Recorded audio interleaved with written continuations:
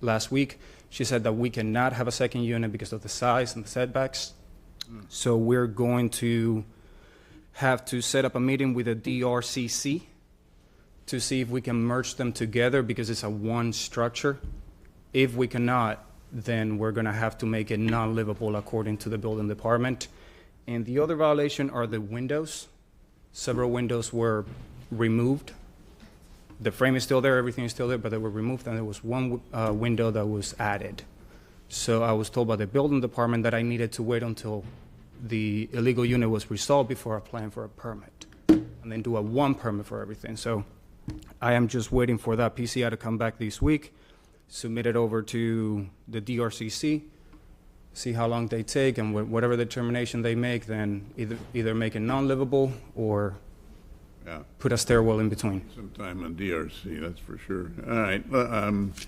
It sounds like, first off, 5 out of 7 of the violations taken care of. That's great. Thank you. I love reports like that. I'm going to just grant you enough time, I hope, to get through the process.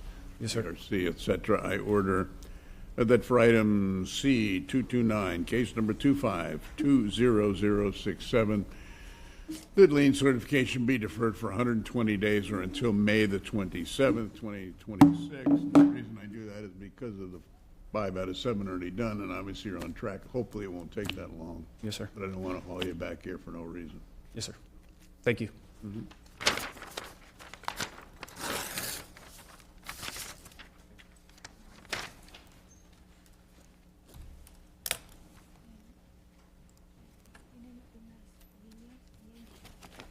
Item C, 253, property owner Gregory Lean, investigator Joseph Bernori.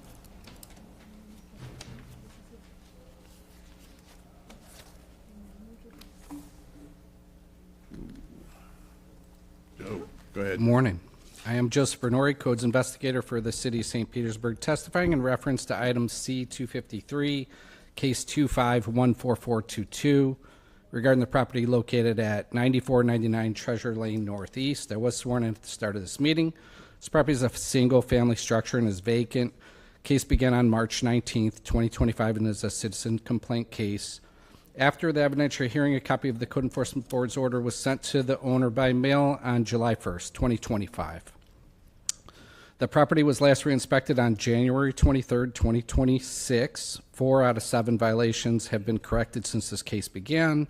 The following work has been completed since the last meeting. The grade violation was corrected. The remaining violations are grade. They had a seawall replacement. There are areas of the structure with missing peeling and or chipping paint. Screens on the rear porch are in disrepair, and the dock is unmaintained and has areas of disrepair, including but not limited to missing decking and rotted framing boards. Additional relevant facts regarding this case are there are 2 applications for permit, 1 PDP permit applied for last July with no additional information filed, and then an ADDR permit, which remains in process for interior and exterior, and it has building department notes that are ready for correction since August 13th, 2025. And this concludes my presentation. I did have some coordination, too, with the property manager who said that they were working on FEMA appraisals and getting the permits resubmitted. Okay. All right, thanks, Joe. All right, name and address, sir. Nick Zubek, 3873 Pompano Drive Southeast. Which, I apologize. I have an infection in my face, and I can't Get closer. really speak. 3873 Pompano Drive Southeast. and your last name? Zubek, Z-U-B-E-K. Okay, and your relationship to Property manager. property manager? Okay, great on 4 out of 7 violations have been taken care of. I am sensitive to this because it's a citizen's complaint, which means probably neighbors. And I want to know where we're going from here. I don't know whether it was you or who appeared before me on August 26th of 2025, and I granted 120 days, which is a long, I normally don't grant that much time. I granted 120 days. And I guess what bothers me is I still have the case. Where are we and where are we going? Well, we still have a case because this unfortunately, with codes and permitting, we are unable to save this home because they will not approve any permitting to repair it. So I can't fix some of the issues so like you want me to take down or repair the screened porch. Well, I can't take down the screened porch without full permitting. You won't give me full permitting. So now we are in the process of, we have an architect working on drawings, we are having soil testing done, and we have found the source of over $500,000 to rebuild the home. That's the plan to rebuild. Yes, but I mean, that all takes time, so that's where we're at. Okay. And I'm not sure what the comment on the dock was. There is no dock. Yeah. It's a new seawall and there's no dock. The dock was thrown in the garbage. Pictures in the case file. Huh? There's pictures in the case file of the, Yeah, all right, all right, the best I can do is grant some more time since you're attempting to now obviously rebuild it, I guess, or, Yeah. yeah. And then how long? I mean, we don't have much choice. Every comment that comes back says nothing's in compliance. Nothing would be in compliance for flood in this location unless, I mean, we're forced to rebuild. Okay, I'm hoping, I guess, granting more time, I'm hoping that, the citizens' complaint, 4 out of the 7 have been handled. Maybe some of the things that irritated them are off the table. I don't know. I would think so. I paid to have his fence reinstalled because our seawall was knocking his fence over. So I paid to have his fence reinstalled properly. We regraded the property up to his property. His other complaint was there was I inherited all these problems when we purchased this property. But there was a shed with rats underneath it. We got rid of the shed. We so I've done everything to make him happy. Is paint, did you say paint's a violation now, or? the main structure. I think it might have been from the flooding or. There's some, but I'm not gonna paint a structure I have to tear down. Sorry. Spend $5,000 to paint Probably what something they're that's looking gonna at. go in the All garbage. right, I'm going to grant you, Mr.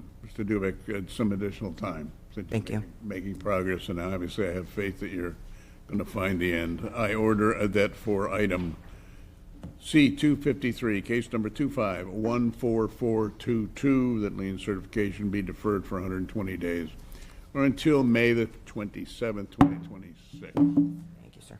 Hopefully within that time. I think within that time, we'll have half a house built.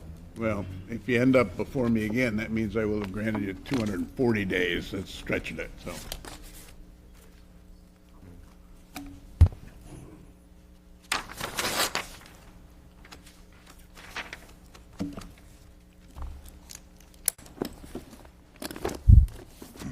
Item C47, property owner Richard Liriano and Courtney Navis, investigator Brian Audette. Brian, Morning, I'm Brian Audette, codes investigator for the city of St. Petersburg, testifying in reference to item number C47, case number 25-11127, regarding property located at 216 85th Ave North, and I was sworn in at the start of this meeting. This property is a single-family structure and is occupied by owners. This case began on February 1st, 2025, and is an internal complaint case. After the evidentiary hearing, a copy of the Code Enforcement Board order was sent to the owner by mail on September 2nd, 2025. Property was last re-inspected this morning, 1/27/26. 0 of the 1 violations have been corrected since this case began. The remaining violations are post-disaster emergency permit is required for renovations completed for structures located within the floodplain hazard areas. Additional relevant facts are the permits that were in process on this have been closed out and voided by the contractor. as of. This we have a concludes date? my presentation. When were they voided out? Do we know? The dates of when they were voided out, I had ready for corrections on 10/9. Shortly after that, they were voided. And 9, okay. Okay, I don't have the exact date written down. All I right. apologize. close enough.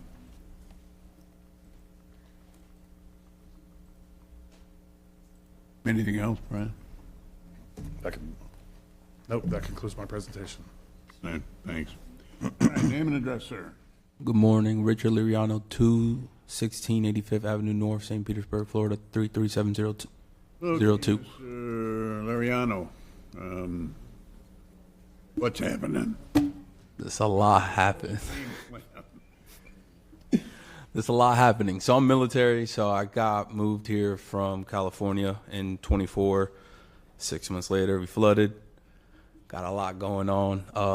2 surgeries right after we rebuilt the home. So we hired these contractors that came in right after we flooded.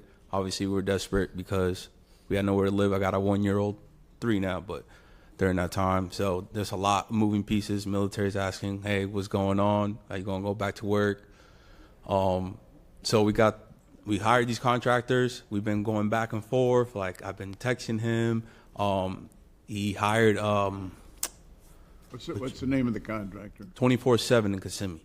So they drove all the way down here and all that. First people that came up, hey, look, sound reasonable, all that good stuff. But they hired a secondary contractors. Like, they hired yep. So they fired them because accordingly, when they were doing stuff in my home, they were drinking and all that, so they got fired. They did wrong work and all that. So it's been a nightmare. I've been going back and forth. Brian's been great, so thank you.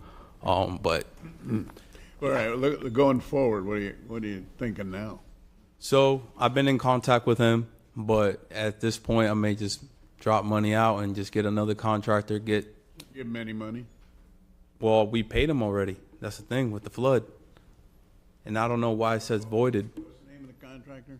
Oh, it's 24/7 in Kissimmee, emergency response. Yeah, I don't know them from Adam. Let me just say to you and anyone else who's listening, if you hire and I've had so many cases over the years of people who have given money to contractors, and one thing they did not do was check to see if the contractor was even licensed. And so I don't know. Yeah.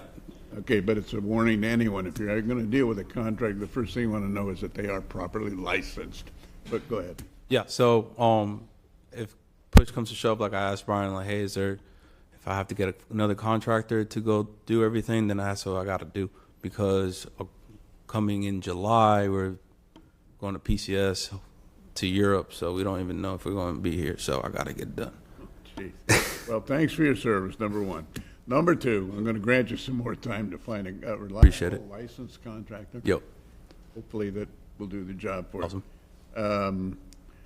Your case is not that old. You've heard me dealing with some cases Yeah. way back, so that also works in your favor. I order that for item C47, case number 25-11127, that lien certification be deferred for 90 days or until April 27th, 2026.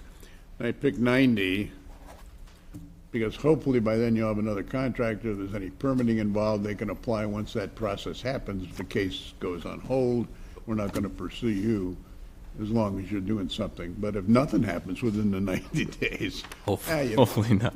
all right, so good luck to you. I appreciate you, sir.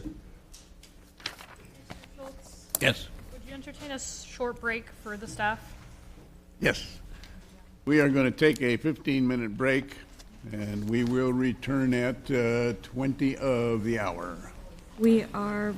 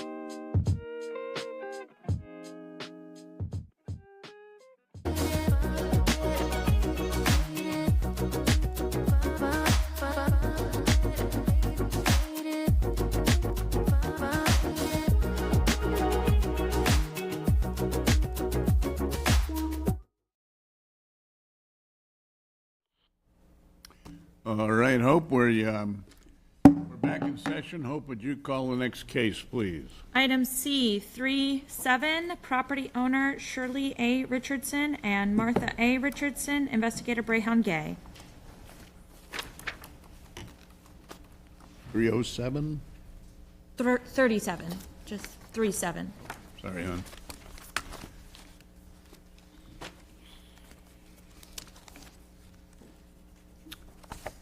Morning.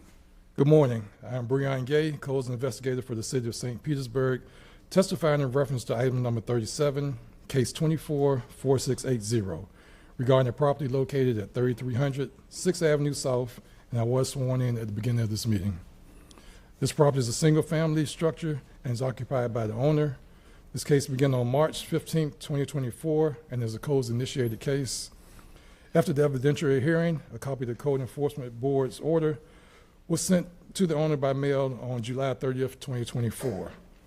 This property was last inspected on January 21st, 2026, and 0 out of 1 violations has been corrected since this case began.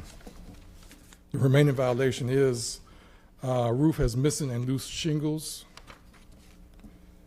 There are no more additional relevant facts, and this concludes my presentation. Okay, thanks, Brian. Your name and address, please. Shirley Richardson, 3300 6th Avenue South, St. Petersburg, Florida. Okay. Ms. Richardson, where are we going? I'm going to turn it over to my brother, please. Oh, okay. Your name and address, sir. Joe Richardson, 993 Piedmont Oaks Drive, Apopka, Florida, 32703. Okay. The plan is, one, we satisfied the probate court, so we had to stop the permit for the demolition until the probate court was satisfied. Okay, so the plan is to demolish the property? Yes, yes. Who's in it now? No one right now. We are getting ready. We are at the point where utilities can be completely turned off, verified, and everything. When did you apply for a demolition permit, or do you have a contractor to demolish it? We have the request for the permit, but due to probate, that was sometime in August. But that was put on hold because of probate court. We couldn't do anything. Since then, as of 12/15/2025, we found out about Sunrise St. Pete. About what? Sunrise St. Pete. Sunshine. Is it sunshine or sunrise? Sunrise. What is it? That's referring to a series of programs that the city has opened for disaster relief. It's using disaster relief funds from the federal government that the city opened. Okay, all right. Since then, we found out about that and we applied to them. And they said the other permit for the demolition, we have to cease until that Sunrise St. Pete has gone through to do what they can do. Okay, but be interested, does it show dates? I mean, We can, it wouldn't be available in our system, but it's something that we can definitely reach out and ask the Sunrise team. We're in contact with them. We can ask them about the timing on the application and any approvals. And there was also a delay to us receiving the funding from HUD, so it got pushed back a little bit. So even if an application was approved today, the funding's not yet available due to some issues with the federal government that we're trying to work out. okay, I'm just looking, Director, at the fact I've had the case 3 times. I've granted 270 days. The department granted an additional 50 days. I mean, it's dragging on and on. Yeah, and as Ms. Alford said, if we can confirm that they've received an application or they're approved, we treat it similar to our housing and team, programs, to where once they were in that city process, we would defer enforcement moving forward. Okay. We're not trying to avoid you, but Yeah, it's no. just the chronological process of what's going on. Yeah, And- it's more complicated for me than you, frankly, but the director's given me some indication. So I'm going to grant some additional time at this point. Hopefully, we find the resolution. I order that for item C36, case 242731, that lien certification be deferred for 90 days or until April the 27th, 2026. My My hope is within 90 days, everything will get resolved one way or the other, and the case will be.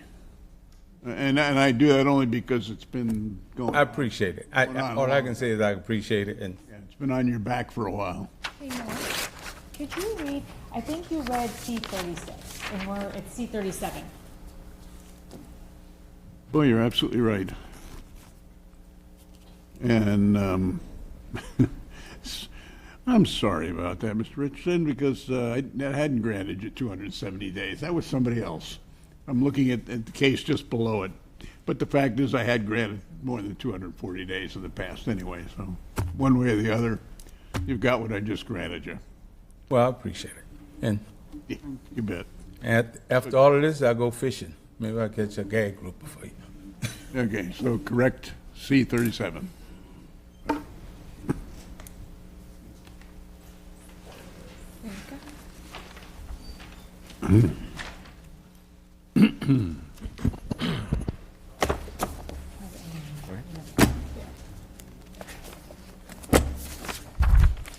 Item C, 403, property owner Rosangela Guzman Benitez and Jorge Luis Rodriguez, investigator for Zone 7, Robert Hicks.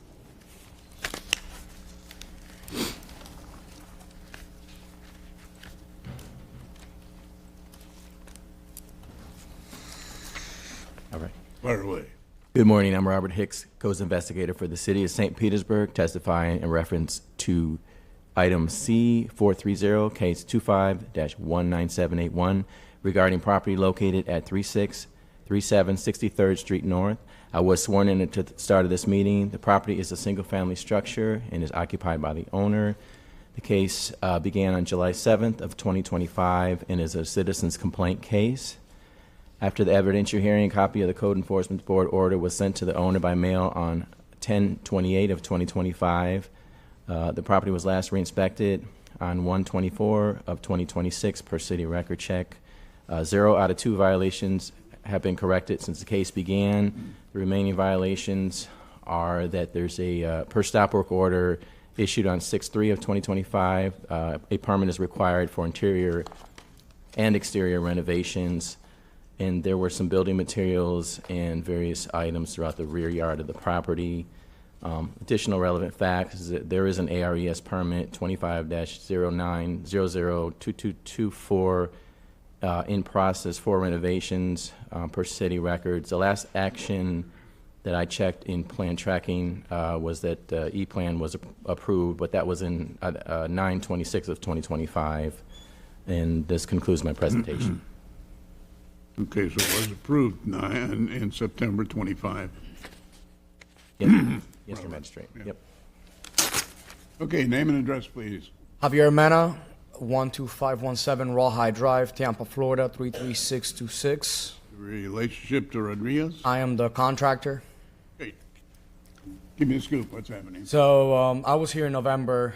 About 3 weeks after I was here, we finally received a set of drawings from the engineer. They were submitted, and sometime towards the end of December, I want to say, some revisions were required. We've been working through that, and we're very close to having an issued permit at this point. Okay. How much time do you think you're going to need to get through the permit? I would love to say 60, but I think it's going to happen before. But Fine. I'll grant you the 60 only because you're right, it may take some time, but the fact is you're on it. I order that for item C403, case number 2519781, that lien certification be deferred for 60 days or until March the 28th, 2026. thank you. You bet.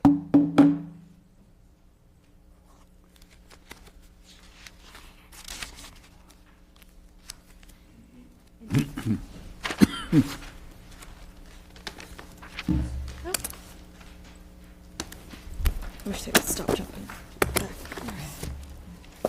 Back of the book. Item C45, property owner, Affordable Property and Realty, investigator Brian Audette.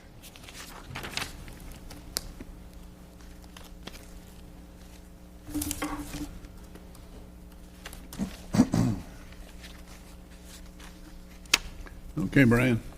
Good morning. I'm Brian Audette, Codes Investigator for the City of St. Petersburg, testifying in reference to item number C45, case number 2510861, regarding property located at 539 Freeport Ave North, and I was sworn in at the start of this meeting.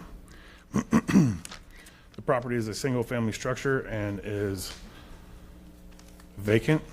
The case began out on January 31st, 2025 as an internal complaint case. After the evidentiary hearing, a copy of the Code Enforcement Board order was sent to the owner by mail on September 30th, 2025. This property was last re-inspected on today, 1/27/2025. 0 out of the 1 violations have been corrected since this case began. Remaining violations are: post-disaster emergency permit is required for repairs, renovations completed for structures located within the floodplain hazard areas. There are no additional relevant facts, and this concludes my presentation. Okay, thanks, Brian. All right, name and address, please. Joyce Cole, 2900 18th Avenue South, St. Petersburg, Florida. And your relationship, Joyce, to Affordable? I work there. You said no? She works there. Typically need a managing member of the organization. Do you manage? She manages. I manage multiple properties. The owner is out of town. He had a family emergency. That's why I'm here today. Oh, okay. If she's acting as property manager, then that's. Yep. Congratulations, you're now property manager. Oh. No. Do I get a raise? Yeah. Can't do that one. Okay, what's happening? So the permit is in processing right now. We've had some issues with the architect taking forever and a day to get the drawings back to us. It's been a process, but we have done everything we need to do. We had to do a calculation spec, I think it was called, for the AC unit. We provided that, so we're just waiting on a response right now. We're just asking for some additional time. Okay, so essentially it's sitting in permitting. Yeah, all right. Okay, just some more time. You know, never know about permitting. Hopefully things move along faster now. I order that for item C45, case number 2510861, the lien certification be deferred for 90 days or until April the 27th, 2026. Man, within 90 days, hopefully you get a permit. All right. Thank you. I appreciate it very much.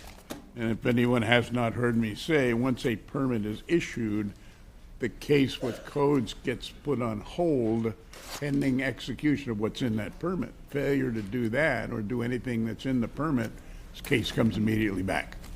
So.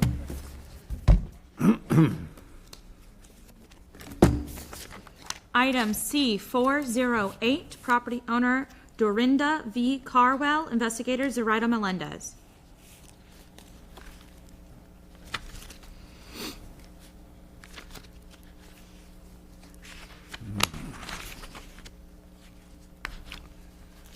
Okay, Zoraida, thanks.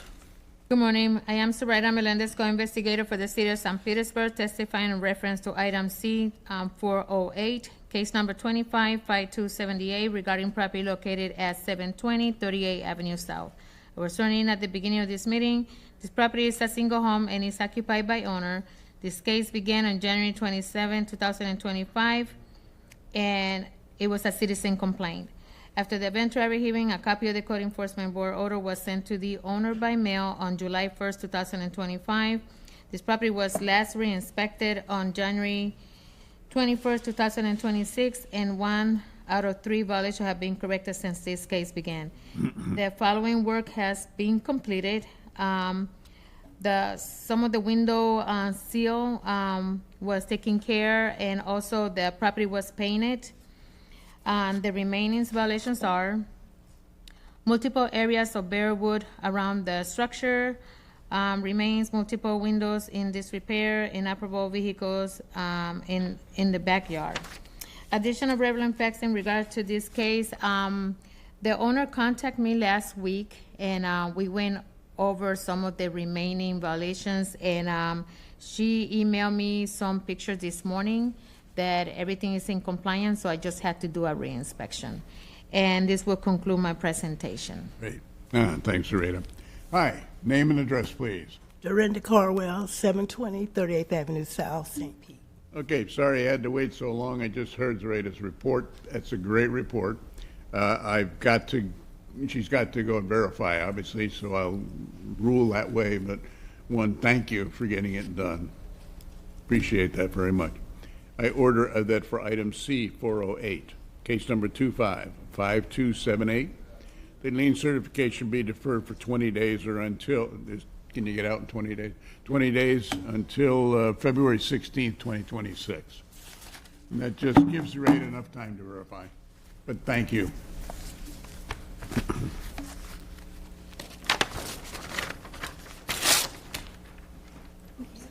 I love cases like that. Item C, 338, property owner, Hotel Detroit Condo Association Incorporated, investigator Timothy Howard. Oh my, lots of people for that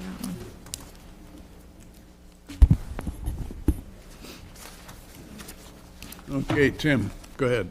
I'm Timothy Howard, Building Demolition Coordinator for the City of St. Petersburg, testifying in reference to item number C-338, case number 2322752, regarding property located at 215 Central Avenue. I was sworn in at the start of this meeting. This property is a commercial structure and is occupied by tenants. This case began on December 15th, 2023, and is an internal complaint case. After the evidentiary hearing, a copy of the Code Enforcement Board's order was sent to the owner by mail on July 1st, 2025, and this property was last re-inspected on January 26th, 2026. And 0 out of 1 violations have been corrected since this case began. The remaining violation is per the Phase 2 milestone inspection letter. The balconies for units 2A, 2B, 2C, 2D, 2E, 2F, 2G, and 2H are unfit/unsafe for human habitation/use until the required structural remediation can be permitted, inspected, and the repair work approved by a threshold inspector. A separate permit will be required for the temporary shoring and pedestrian protection. And the temporary use permit for the temporary shoring of the balconies, as well as the right-of-way permit for scaffolding, are both expired. Additional relevant facts regarding this case: temporary use permit 2404001047 for temporary shoring is expired as of September 26th, 2025. Right-of-way permit number 25-0532 for the scaffolding is expired as of September 24th, 2025, and there's no permit on file for the permanent repair of those balconies. This concludes my presentation. Okay, thanks, Tim. Mr. Schultz, if I may, so to be clear, these permits that Mr. Howard have read off are just for the temporary, what is supposed to be temporary shoring that's in the public right-of-way. This is the second time that the permits have been expired, and they are now sitting in the public right-of-way without approved permits. And we still, despite that this has been unsafe since December of 2023, we still do not have any permits in progress for the permanent repairs to the balconies. Okay, thanks, Beatrice. Yeah, I dealt with this case in July of this year, but your name and address, please. Good morning, Your Honor. Michael Arundel, 1550 West Cleveland Street, Tampa. And your relationship to Detroit? I'm a lawyer. I'm here on behalf of Danielle Amico, who is a unit owner, a board member, and lawyer. She would be here, but for the fact that yesterday she began a 5-day jury trial in Ocala. And yesterday she had a conversation with Ms. Zafra explaining that the case is ahead of hers settled unexpectedly, and she was called to trial yesterday. It's the most righteous reason for a lawyer particularly to not be able to be in two places at the very same time. Okay, so after the I understand that. Just for your background, I've had this case before. As a matter of fact, the last time I had it was in July of 2025. Of course, the case goes back to December of 2023. It's a 2-year-old case. It's one of the oldest cases I have to handle. At the hearing in July 22nd, 2025, I granted 180 days, which is 5 months, the maximum I grant to any case. And nothing has happened, and frankly, the testimony of the city is not good. I do have some informational updates, but... Good, give me some updates, because otherwise I have no choice at this point. I was asked yesterday to come and ask for additional a continuance so Ms. Amico can be here. She's the person absolutely with the most knowledge and information who can answer your questions. But in the time since July, the 2F balcony plans have been received. That happened a few weeks after the hearing. It went to bid. A bid was selected. It went to contract. A contract was provided to the city. And the funding for that 2F balcony restoration has been paid over to the contractor, at least a deposit. That the shovels will be moving within days on 2F. With respect to the remaining balconies, that work was received in terms of all the plans and specifications within about 6 weeks after the last hearing. It went to bid, a contractor was selected. The cost of that project is $173,000. This is a 29-unit condominium. It's not a gigantic building. There are funding challenges to raise $173,000 with 29 units. Condo didn't hold enough reserves, apparently? So a forensic accounting, after termination of the last property manager, revealed $153,000 in arrearages owed by various of the owners. As of today, 2/3 of those arrearages have been collected. And so $52,000 approximately remain uncollected. That has been the hurdle to obtaining, the association obtaining a construction loan. And so the hope is that in the next few weeks, the remaining arrearages or sufficient amount of them can be collected, that a lender will then fund $173,000 for the remaining balconies. And the association's been assured by its contractor, RCT, that the permits that have been allowed to expire will be restored. I'm told today or tomorrow. I can't speak to that. I found out yesterday that I needed to come here on Ms. Miko's behalf. So she can speak to all of the background and information, but is in trial. Mr. Schultz? Yes, please. The contract that's been provided isn't for 2F's balcony. It is for 2F's breezeway, which is a new unsafe violation that has happened within the last few months. So the original balconies that Mr. Howard described still do not have any plans provided, at least to the city. Thank you, Beatrice. The association is also looking at alternative funding sources, including grant money that might be available for this historic preservation property. But I guess what's bothering me here is the length of time this has been ongoing, and I'm in an association too, and apparently I would have to question the management here to begin with, and the reserves and all the rest. I mean, it's a mess. But meanwhile, there's violations coming out your ears. So the fines are accumulating at $250 a day. To date, I have not imposed any fines. That ship has sailed. So as of today, I order that for case 338, C338, case number 22752, that the board certify a lien of $25,000. Now, just for your record, the fines accumulated to date are more than $50,000, which means that if action isn't taking place and you got to face the case again, I'll have to add to that, and it still accumulates at $250 a day. And the only reason it sounds harsh is because the case really is kind of dragging on, and I'm getting tired of listening to it. So that's my decision. I wish you well.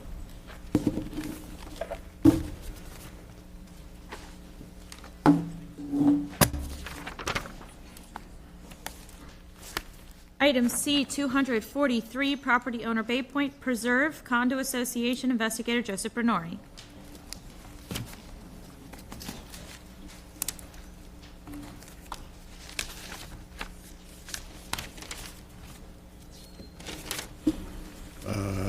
Joe, you got, these are Bay Point? Two, yeah. Okay. Let's go with 43 first. Okay. This one's specific to all buildings, the next one's just for building 11. I'm sorry? This one's specific to all buildings, the next one's just for building 11. Okay. All right, let's go with 43.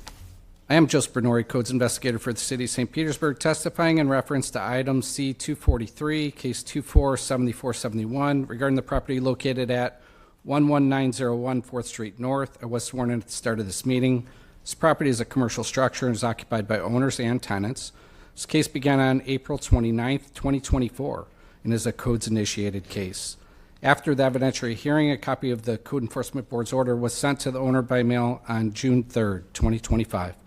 Property was last re-inspected on January 26th, 2026. 2 out of 5 violations have been corrected since the case began.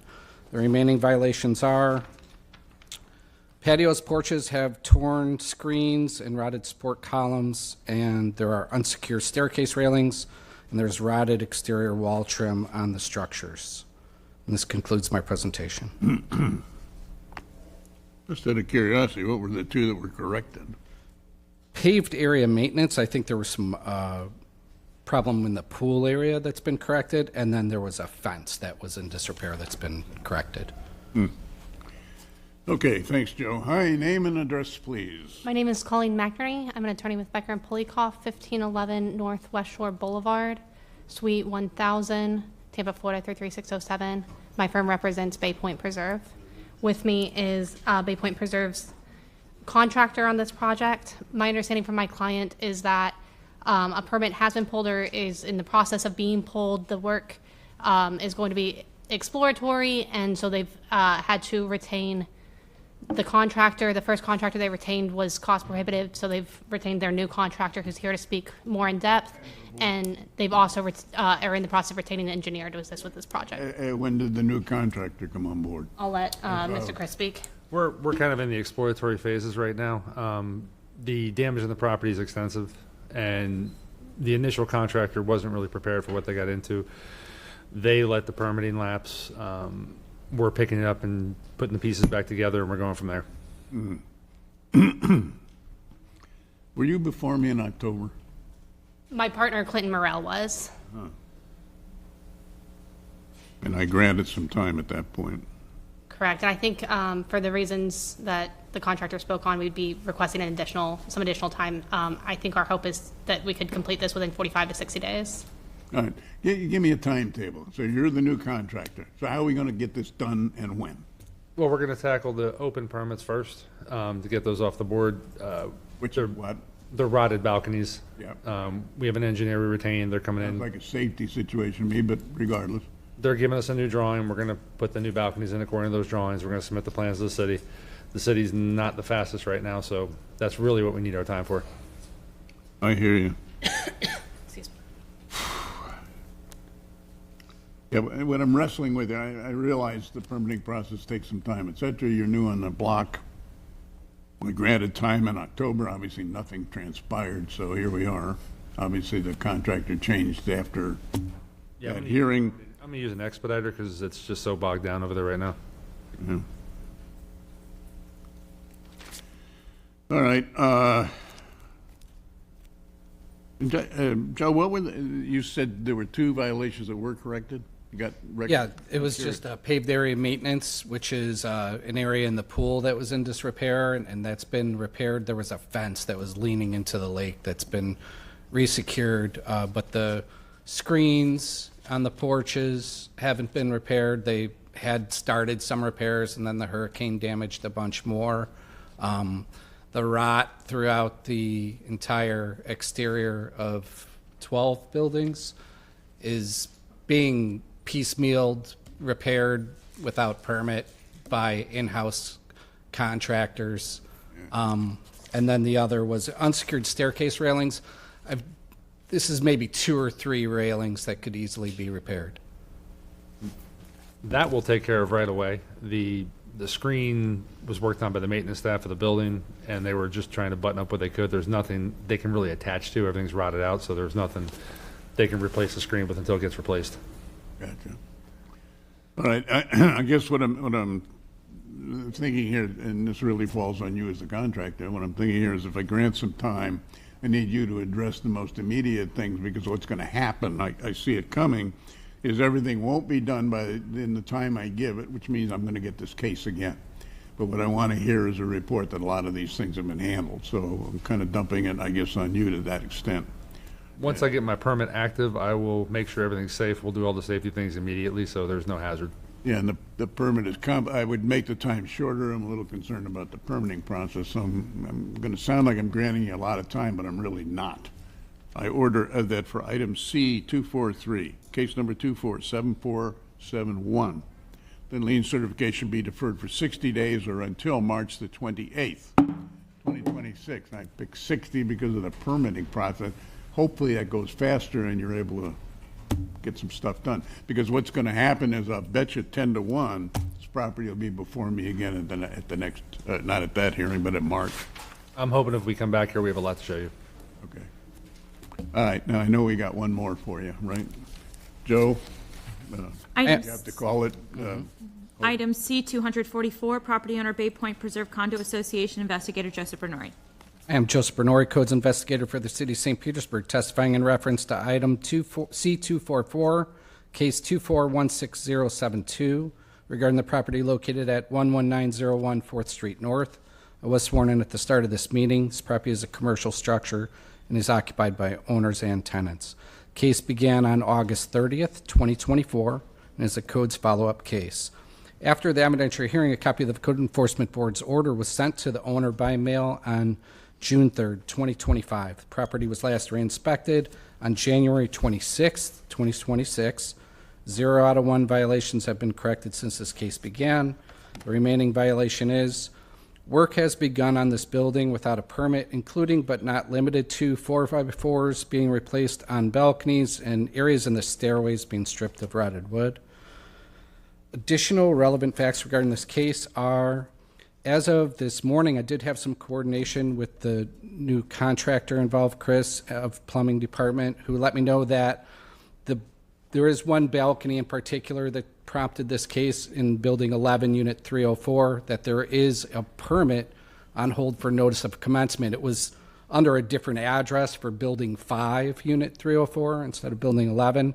So that is partially included in what was cited, but there was also areas around the building that were being worked on without permit. And as of yesterday, when I was there was more active work continuing, mostly to replace roofing and interior, like inside the over the stairwells, those areas that had rotted through. Gotcha. Yeah. And this concludes my presentation. Okay. Name and address. My name is Colleen McNerney. I'm an attorney with Becker and Polikoff, 1511 North West Shore Boulevard, Suite 1000, Tampa, Florida 33601. My firm is counsel for Bay Point Preserve.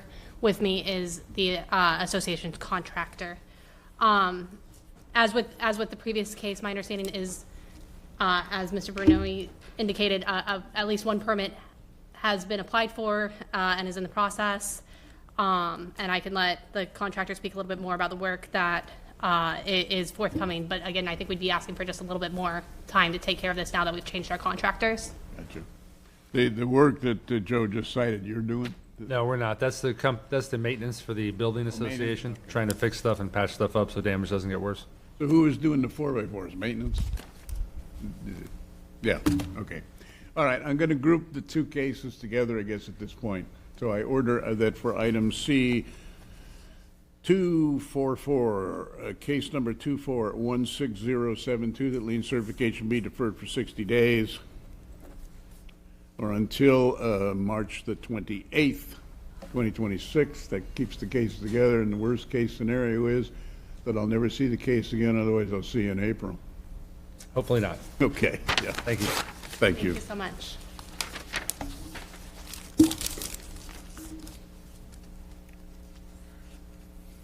Thank you.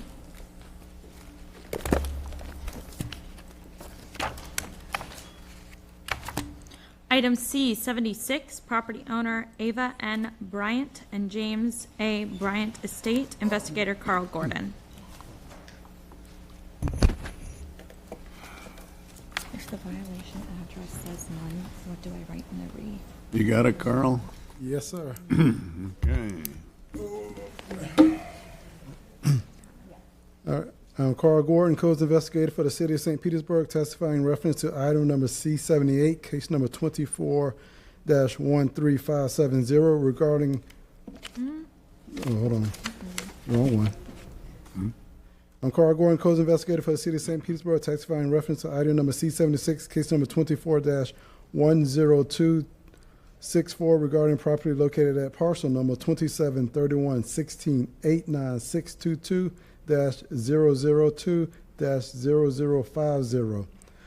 I was sworn in at the start of this meeting. This property is a vacant lot. This case began on June the 13th, 2024, and is a codes-initiated case.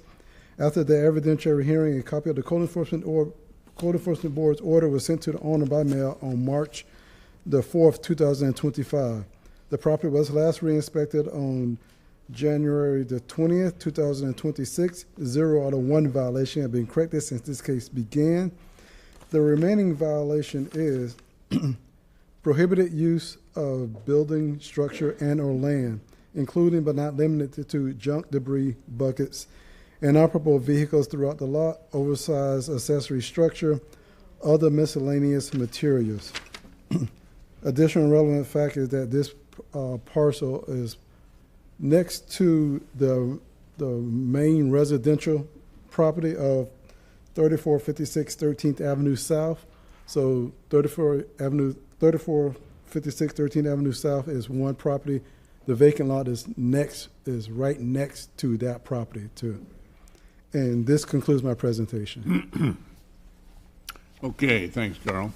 All right, name and address, please. Dwight Bryant, 3456 13th Avenue South, St. Petersburg, Florida. You said your name is Dwight White? Dwight Bryant. And your relationship to Bryant? Eva? Son. I'm sorry? Son, mother deceased. All right.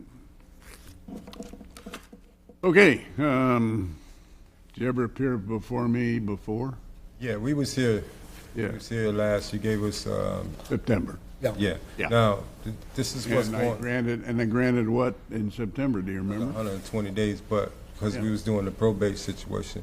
But what's going on? Can we get your name and? Oh, I'm sorry. Yeah. Craig Bryant, Craig.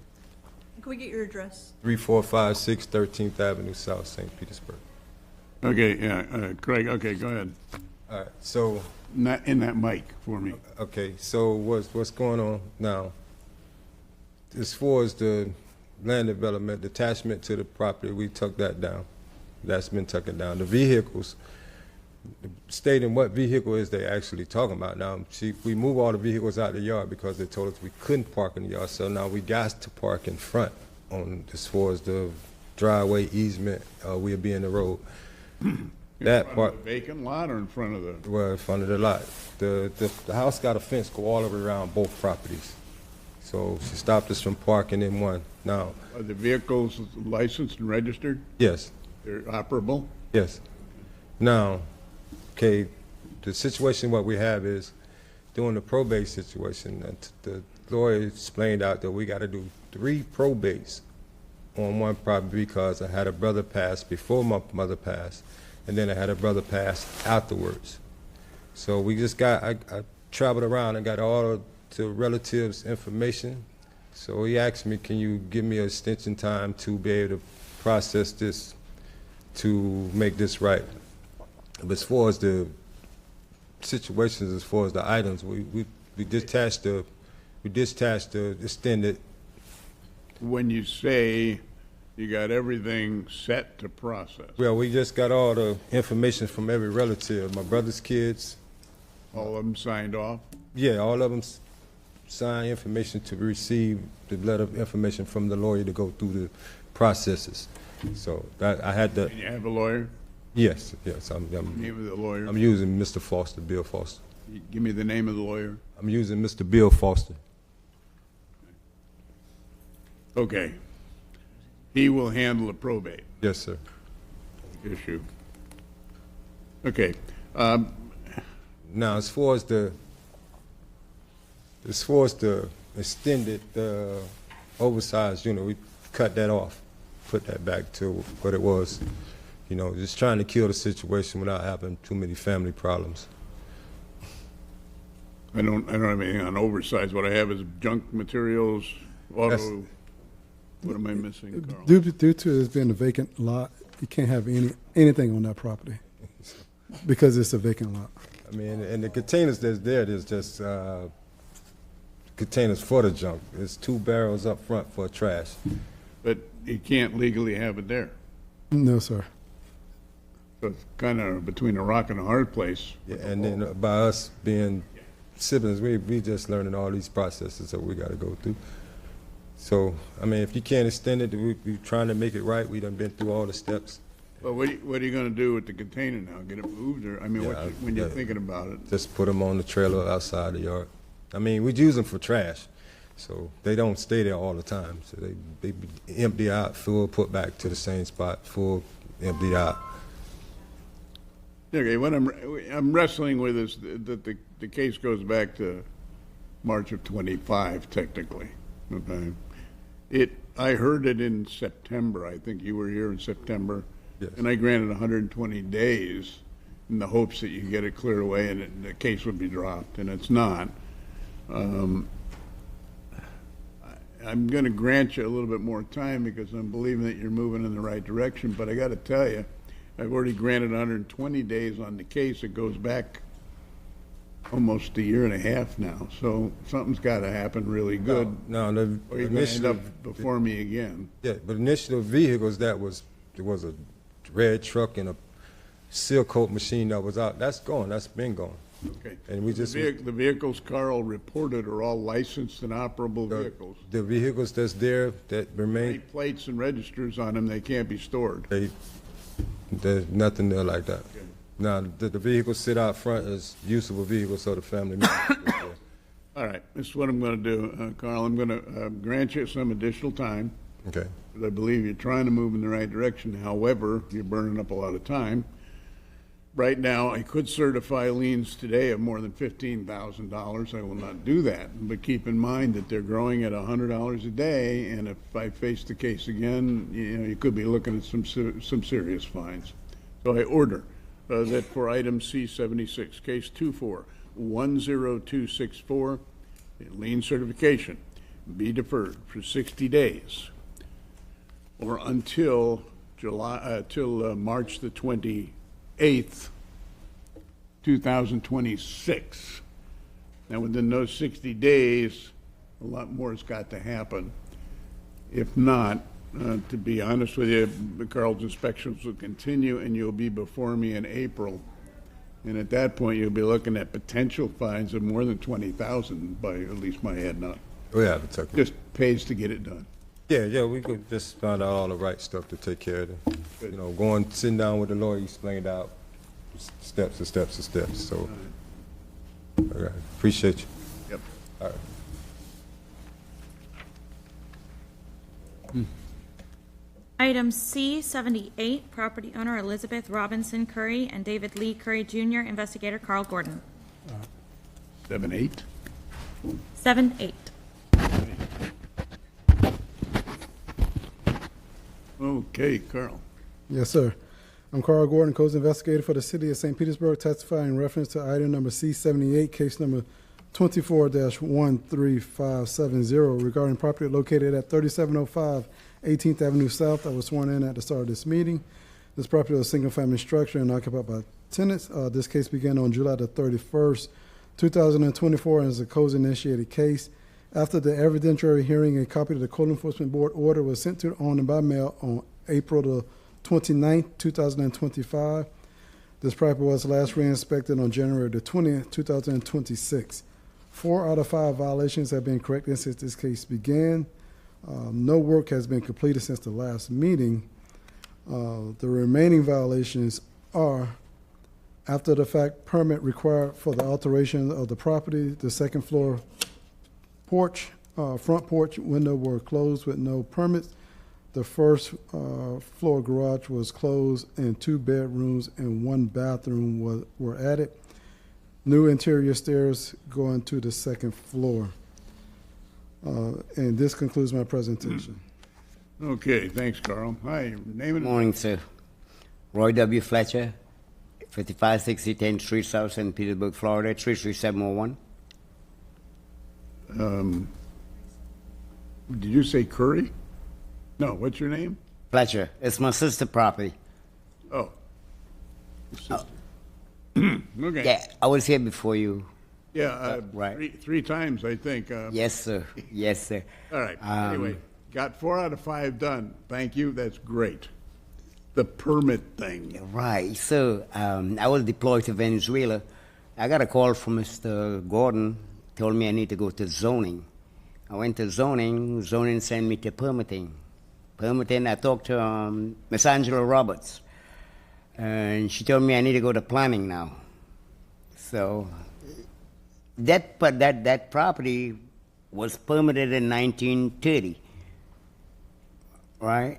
They tell me I need a permit for the downstairs where the garage was closed, right? We already had, in 1930, it was permitted, it says 4 bedrooms, 2 upstairs, 2 downstairs. They're saying it's a separate unit. It's not a separate unit. It's actually one house. But 2 bedroom downstairs. Different tenants. No. It's just one house. You know, so I got to go see planning and try to figure out what's going on. Okay, I'm a little confused. So this is one, I'm trying to pull the property card right now. Mr. Schultz says. Okay, yeah, I'm looking. I got the property card right here. Yeah, Beatrice, I'm looking at, you know, I've heard the case 3 times, granted 180 days, my records are showing here, but I'm not sure what I'm dealing with. If I recall correctly, I have not looked at this property card in several months, the last time that this was brought to me. I believe that there was a main structure, and then this was an accessory structure originally constructed that was a garage apartment. So there was garage on the bottom floor, and then there was a unit above it. At some point, the main structure got demolished, and then that left this structure in the rear. And again, originally that was constructed as an apartment above, garage on the first floor. At some point, that has now been converted to where the bottom floor is now no longer being utilized as garage and is living space. And there's no records of that being approved. Okay, so if I try to give him some, he's got 4 out of 5 violations taken care of. I like that. So if I were to give him some direction, if I were to give him some time, what direction can I give this gentleman? We between myself and Supervisor Roberts, we have conversations with Mr. Fletcher, and we advise him what he needs to do, and sure he's. I'm going to go see planning. He's going to see planning after he leaves from here. Yeah, as soon as I leave here, I'm going to go to get further directions about what he needs to do to come into compliance. So he's going. If I grant some time and dump it back on you, Carl, you'll work with the guy, try and point him in the right direction. Yes, sir. I realize Carl isn't able to do what you have to do, but he can tell you what to do. Yes. All right, so I will grant some time based on the fact that he's done most of them. Yes, sir. You just have to carry it. Yes, sir. All right, I order that for item C78, case number 24-13570, that lien certification be deferred for 60 days or until March the 28th, 2026. Point him in the direction, whatever. Yes, sir. Okay. All right. Thanks. Thank you.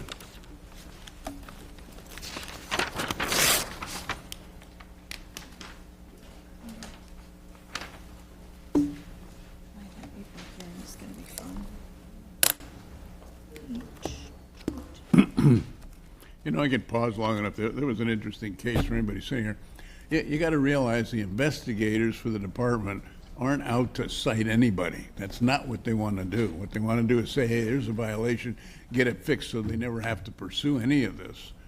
So they're the friends. And they will tell you what needs to be done and give you advice. They can't do it, but they can give you the advice to bring the property into compliance. So I've always said to everybody, your best friend happens to be the investigator. So listen to what they say, and you'd never be before me or the board or anybody else. Okay? Item C354, property owner Pacifica Emerald Bay LLC, investigator Timothy Howard.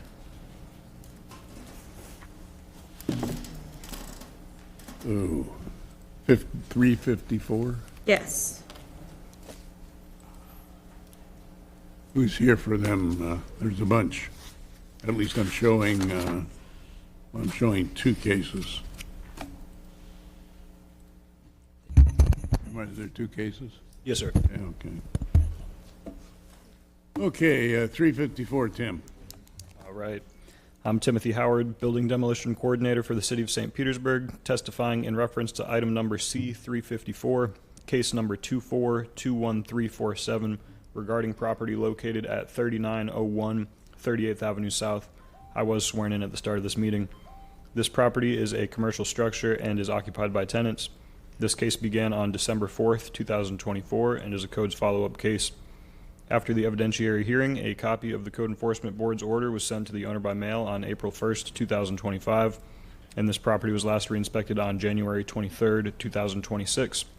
0 out of 1 violations have been corrected since this case began.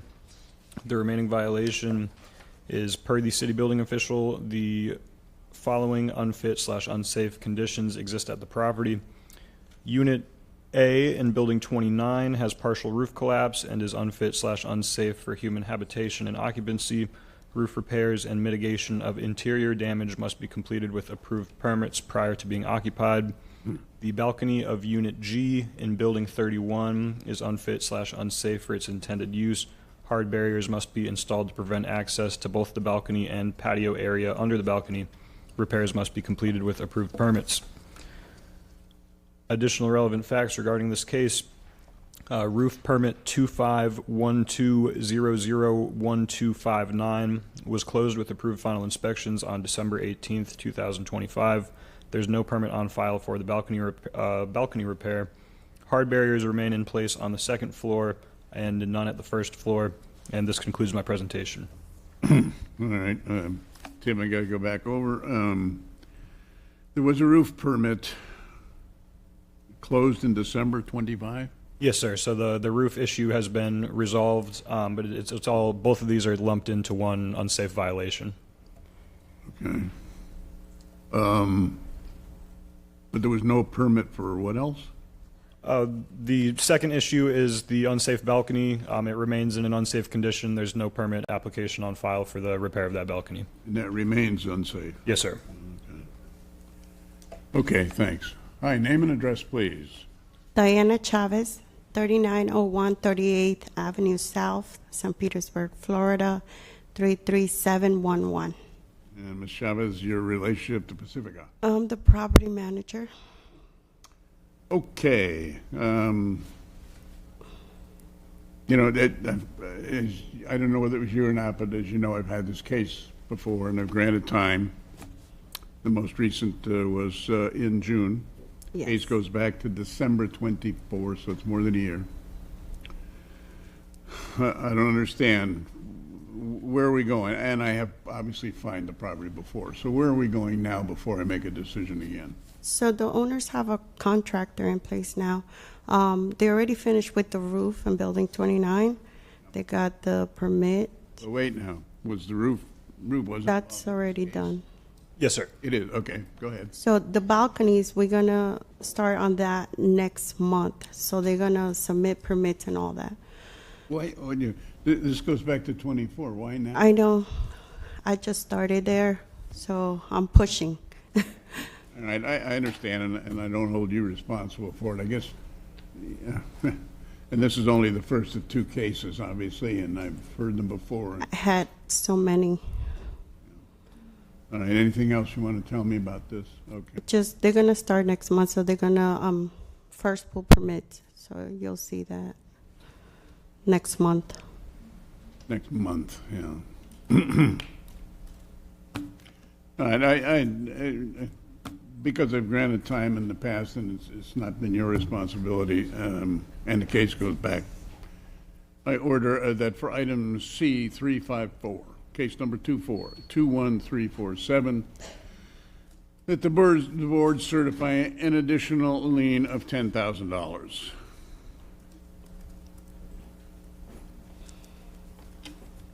And it's actually less than could be certified because it's accumulating at $250 a day. So if I get the case in another month, it'll be $250 plus what I didn't certify. I know. And the only reason I've done that is because it's just And they know that. Not done well. Let's hope the next one we do better. Go ahead. Item C 355, property owner Pacifica Emerald Bay LLC, investigator Timothy Howard. I'm Timothy Howard, Building Demolition Coordinator for the City of St. Petersburg, testifying in reference to item number C-355, case number 2516070, regarding property located at 3901 38th Avenue South. I was sworn in at the start of this meeting. This property is a commercial structure and is occupied by tenants. This case began on April 21st, 2025, and is a codes follow-up case. After the evidentiary hearing, a copy of the Code Enforcement Board's order was sent to the owner by mail on September 2nd, 2025. This property was last re-inspected on January 22nd, 2026. 0 out of 1 violations have been corrected since this case began. The remaining violation is, per the city building official, the balcony of Unit J at Building 12 is unsafe and hard barriers must be installed to prevent access. Repairs must be completed with approved permits by a licensed contractor. Additional relevant facts regarding this case: there are no permits on file for the repair of the balcony. Hard barriers remain in place at the second floor. However, there are no hard barriers in place at the first floor. And this concludes my presentation. Okay. Thanks, Tim. Aye. Name and address. Diana Chavez, 3901 38th Avenue South, St. Petersburg, Florida, 33711. Okay. And they're going to start next month, the contractors. So they're going to submit the permit and all that. I mean, Okay. The case goes back to April 25. It's not as old as the previous case, but I don't know whether you're aware you were not here probably in October, and I granted 20 days. And the reason it was 20 days is the shortest amount of time I can grant because it was an unsafe situation. The report is that that has not been changed. Ergo, since then I have placed liens on the property, and my decision today, unless you can tell me that something's going to happen tomorrow, not 30 days is not acceptable, so I order that for item C-355, case number 2516070, I order the board to certify an additional lien of $21,500. Now, again, this case is accumulating at $250 a day. yes. And it'll come before me next month unless something's happening. Thank you.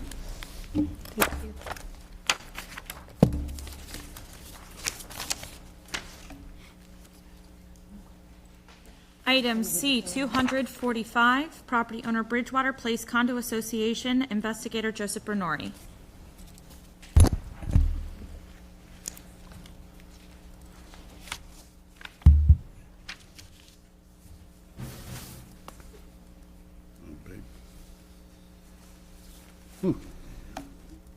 What a condo associations today.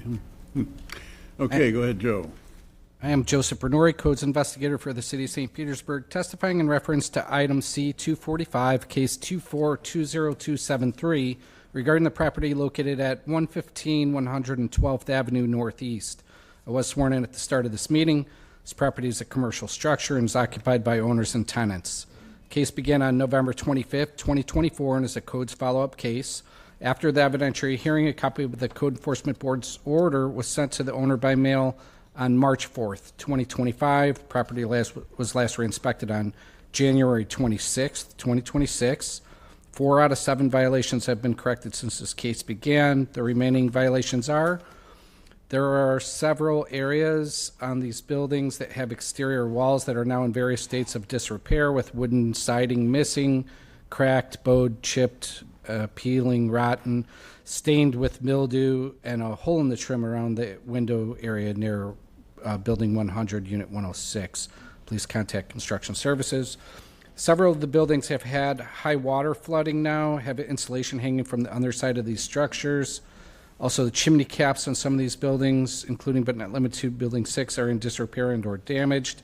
And areas of fascia soffit are in disrepair with holes, rot, and chipping and or peeling paint. And this concludes my presentation. Okay, Joe, thanks.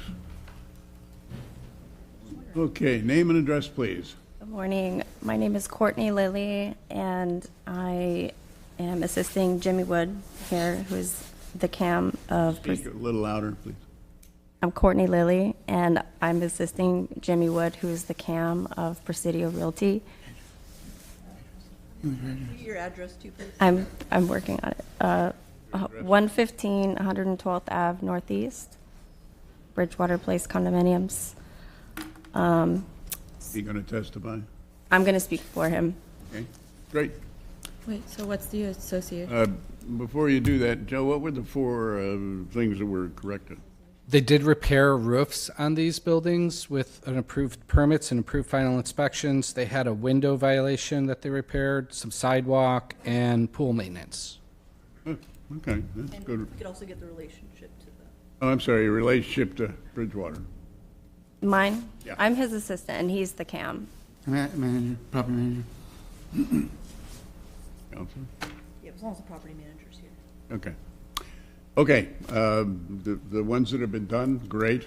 Thank you. So we got some siding, we got some mildew. What's the game plan? Okay, so when we were here 90 days ago, at that point, the plan was for Presidio, they were like preparing to pursue a loan in order to cover all of it. Isn't there a reserve fund, condo association? No reserves? The reserves are dwindled quite a bit, so so we were denied all of the loans that we applied for, and so now we are preparing a special assessment to fund the next round of repairs, which does include the siding, the chimneys, and the undercarriage. And this is necessary because so far we aren't even to our halfway point of our deductible, which is $2.5 million. So we have to do a special assessment in order to cover those repairs. So Jimmy has put together all of the information for the special assessment, and at this point we're waiting on the board to approve it. And once that goes through, then we can get the rest of it done quickly. We've just, been basically trying to figure out which route to go as far as, funding all of it. Because what happened to the money that was in the fund? Between 2023 and my name is James Wood, I'm the manager. Between 2020 and 2023, when the insurance tripled at the property, we had $500,000. We had $500,000 in the reserves at that time, and since then it's dwindled down because of the fact that we also got hit with Helena. That we couldn't file a claim on Helena flooding. We had the underneath the carriage on the buildings. We had cars flooded in the parking lot, and we had the pool and the lakes and the gates all destroyed because of electric on the flooding. And because our flood deductible was so high, we couldn't meet the deductibles on that. So we had to take the loss and use that money to fix the pools and so forth. Also, I mean, I sorry, I got Parkinson's. I get nervous when I talk, and I started. So, I'm sorry. I certainly want to acknowledge 4 out of the 7 violations were handled. When does the board meet? When's your board going to meet? We got to set a meeting date for 2 weeks out, which is 14 days notice for a special assessment meeting. So you're going to meet 2 weeks from now. The board's going to have to approve an assessment. And then put the plan in place for the assessment. It's 1.6 million. Collect. Yeah, 1.6 million. We got a plan of three payments starting for once every 2 months. The 3 payments to the owners. Okay, just for your information, before I give you my decision, I'm going to grant some time for the board to meet now, okay? But make a note of this, or make the board aware that as of today, I could certify fines against the property of $56,000. They are accumulating at the rate of $200 a day. So assuming your board meets, when? A couple of weeks? What? It'd be within 3 weeks, correct? 3 weeks? 3 weeks.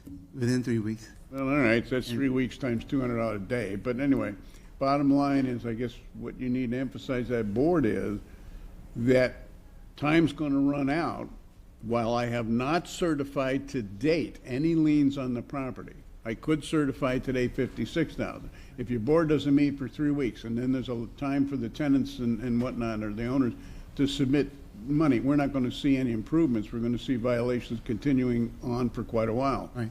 Which means, when I see this case again, and that'll be dictated by the amount of time I give you now, because I'm sure this won't all be corrected by the time. You're going to be looking at potential fines. You can tell the board and the owners, I'm just estimating somewhere in the neighborhood of $80,000 or plus $1,000. And I will have little choice at that point but to begin to implement some heavy fines. So it's important that that board act. It's important that the owners come up with the money and that things move forward. And I do that only because we have granted 90 days by me. The department granted 45 days 3 times previously, so it's just dragged on. It's time the owners moved. Okay. So I order that for item C 245, case number 2420273, lien certification be deferred.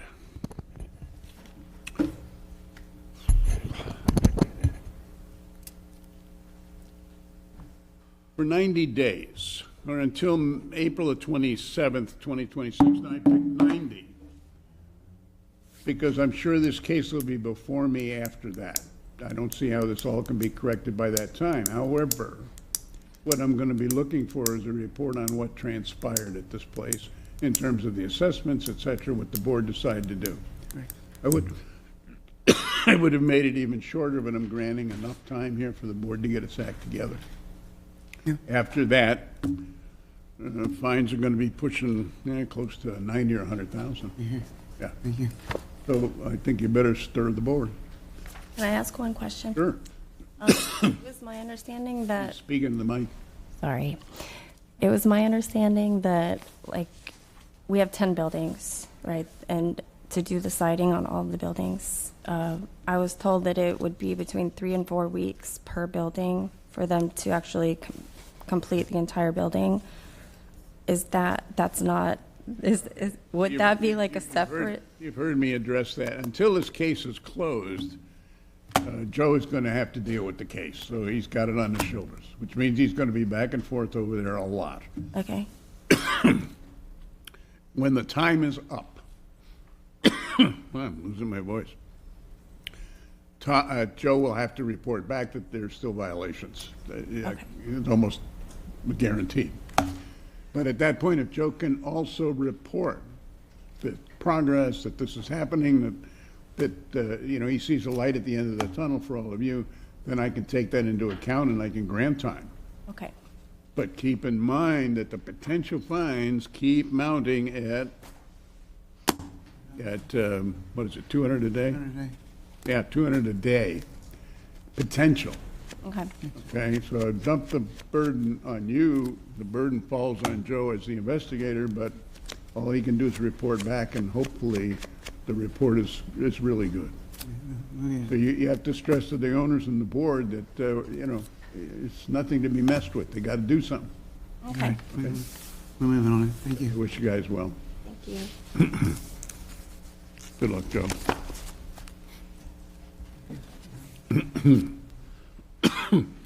Maybe we should adjourn until I get better. No, not kidding.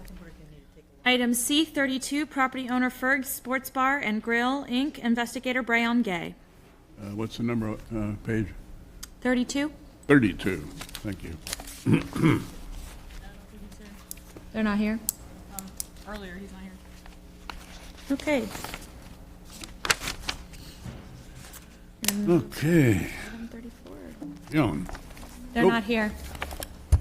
Oh, 32's off? Not off, they checked in, but they're not here right now. Fergs. Oh, man, I should get a Fergs right now for a drink. Okay. Item C, 420, property owner Revive Developers LLC, Revive Developers LLC, investigator Zoraida Melendez. Okay, Zarita. It needs to be sworn in. Okay. Please raise your right hand. Perfect. There's probably actually a lot of. Yeah, if you weren't here this morning for swearing in, if you could please stand and raise your right hand if you plan on giving testimony. Thank you. Do you swear or affirm that the evidence you're about to give is the truth, the whole truth, and nothing but the truth? Thank you. Lonnie, we keep coming in. They were still downstairs when we did our first swearing. We had a in lot of because people there were so check many in people. later, yeah. Good morning. I am Soraya Melendez, co-investigator for the city of St. Petersburg, testifying in reference to item C 420, case number 25-12817, regarding property located at 724 40th Avenue South. I was sworn in at the beginning of this meeting. This property is a single home and is vacant. This case began on February 12, 2025, and it was a court follow-up case. After the eventual hearing, a copy of the Code Enforcement Board order was sent to the owner by mail on July 29, 2025. This property was last re-inspected on January 7, 2026, and 0 out of 1 violations have been corrected since this case began. The remaining violations are unpermitted work was started on the structure. Additional relevant facts in regard to this case is the structure was remodeled interior and exterior with no permit. And this property was based on the building department notes. It was determined that it was substantially damaged after the storm. So there's a permit 2503000093 that remain in process with corrections needed since July 7, 2025. The last work that was done at the property in one of the inspection was that our front and back decking was also added to the property with no permit. The AC permit expired on January 6, 2026. And at this point, there's no permits at all active for this case. And this is the first time I talked to one of the owners involved with the property, and this will conclude my presentation. Fine. Thanks, Rita. Okay, name and address, sir. Good morning, owner. Pablo Marsal, 724 40th Avenue South, St. Petersburg, Florida. I'm not sure that. And you're one of the owners? Yes, sir. Okay. Okay, well, I guess I'm just looking at the dates and I don't know whether you're aware, but I've certified liens on this property for 6 months. Okay, so you know the background.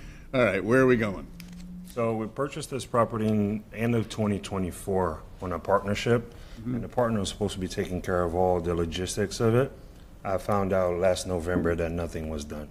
So I took over mid of December, and I'm just hoping for some time so I can take care of all this. I'm aware that we're gonna have to do after the fact permit and all that, so.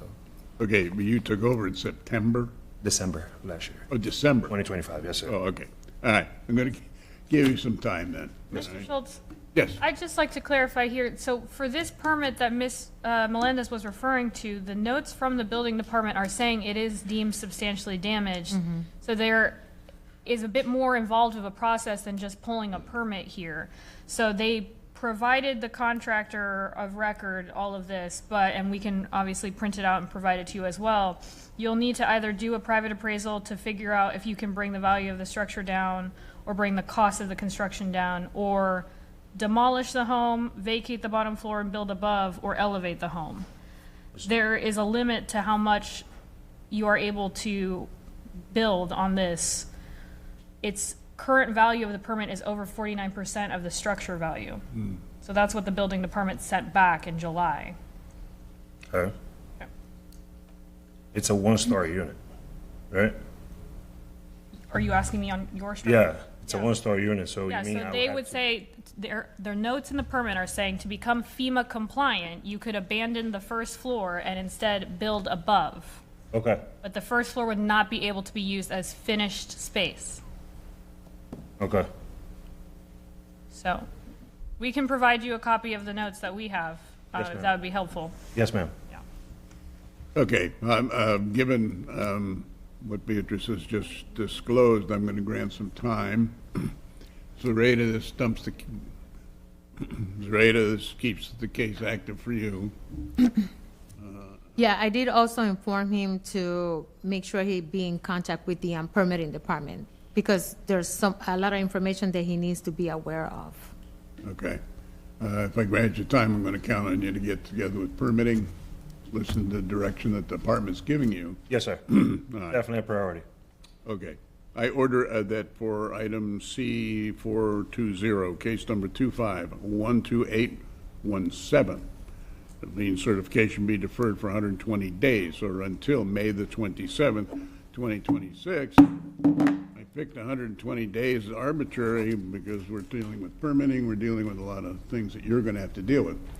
But that's only 4 months, and to get all this done and pieced together means you better move.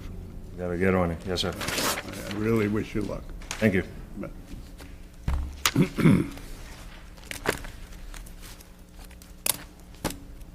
Is anyone here for Fergus? I didn't see him come in. Okay.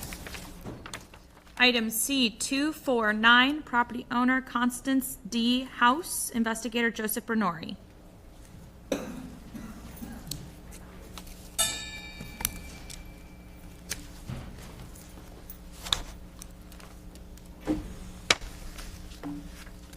Okay, Joe. I am Joseph Bernori, Codes Investigator for the City of St. Petersburg, testifying in reference to item C249, case 25-13428, regarding the property located at 9667 Treasure Lane Northeast. I was sworn at the start of this meeting. This property is a single-family structure and is vacant. The case began on February 27th, 2025, and is a C-click fix case. After the evidentiary hearing, a copy of the Code Enforcement Board's order was sent to the owner by mail on July 1st, 2025. Property was last re-inspected on January 8th, 2026.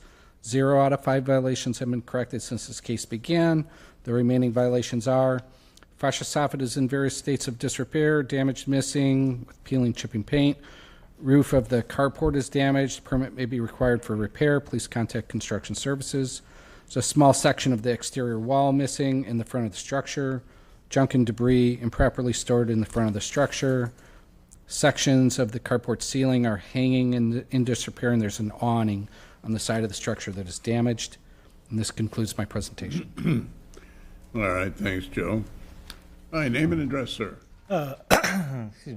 Lawrence House, 506 Greenwood Drive Extension, Cranberry Township, Pennsylvania, 16066. And you're the trustee? Yes, I am the son. Yes. Okay. Okay. Goes back almost a year. Yeah. So I believe the property was being maintained by my sister. I just came into town, found out that apparently that was not the case. So I reached out and tried to figure out what's going on. Basically the structure is now being cleaned up. All of the junk, everything is being removed out of it. So it'll be empty out, and I'll continue to repair it. So basically, it'll be sold. Okay. And your intention is to live in it eventually? No, intention is just to sell it. We moved up to Pennsylvania. Yeah. Okay. I'll accept your testimony just for your information. Over the months, I have imposed fines on the property. Yeah. I don't know if you know how much, but... I think he mentioned it. I don't know whether you want to know, and I won't tell you. It's I order that for item C249, case number 25-13428, the board that lien certification be deferred for 120 days or until May the 27th, 2026. Hopefully in 120 days, you're able to get this off the roll altogether. Can I get a copy of that? Like I said, I don't live there, so I didn't know. Yeah, copy Oh, of they'll be my order? Yeah. Oh, no, of the actual, problems? Yeah. Joe, you're, as I said, your best friend in any of this happens to be the investigator. He can tell you what those violations are. Yeah, like I said, it just all, like I said, I just came in town Friday, so all this is. Well, glad you're in town. Yeah, I appreciate it. Thank you, sir. Go fill them in. Get your paperwork. Remember, any decision made here, the only written record you receive is the one handed to you, so don't leave until you receive the handed out document.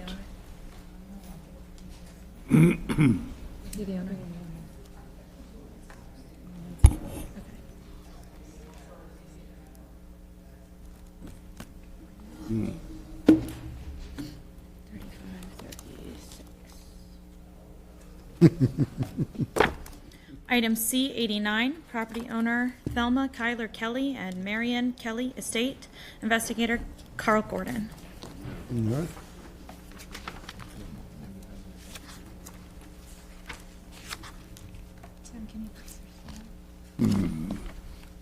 Okay, Carl, go ahead. Okay. I'm Carl Gordon, codes investigator for the city of St. Petersburg, testifying in reference to item number C89, case number 22-4506 regarding property located at 635 Kingston Street South. I was sworn in at the start of this meeting. This property is a single-family structure occupied by owner. This case began on February the 25th, 2022, and is a codes-initiated case. After the evidentiary hearing, a copy of the Code Enforcement Board order was sent to the owner by mail on May the 28th, 2024. The property was last re-inspected on January the 16th, 2026. 0 out of 2 violations have been corrected since this case began. The remaining violations are: the roof is in disrepair. The tarp located on the roof is indicative of roof disrepair and the tarp not approved roofing material, and peeling paint on the exterior door. Door frames and decorative paneling are in disrepair. And this concludes my presentation. All right, thanks, Carl. All right, sir, name and address. I'm Pastor Carl Mobley, the nephew of Thelma Kyler Kelly, which is on the property of the name on the property, and I think this is somebody else. What was your name again? Pastor Carl Mobley. I've been out here before you, the magistrate, about 4 times with this property. 3 times, Yeah, yes. Who we got? Can we get your address again? 4137 Apricot Way South. Who else we got? My name is Christopher Barber, and I'm the son of Corrine Kelly, which she is deceased. And I just found out all about it. I've been incarcerated for about 18 years and just got out of June 22, 2024. So last year, September, it came about that I still had an interest in the house. So with now being put in probate, I stay at 1729 and a half, 22nd Avenue South. You just got out? Yeah, about 3.5 years ago, sir. All right, well, okay. As you know, Pastor, I've had the case before. You've been here, I've granted a lot of time. Tell me what's going to happen. Property was up, getting ready to be sold, and it came up that Corrine name was never taken off the deed. It's in Preble court right now. I have proof of it from attorney. Yes, Okay. because I can print it again at home. Okay. Okay, so, but So, are you? So who's now the owner? it came up. My aunt was living there. She had dementia, so I was taking care. That's why I was coming down here. I paid the taxes up out of my money on that property. Stand away from the mic Okay. a little bit. Yeah. Okay, so and then all of a sudden came up that Corrine name was never taken off of there. She deceased, like he said. This is her son. This is my first time meeting him, but I was representing my aunt, and she's now my niece have power turned up of her half.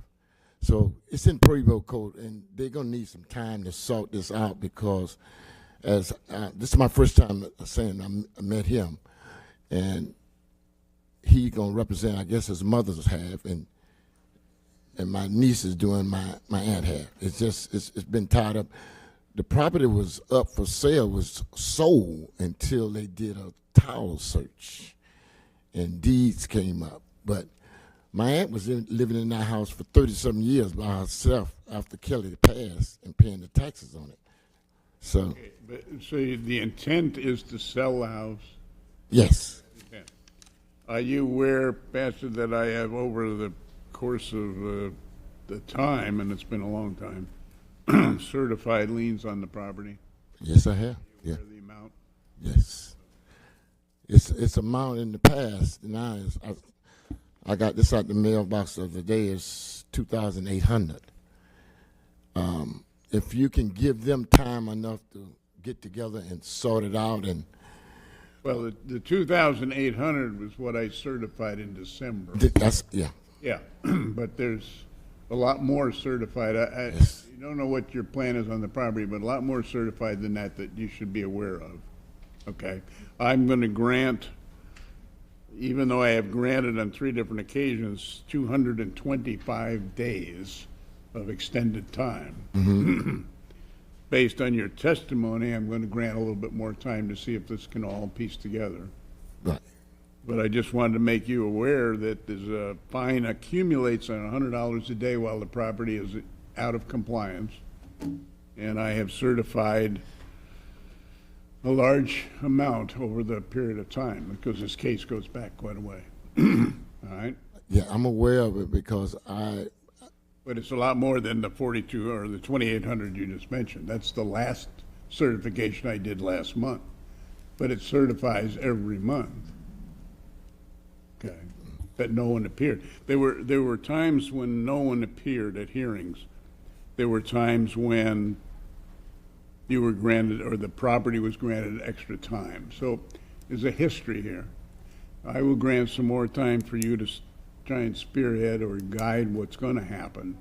But keep in mind that sooner or later, I'm forced to again continue to certify fines on the property if it's out of compliance. Right, so it's just not an open-end deal. so last year and the year before that I was coming down representing her, I know it was a large sum of fines on the house. Well, there were appearances here in June of '24. That was probably you. I don't know. Yes. No one appeared in September. I find it. There was appearances here in January of 25, a year ago. That might have been you.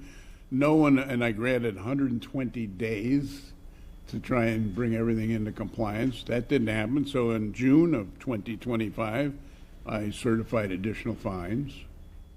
You were here, or someone was, I can't look at the record, on July 2025, and I granted another 45 days, and nothing happened. And I've certified fines since because no one has appeared. So all of these have accumulated, and they continue to accumulate at $100 a day while this property remains out of compliance. Now, even if I grant time right now, which means I don't add to the fine, the potential fine keeps increasing $100 a day, and sooner or later, I'm forced to again implement the fine. So the time I give you now means that you got to find resolutions and get this thing off the rolls, or the fines just continue to build. The last time I was here, and which would have been in July. They proceed to sell out the property, and when they did that, that's when it came to a roadblock. They found out that someone's name was still on there that they wasn't aware of. So I'm just speaking on behalf of my aunt, and he's speaking on behalf. So I'm gonna turn it back over to the person that's got. Well, and then just as a history, yes, you were before me in July. Right. Then you must have testified that that was what's going to happen. Right. So we granted time. The department then in September granted an additional 25 days because that process theoretically was still taking place. So no one was trying to punish anybody here. They were trying to follow. So they granted more time. It got down to November, pardon me, and then December no one appeared, and so I had to certify additional fines. Okay. So that's the background of it. All right. I just want the record to be clear that you were granted 225 days by me, additional time by the department to try and reconcile or try and get this taken care of. Right. I'm going to grant some more time. But keep in mind that eventually time runs out and either the fine is imposed or not. So today I order that, boy, that for item C89, case number 224506, that further lien certification be deferred for 120 days or until May the 27th. Now, 120 days is a long time in my book because I've already granted a lot of time. But I'm trusting that you will guide, shepherd, or make something happen, and I will never see the case again. Now that I know him, I have never met him before until now, so I'll put them two together so they can get this resolved. And okay. Hopefully they won't have to, I won't be back. Yeah. I got enough to do. I'm a pastor. Love to see you, Pastor, but it'd be better not to see you under these circumstances. Thank you. I think I need Jack Daniels. Item C26, property owner Suncoast Haven of Rest Rescue, investigator Bonnie Green. 26. 26.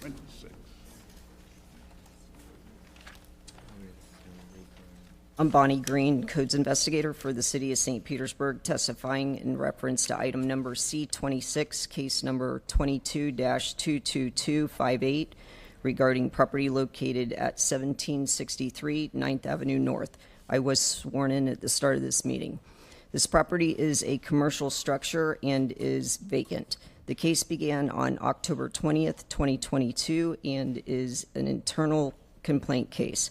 After the evidentiary hearing, a copy of the Code Enforcement Board order was sent to the owner by mail on January 31st, 2023. This property was last re-inspected on January 12th, 2026, and 12 out of 14 violations have been corrected and or inactivated since this case began. The remaining violations are risers and tread on staircase to second floor apartments have broken and dislodged brickwork, causing a trip hazard. Steel pans for stair treads are heavily corroded. Work without permits for electrical wiring throughout structure, interior ceiling repairs to the second floor apartment, illegal conversion of bathroom to living area at first floor, kitchen area installed in the rear carport area, and electric and plumbing installed for an electrical water heater for the rear carport area. Plumbing connections added to washing machine in the rear carport.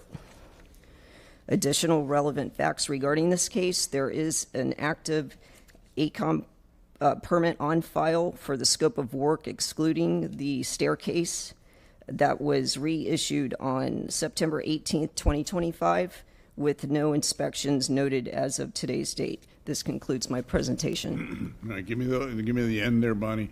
An ACOM permit was issued.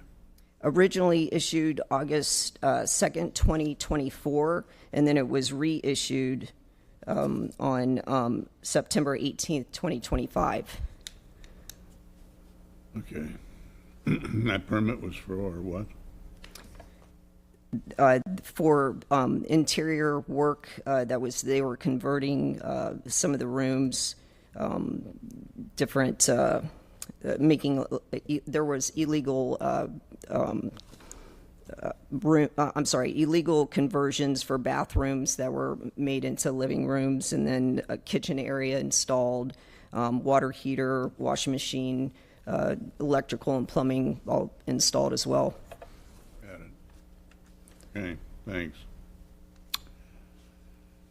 Okay, name and address, sir. William Gofori, 1763. Into that microphone, thank you. 1763 9th Avenue North, St. Pete.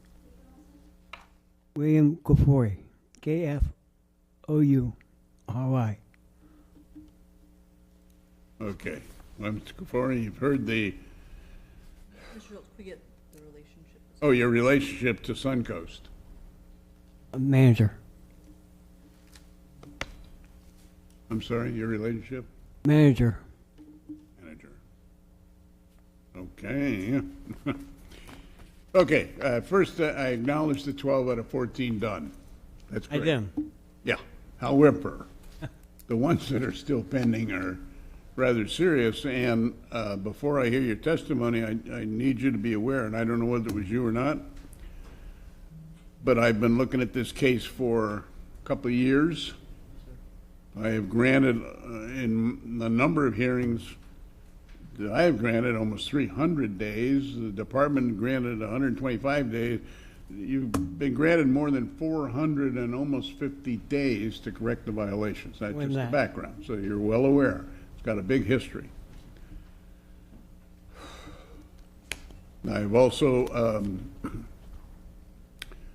certified over a period of time a lot of fines that have already been certified.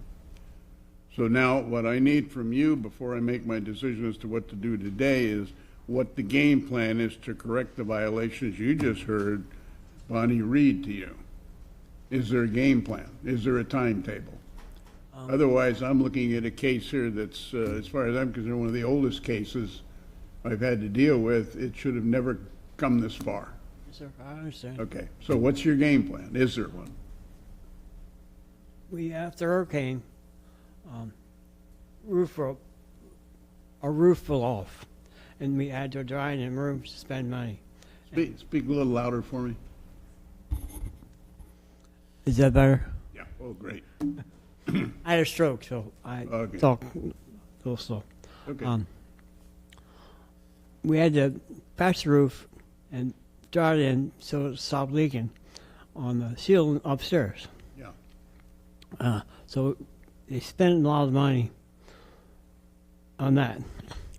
And most of the stairs need not be repaired, need be replaced.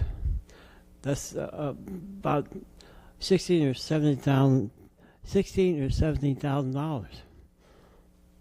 That's they're out of funds. They're waiting on FEMA. Is the place vacant? Yeah.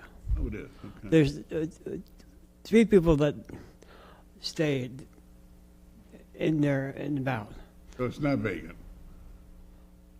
Sean and I stay there 3 nights a week, so make sure nothing happens to the property. Because we still have furniture and stuff that gets stolen. Okay. Okay, so going forward, We're waiting the FEMA. Certified FEMA says they're giving Suncoast $230,000. That's what's going to pay for stairs. The risers, all about the stairs. The risers and the bricks. All thing that's left to repair all code enforcement. So I did a lot. We started out 13. and acknowledge the 12 out of 14. 12 violations were taken care of. You took care of FEMA money, whatever did it. The remaining violations, as read by Bonnie, are staircase treads. That's it. Bathroom. What about the bathroom? What was the bathroom in the kitchen, Bonnie? They have a permit that's active. There just hasn't been any inspections to show that, that it has been corrected. Oh. Well, why hasn't there been any inspections? Because we went through the storm, and we stopped work. Yeah. Except for the roof, to repair the roof as best I can. So waiting on FEMA to pay us. All right. The reason I'm hesitating is because this case is an old case. It was only brickwork. I've been done with. What? Was only brickwork. They need bricks down. I'd be done with it. Yeah. Stairs, but the risers and the stuff we think we need for the new staircase in, only one. Instead of it costs us the same to prepare it. So. And so how are you gonna do that? You're waiting on what? $230,000 for FEMA. Oh. The major roof did a lot of damage, and downstairs too, drywall. So what you're saying right now, if I understand you right, is you have you're waiting for additional payment from FEMA? Or did I miss? I haven't got one. Oh. We just got inspected about 3 months ago.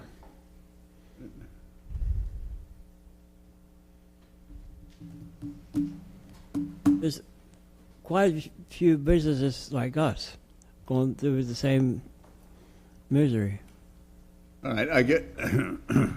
Yeah, I have a licensed electrician that did all the pulling of the permits, and had an old permit, and fixed all the electric. Yeah. Put the stuff, write stuff out, and stuff like that. So we waiting to go upstairs to put the ceiling back in because there's no sense without finished roofing. It's a bond. I understand what you did for us. Right. You give us about 2.5 years. So I have no recourse until FEMA.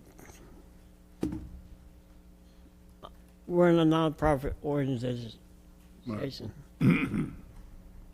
Sorry for this. FEMA hasn't given you any indication of their action or what? They gave us. What did they say? $7,600. They already gave you? That's what they.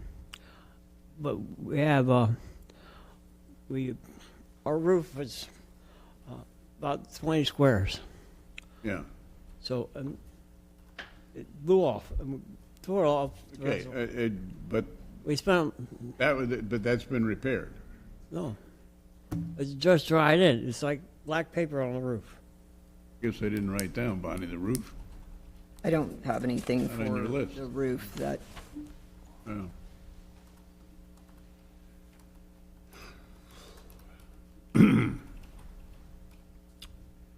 All right.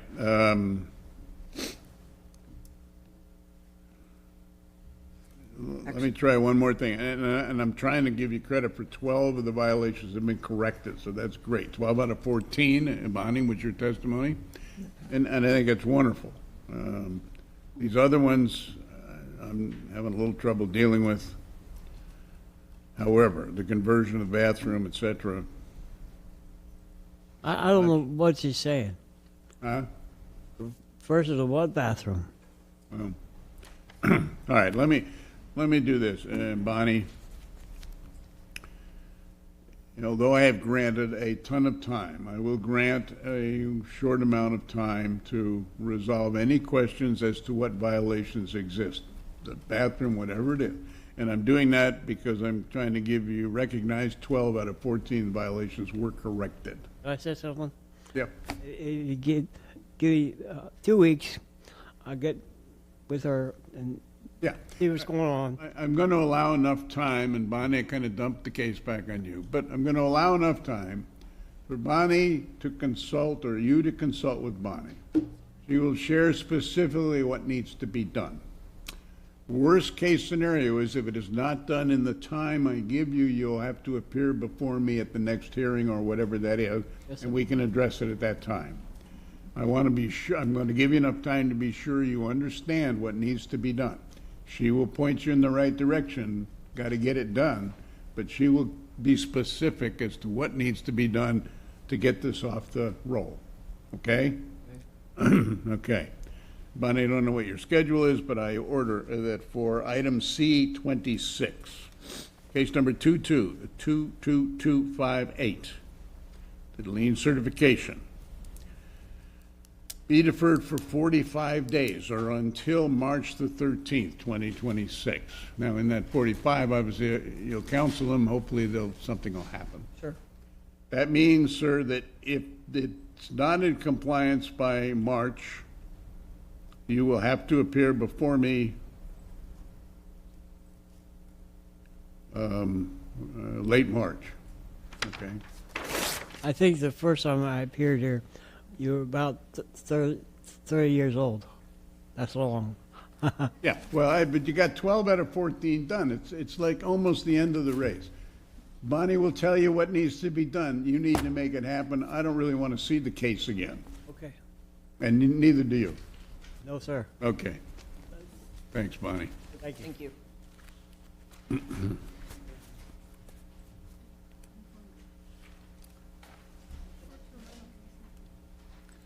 Item C 203, property owner Joshua Ryan Fisher, investigator Jean Madu.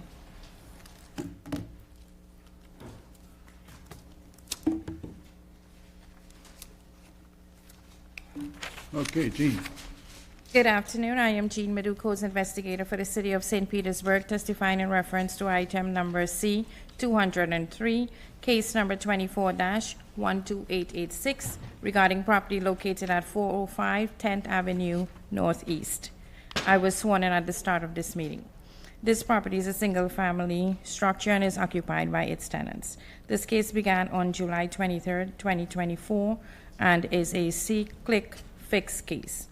After the evidentiary hearing, a copy of the Code Enforcement Board's order was sent to the owner by mail on November 25th, 2025. This property was last re-inspected on January 21st, 2026.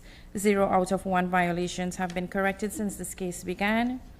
The remaining violation is advertisement and rental of a property for transient accommodations, that is, occupancy of less than monthly term, is prohibited within the neighborhood traditional single-family zoning district. Additional relevant facts regarding this case is that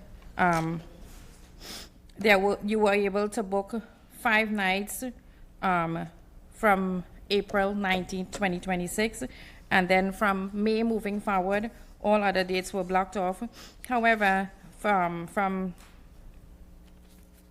past the compliance date, there were 3 reviews in December of 2025, and then between September and October, there were also multiple reviews, and the reviews stated that the tenants, the customers, whatever, stayed a few nights, and some of them stayed over a week, which indicates to me that they were less than 30 days. And this concludes my presentation. Okay, thanks, Jean. Hi, name and address, please. Joshua Fisher, 405 10th Avenue Northeast. Got a bit of a problem. A little bit. Yeah. What happened? I mean, So I talked to Andrea yesterday, and I cleared up some things with moving forward. So I thought within I thought it was calendar year, you could have 3 short-term listings. Yeah. I didn't realize it was 365 days. So I canceled our April listing, our June listing, and we're good with only long-term listings moving forward. Okay. And so your testimony is you really just, you didn't know? no, I didn't know moving forward. I thought we handled it in November, so we had some existing, and so we paid the fines to cancel people in April and in June, and it's been 28 days since like late September. We just had some old listings that still kind of came through. Okay, there's nothing posted now offering the property in violation that we know of? No, not that I could see, no. Okay. There is a 4-day stay blocked out in June of 2026. I canceled it this morning, you can see.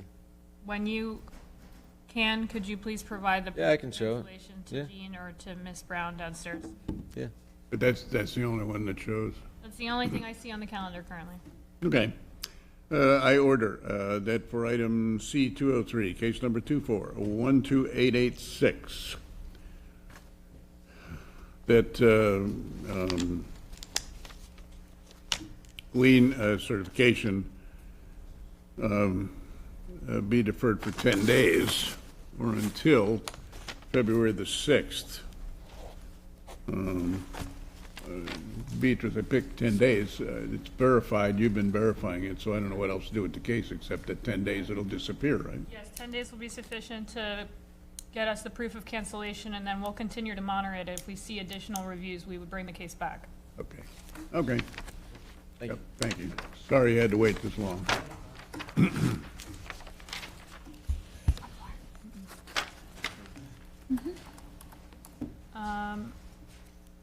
Page, could you scroll down for me? Mr. Schultz, I believe we're at 66 total. So, What do be able to push through. We are at 39 would be the next case. So we can hear this one and then take a lunch or take a lunch now, but okay, so we have 66 cases, we've done 39, so, yeah, I guess staff deserves time for lunch. So let's take one more case. We'll break for lunch, and I'll tell you how long that'll be after we hear this case. Yeah. Item C 424, Go ahead. property owner John M. Salverio and Kimberly D. Salverio, investigators Arida Melendez. What's the next, what's the number, page? 424. 424. Okay, and for everybody else, after this case, I will adjourn us for lunch, which will be about an hour, so if you all want to go get lunch or whatever. 424, Yes. Silverio? Good afternoon. I am Soraya Melendez, co-investigator for the City of St. Petersburg, testifying in reference to item C 424, case number 25-22010, regarding property located at 1728 Fairway Avenue South. I was sworn in at the beginning of this meeting. This property is a single home and is occupied by owner. This case began on August 12, 2025, and it was a citizen complaint case. After the eventual hearing, a copy of the Code Enforcement Board order was sent to the owner by mail on November 25, 2025. This property was last re-inspected on January 21, 2026, and 0 out of 1 violations have been corrected since this case began. The remaining violations are multiple shed built on the property, permits are required, and permits are also required for electrical to the structure.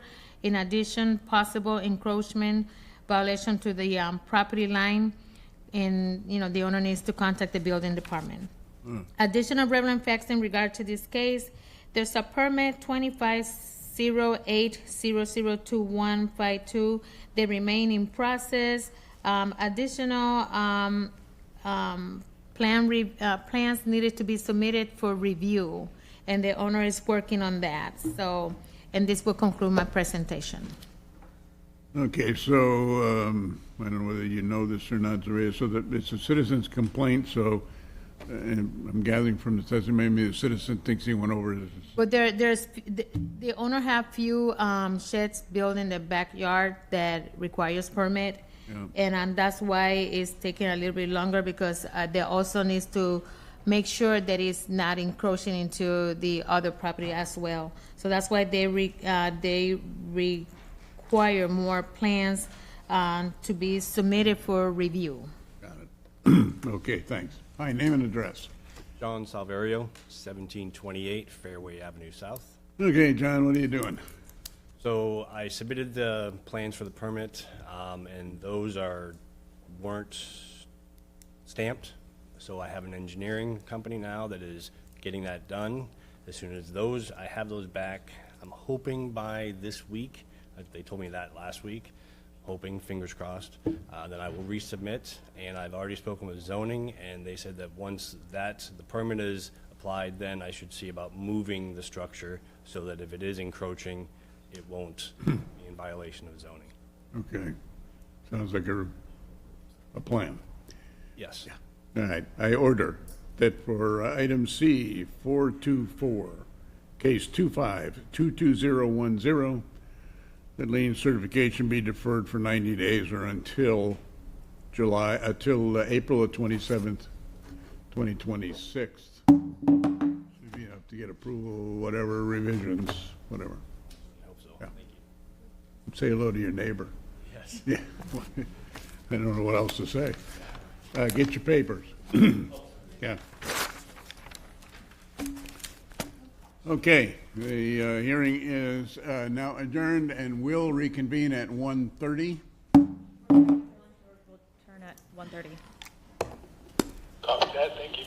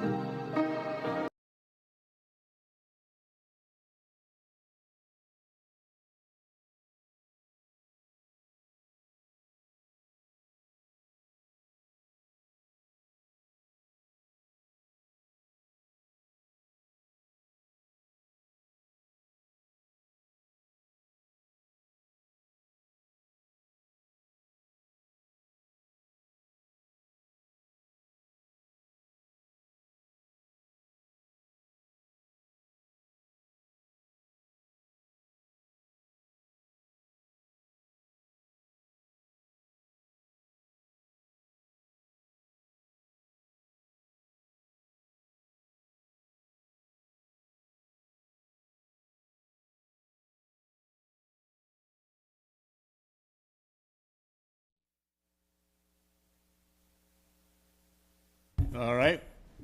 We're back in session. Thank you for your patience. And Hope, would you please call the first case? We're going to do a quick swearing in for anybody who wasn't here this morning for the swearing in. So if you could please stand and raise your right hand if you did not this morning. Do you swear or affirm that the evidence you're about to give is the truth, the whole truth, and nothing but the truth? Yes. Thank you. Item C 369, property owner Osbanes Serrano Romero and Renelis Herrera Rodriguez. Investigator Tucker Hodges. Good afternoon. I'm Tucker Hodges, code investigator for the city of St. Petersburg, testifying in reference to item C 369, case 24-6465. This regarding property located at 2135 24th Avenue North. I was sworn in at the start of this meeting. This property is a single-family structure occupied by owner. This case began April 11, 2024, and is a citizen complaint case. After the evidentiary hearing, a copy of the Code Enforcement Board's order was sent to the owner by mail on September 3rd, 2024. Property was last re-inspected at 1/21/2026. 0 out of 1 violations have been corrected since this case began. The remaining violations are permits required for construction of structures at the rear yard of the property. Permits should cover framing, plumbing, and electric. Relevant facts, we have 3 permits that are in process. There's How long ago were they put in process? I don't have that date, but the last notes were 9/8/25 for corrections. Ah, okay. They were ready for corrections. So there's 3 of them. There's 2 for 2 sheds and 1 for a garage. Okay, Tucker, all 3 were sent back for corrections on Yes, sir. September the 8th. Yes, sir.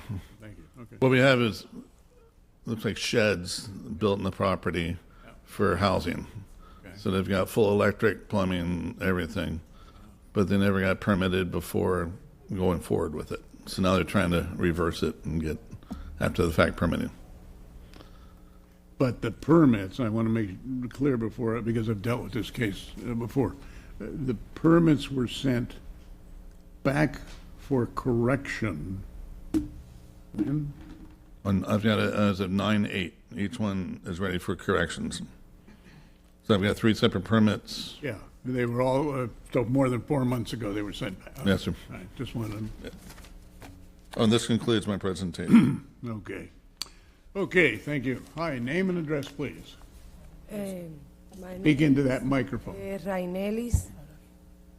My name is Rainelis Herrera Rodriguez.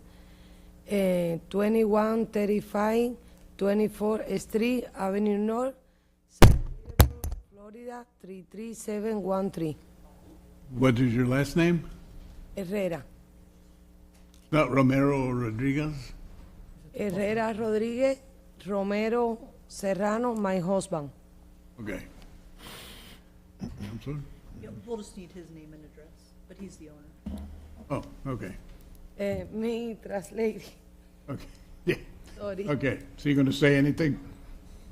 No, unless. Okay. Required. Okay. Okay. This case has been before me a couple of times. I don't know whether you brought it or what. I didn't look in the record, but I can tell you my record shows that it's been before me twice, and in 2 occasions, both occasions, I granted 120 days each time.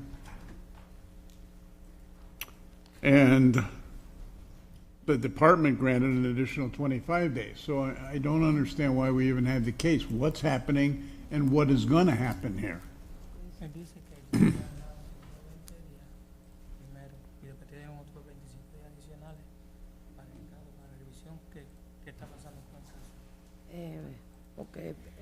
Primero la compañía se comunicó con ellos y ahora el inspector me dijo que podía sacar permiso.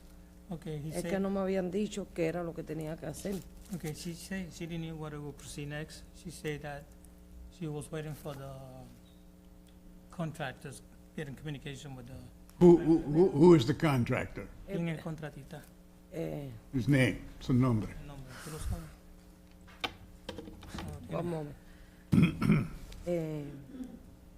Ellos lo que dijeron fue que el primero tenía que removerlo. Por eso fue que yo esperé a venir a la corte, que era lo que le habían dicho, que había que removerlo total. Tiene el nombre del contratista.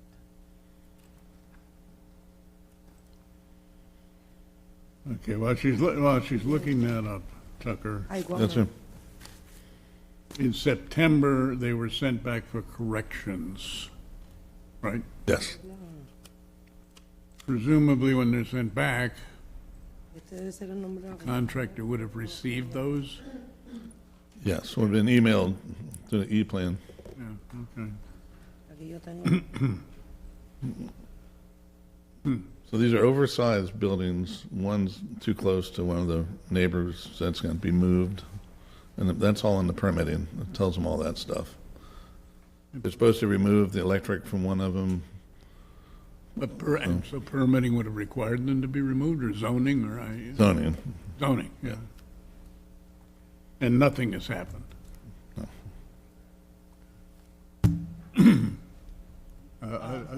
I guess what I'm looking at here is that, I have granted 240 days. That's way a lot of time to get the problem resolved, and nothing has happened. And permits were sent back to you for correction more than 4 months ago, which indicates to me that nobody's doing anything. And I don't understand that, but I have to decide whether to put a fine on the property or not. So tell me what is going to happen going forward so I can decide what to do.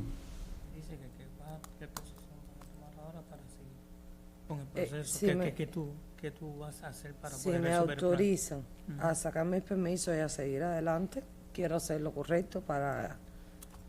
Well, Do you understand anything? I do understand. I'm sorry. I'll let her translator speak first. and Okay. then- okay, she say if you will allow her to submit the paperwork so she can pull out the permit, she will do that. As far as from what I heard earlier, they say that they sent her some paperwork 4 months ago to pull out permits. Ellos dicen que te mandaron unos papeles para sacar unos permisos hace 4 meses atrás. ¿Tú lo recibiste? No. Aquí yo tengo los planos y todo. Sí, no. Permisos para... No. She said she hasn't received no paperwork from the city stating... Mr. Schultz? Yes. So with the permits, her contractor would be the one that's notified. An email would go to her contractor telling her that they have corrections ready. In one of the permits, they've failed to address the same comments now 3 times, and it's going to most likely result in them requiring a meeting with the plans reviewer. That's what it says in the note. So she or her contractor will have to actually sit down with the plans reviewer to go through these comments that have gone unaddressed for 3 plans review cycles. So the owner has gone, or the contractor, has gone back and forth with the city multiple times with corrections and revisions. But at this point, it's the same issue that's being held up, that now they have to meet either, in an actual meeting with the plans reviewer. Does she understand that? ¿Tú entendiste eso? Que ya el contratista ha estado para atrás y Any para doubt, adelante con el tell me in sitio Spanish. Porque, para lo de los permisos y no han tenido resultados. porque le dijeron, cuando ellos se comunicaron conmigo, ellos le dijeron, los contratistas le dijeron que era demasiado los cambios que pedían y que tenía que demolerlo y hacerlo de cero de nuevo. Yo no tengo recursos para eso. Okay, she's saying that they've been going back and forth between her and the contractors to see how they can fix this problem. But it seems like they say the only way that probably we can fix this if they do the demo and put it back again the way that the city wants it. You say that's too much Yo money no- for her to do it. Yo no tengo los recursos ni los medios para eso. She says she don't have the money and the resources to do that kind of changes like that. So the only way she could meet now is to demo? I am not seeing that in the one permit I'm in. I can keep looking through the other permits. I don't know if that's wholly accurate, but again, I defer to, I think the next best course would be for her contractor to actually sit down with the zoning and building department to see what is left for them to correct. Because I can see clearly that, yes, her contractor has submitted several revisions. They've been going back and forth in the permits. But at this point, they need to sit down with zoning and iron out the remaining details. Who is the contractor? ¿Quién es el contratista? Ay, el nombre de la compañía no me Pero acuerdo. no es right ahí. Sí, debe. I guess she has a print here of the Dile que sketch aquí yo of tengo los planos the y todo. shit and the companies that put it together. I don't Well, know. as you just heard, Yeah, the contractor needs to sit down. yeah, yeah. Okay. If I grant some time without increasing or putting more fine on the property, it will be so the contractor does what he's supposed to do, meet with the city. Right? You understand what? Yeah. Okay. If that does not happen, then the case will end up before me again, and I will have to put liens on the property. So the contractor's got to follow through. You have got to demand from the contractor. Have you paid the contractor? Yeah. Yeah, great. Well, regardless, you've got to demand that the contractor follow through. Yeah, yes, Otherwise, you are going to face significant fines, and I have not put any fine on the property so far. But if I did today, it would be more than $21,000. It's accumulating at $100 a day every day it's out of compliance. So am I making the point, can you make the point to her that contractor must follow through? Or sooner or later, we're going to have to put the lien on the property. Tiene que hablar con el contratista para que pueda hacer esos arreglos según la ciudad se lo está pidiendo, si no te van a seguir multando y la multa puede llegar hasta 21,000 pesos. Se lo ponen en contra de la propiedad tuya. ¿Cuántos días él me da para...? I don't know. She said how many days you will give her. Yeah, what? How many days you will give her in order for her to proceed? Well, I will tell you that. Okay. But you must begin, when you leave here, to get a hold of that contractor. Yep. Because right now, I could fine you more than $21,000. I will not today. But that doesn't erase the fact that I could in the future. So I order that for item C 369, case number 246465, lien certification be deferred for 45 days. 45 days until March 13th, 2026. Now, I have been generous with 45 days. That contractor must perform, or you will be back here in March before me in the hearings, and at that point, it'll be difficult for me not to impose the fine. Okay, so we're putting the burden on her as the property owner, but she's got to push the contractor. Yeah, yeah. Okay. Okay, I'm explaining that. So, Pero- dice que tú tienes que hablar con el contratista para que pueda someter esos papeles.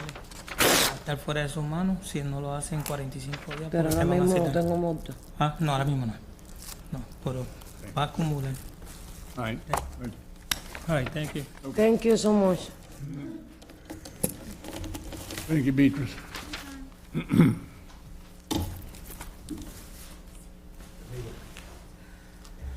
Thank you. Item C 271, property owner. What, not this one? No, I'm sorry. C 271, property owner Carolyn Allen, investigator Patrina Miller. I missed the days. Oh, 45. 371? 271. Sorry. Didn't mean to be so loud. It's okay. 45.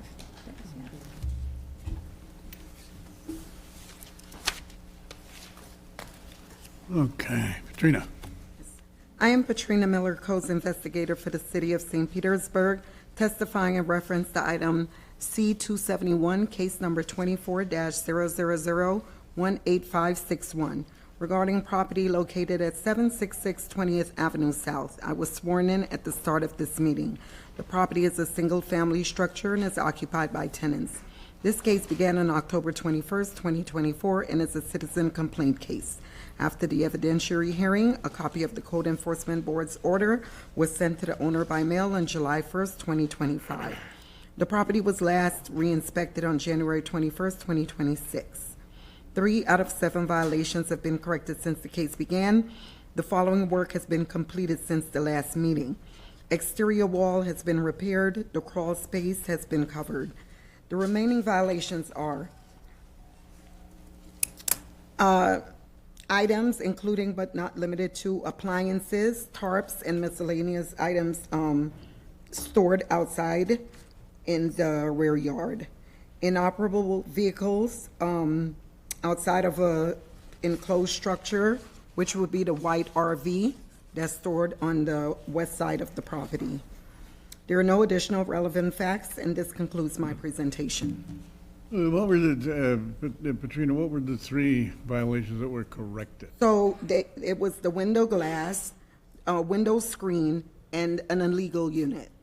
And then after the last inspection, they took care of the exterior wall and the crawl space. So basically, it's junk and that inoperable RV that's stored on the property, are the 2 remaining items. And I remember the RV. Okay, Mhm. thank you. All right, name and address. Carolyn Allen, 2319 Lamparilla Way South, St. Petersburg, Florida, 33712. Okay, Carolyn, we were together in September. Okay. And I granted 60 days at that point. And of course, the violations are now 15 months old, so it's getting to be an older case. So what's the RV? Why wasn't, I don't understand, if I gave you 60 days in September, here we're in January and the RV is still sitting there. Why? I don't understand why this didn't happen. Yeah, my name's Michael Anderson, 2319 Lamparilla Way South. The RV has a tag on it. It's operable. We just don't use it on a consistency. So I've got a tag for the RV. And it's on flat tire. The tires are sorry? flat. The tires are flat.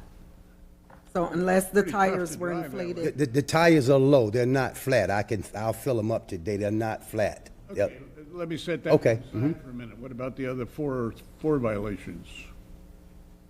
The people that live in the house, and I told you this before, they do junkers. So they in and out. The stuff is never really stationary. It's in and out. They'll stage it for a day or two, get it and go. So that's what's happening there. And creates a problem for us because we're not monitoring it, 24/7. You collecting rent from them? Absolutely. Yeah. Go collect the rent or what? I'm sorry? I said, do you go collect rent? Yes. So when you go there, why don't you tell them to get the property cleaned up? Absolutely. Something's bothering me here, and what's bothering me is because I granted 60 days to get the violations taken care of, and I realize you got 3 out of 7, but the majority of the big ones are in the 4 that weren't done, and that's what's bothering me. Well, as I stated, sir, there's a tag for the vehicle. Okay. So it's not inoperable. It's just not using. We're not using it. We don't have a reason to use it on a daily basis. Okay. What about the rest? Oh, the rest of the things, I'll get them straightened out today because, needless to say, we don't want to keep coming here for something that's frivolous. We want to get this behind us because it's a thorn for us as well. It's not frivolous to me since I granted time, and now I'm taking time to hear the case again. However, I will do this. I will put you on what I call a short leash, which means a very short schedule. To get the violations taken care of, to get whatever the investigator says needs to be done. Absolutely. Otherwise, you'll end up before me again, and at that point, I will impose fines and liens. Okay? Yes. Understood. I ordered that for case 271, C271, case 24-18561. The lien certification be deferred for 30 days or until February the 26th, 2026. Now, what that means as a practical matter is, if in fact the investigator does not find that the violations have been corrected, you will appear before me at the March hearing. No, we won't. Right. Right. Because I like you, but I don't want to see you again. I don't want to see you again either. Katrina, I dumped it back on you, but hopefully I won't see the case again. Okay. Do what your investigator tells you to do. Okay.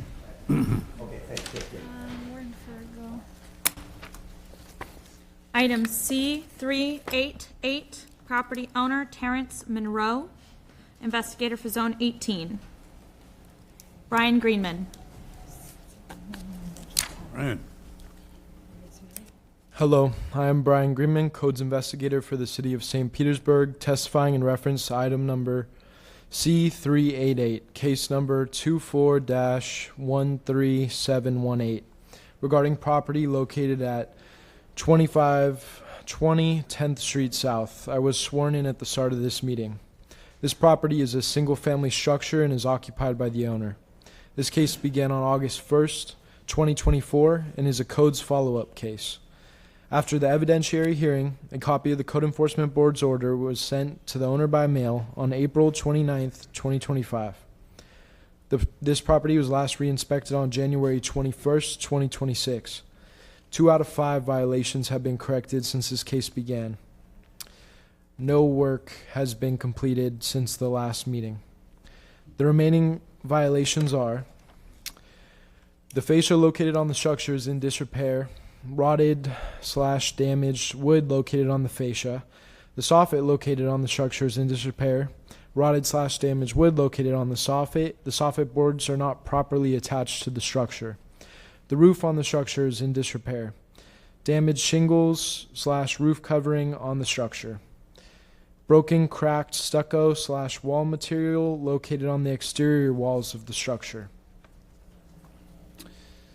This concludes my presentation. Okay, Brian, what does it show on the report what 2 violations were corrected? I do not have those in front of me at this time. Mr. Schultz, it was for window glass and paint. Okay. All right. Thanks, Brian. Hi, your name and address. I'm the name Michael Monroe. Address 2520 10th Street South, St. Petersburg, Florida.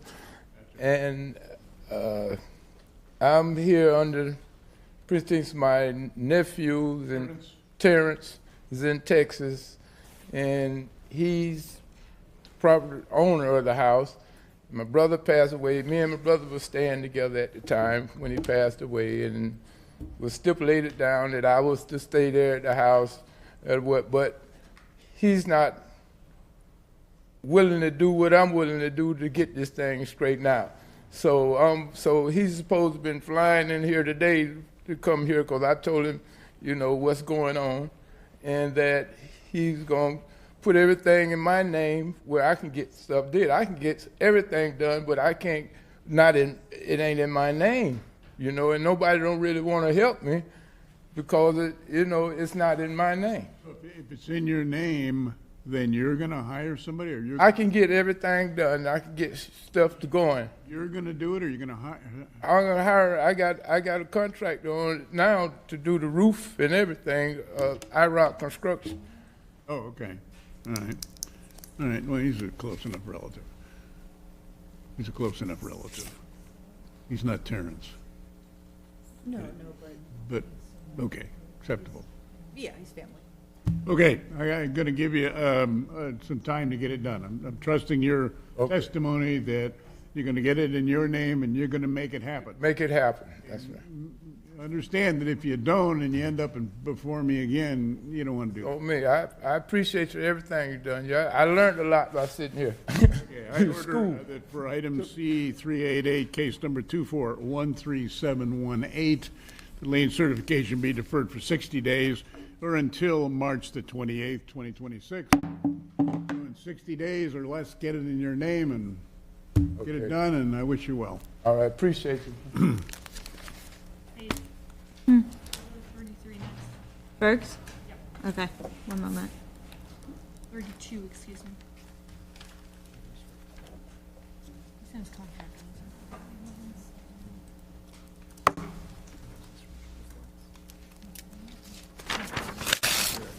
Thank you. Thank you.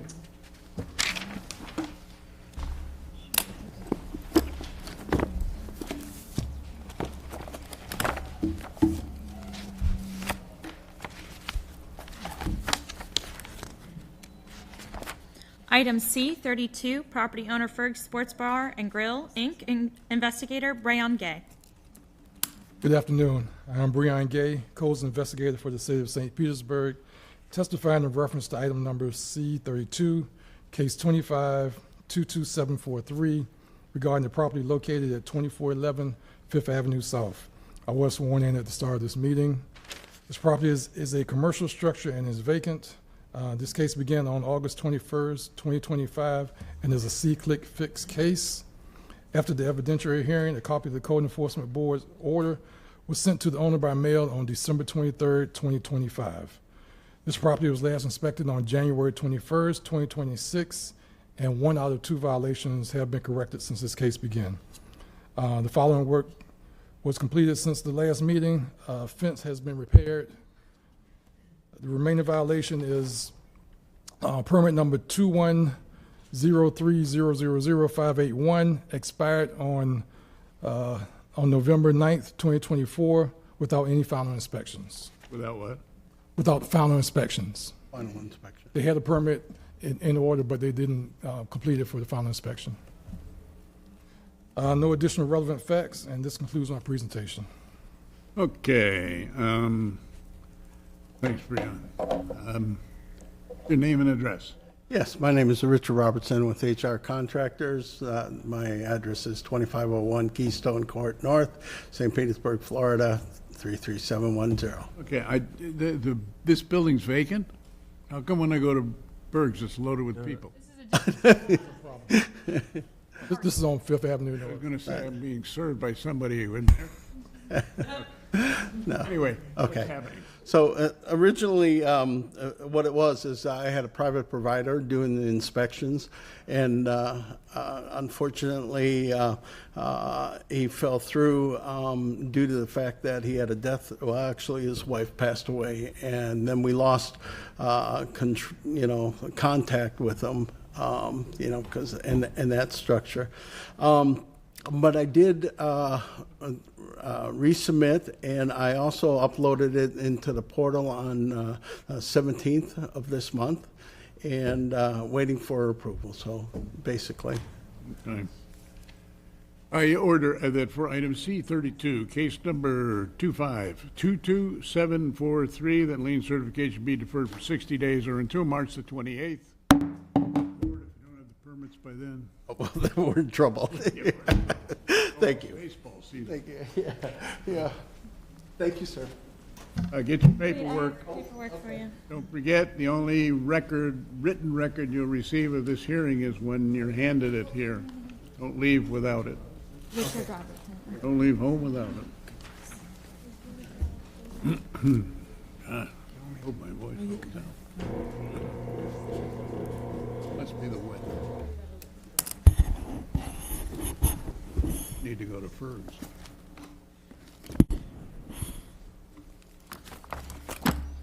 Item C, 411, property owner Marlene A. Gabe, investigator Zaretta Melendez. 411. 411. Okay, Zarita, hi. Hi, good afternoon. I am Soraya Melendez, co-investigator for the City of St. Petersburg, testifying in reference to item C, 411, case number 2516783, regarding property located at 2020 Cecil Way South. I was sworn in at the beginning of this meeting. This property is a single home and is occupied by owner. This case began on May 8th, 2025, and it was a citizen complaint case. After the eventual hearing, a copy of the Code Enforcement Board order was sent to the owner by mail on September 30th, 2025.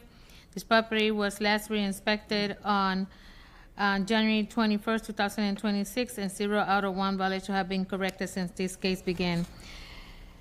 The remaining violations are the roof disrepair, it collapsed into the residence.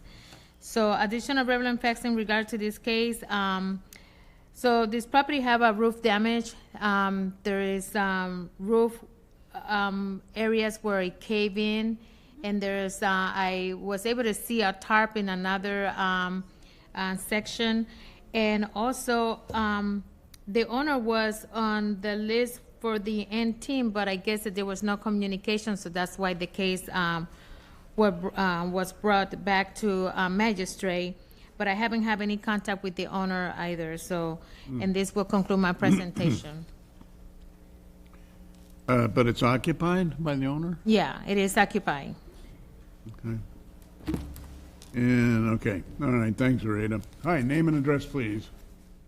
I'm here with the property owner who just procured my services today, but my name is Niall Nickel, 433 Central Avenue, 4th floor. I get bored, what can I say? Okay, what do you see? So I went on site between the morning session and the afternoon session now, assessed the property, have had discussions with the owner, developing a plan. So we're looking forward to moving forward, getting plans submitted to the city, going through the permitting process. It is certainly repairable, so we don't have to worry about that. But the repairs will be extensive enough, probably in the $80,000 to $100,000 range. So we're working through that process. But I believe that we'll probably be able, assuming no major permitting hiccups, to be able to get plans in, permit application in, and maybe a permit issued in 90 days. All right, well, since you're on the case, I'm going to trust that you're going to see if you can get it done in the 90, the permitting process. I order that for item 411, C411, case 2516783, that lien certification be deferred for 90 days or until April the 27th, 2026. Thank you. You bet. Glad you don't have anything to do. Got another one. Great place to find clients. I hope you can get these done in the time frames you're getting. I used to have hair. Let's just leave it at that.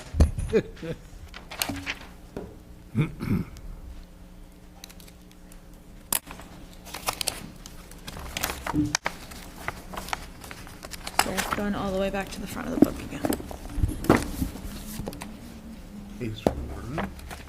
Item C60, property owner Loren Real Estate Holdings, LXI, investigator Brian Greenman. What are we starting on, 60? C60, C60. Loren Real Estate Holdings, LXI. Loren, I said something. Okay. Who's got it, Brian? No. I'm Bobby Calhoun, Codes Investigator for the City of St. Petersburg, testifying in reference to item C60, case 25-12419, regarding property located at 2680 54th Avenue South. I was sworn in at the start of this meeting. This property is a commercial structure occupied by tenants. This case began on February 5th, 2025, and is a codes follow-up case. After the evidentiary hearing, a copy of the Code Enforcement Board's order was sent to the owner by mail on June 3rd, 2025. This property was last re-inspected on January 16th, 2026. 1 out of 3 violations have been corrected since this case began. The remaining violation is the exterior ceiling of Building 21's walkway is in disrepair with chipping and peeling paint, and the cement balcony of apartment 220 is in disrepair with crumbling cement and rebar showing. In additional relevant facts regarding this case, 1 of the 3 violations was inactivated, and a separate unsafe case has been started to address those issues. And then the 3rd violation was corrected. There are no longer dead fish in the pond. No longer what? Dead fish in the pond. This concludes my presentation. No dead fish in the pond? Okay, name and address. Kelsey Harbin, 9554 86th Avenue, Seminole, 33777. Oh, Kelsey, what? No dead fish in the pond. We just get your I'm the property manager. relationship for the record, just for the Property manager. She's a regular. Yeah. A relationship to Lorraine. Property manager. Okay, what are we doing? 1 out of 3. Okay, that's, you know what bothers me, Kelsey, is, and we have other Loren cases, as you well know, is you guys chip away at something, but you never get them all done, and I can't get rid of these cases, and I know. yeah. I have not received any communication or update from them as far as what we're doing now moving forward. So. Okay, and the one thing you testified was the balcony question of safety and whatnot and about. There's a piece of metal rebar sticking out of some concrete. I'm not sure if the unit is occupied or not. It's not, and it's a patio. It's just on the. I think it's on the first floor, but it's not occupied. Yeah. Gee, when we met in November, where were you in December? I was here. Oh. I don't think. They just find you anyway. Huh? Yeah. It's okay. All right. I don't know what the other cases hold, but this.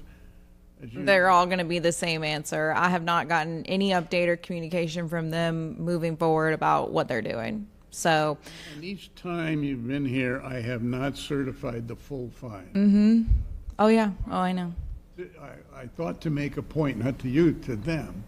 Yeah. So, okay, here's my decision again, and make a note. I order that for item C60, case number 2512419, that the board certify an additional lien of 10,000.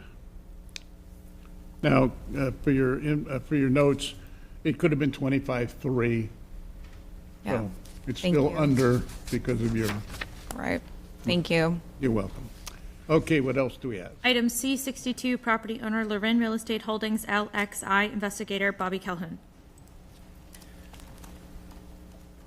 Hi, I'm Bobby Calhoun, Codes Investigator for the City of St. Petersburg, testifying in reference to item number C62, case 25-21147, regarding property located at 2680 54th Avenue South. I was sworn in at the start of this meeting. This property is a multifamily structure and is occupied by tenants. This case began on July 29th, 2025, and is a citizen complaint. After the evidentiary hearing, a copy of the Code Enforcement Board's order was sent to the owner by mail on October 28, 2025. This property was last re-inspected on January 16, 2026, and 0 out of 2 violations have been corrected since this case began. Remaining violations are that the pool behind Building 23 is stagnant and a breeding place for mosquitoes, and that same pool is in disrepair with neon green water, and it is unusable. Additional relevant facts are that the health department has posted that the pool is not safe. This concludes my presentation. Any dead fish in there, are there? I just thought I'd ask. Could be. Kelsey, I'm sorry, hon, I didn't mean to make a joke. It's okay. Kelsey Harbin, 9554 86th Avenue, Seminole, 33777. I got nothing. In December, I gave you 20 days. Yeah, it was, yeah. I don't understand, but I know you're not the one responsible. Yeah, I don't understand either. Unless there's anything else you want me to know, I order that. No. Item C62, case number 2511147, the board certifying an additional lien of 10,000. It could have been 14.4 for your notes, so I sort of take into account that you religiously come here and try to do what you can for them. But I just like to see your face. I don't understand. Honest to people. I don't have any answers at this point. I'm so sorry. I appreciate you coming in. Yeah. There were a couple of, like C61, why was that bagged? Page, was that? It was removed due to vacant structure. C61? Yeah, okay, I just. Yeah, that was the one we talked about last month that I got that one handled, so. Oh, great. Success. And you did save some money today. Yay. Any more for Kelsey? Yes. Item C, 343, property owner Loren Real Estate Holdings LXI, investigator Timothy Howard. 3-1 on? 343.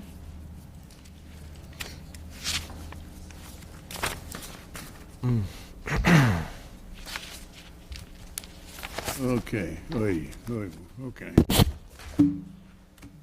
Go ahead, Tim.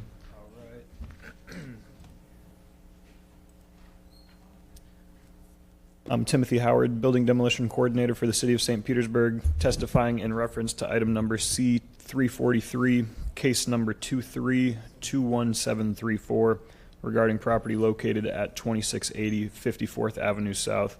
I was sworn in at the start of this meeting. This property is a commercial structure and is occupied by tenants.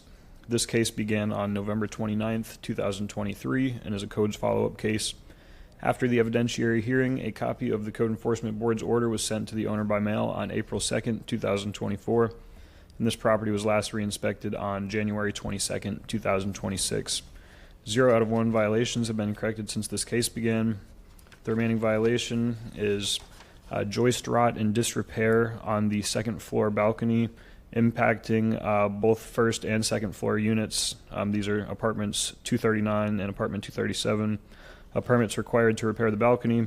Access to the balcony and patio must remain secured to prevent use until final approved inspection is conducted. Additional relevant facts regarding this case. This unsafe condition has been repaired. ACOM permit 2504003019 is approved as of July 3rd, 2025. The final building inspection was disapproved on July 9th, 2025, and then a subsequent final fire inspection was canceled, and this concludes my presentation. So none of it was approved? Correct.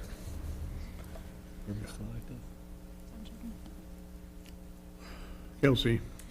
Kelsey Harbin, 9554 86th Avenue, Seminole, 33777. I do have a comment on this one.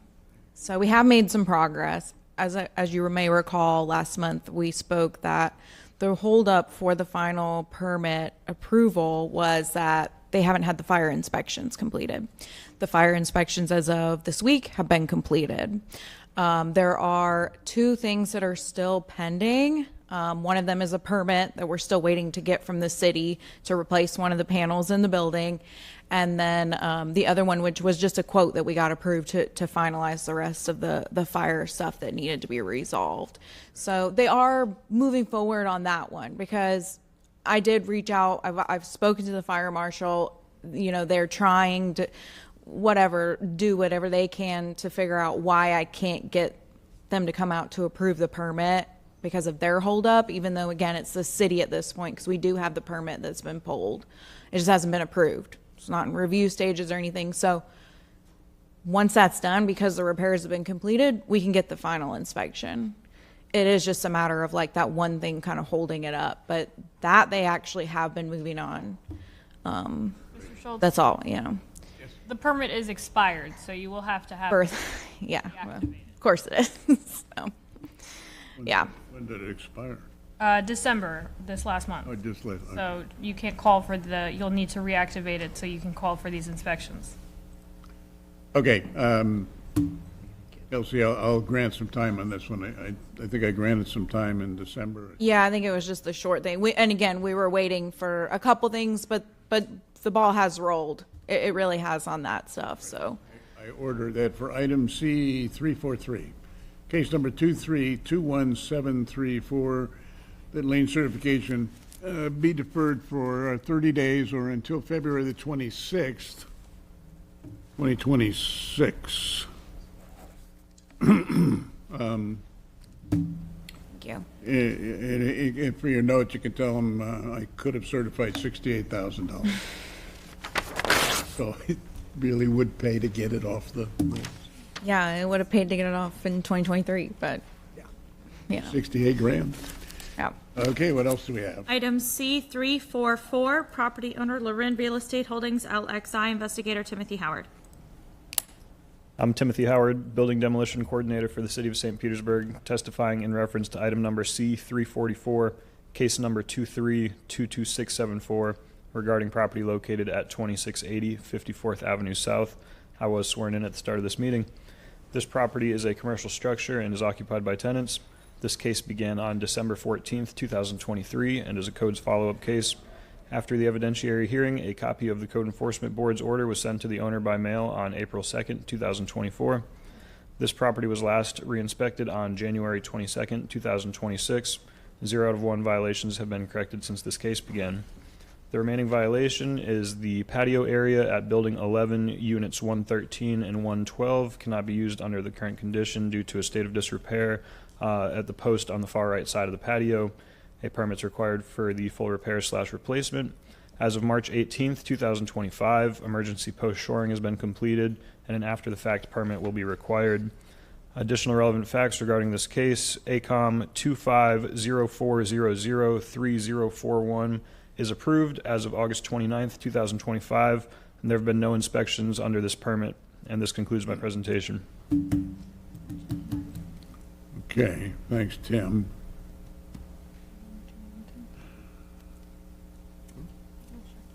Okay, Kelsey. Kelsey Harbin, 9554 86th Avenue, Seminole, 33777. Same situation. And I'm sure the permit on that one has also recently expired. So. Yeah, and just for the record, so that it's in the record, and it may not have been always you, but I've heard this case going back almost to 2023, and I've granted on 4 occasions a total of 195 days. The department's also granted 100 days on this, so I really have no patience for it. Since nothing is happening, I order that for item C344, case number 2322674, that lien certification, board certify an additional lien of $31,000.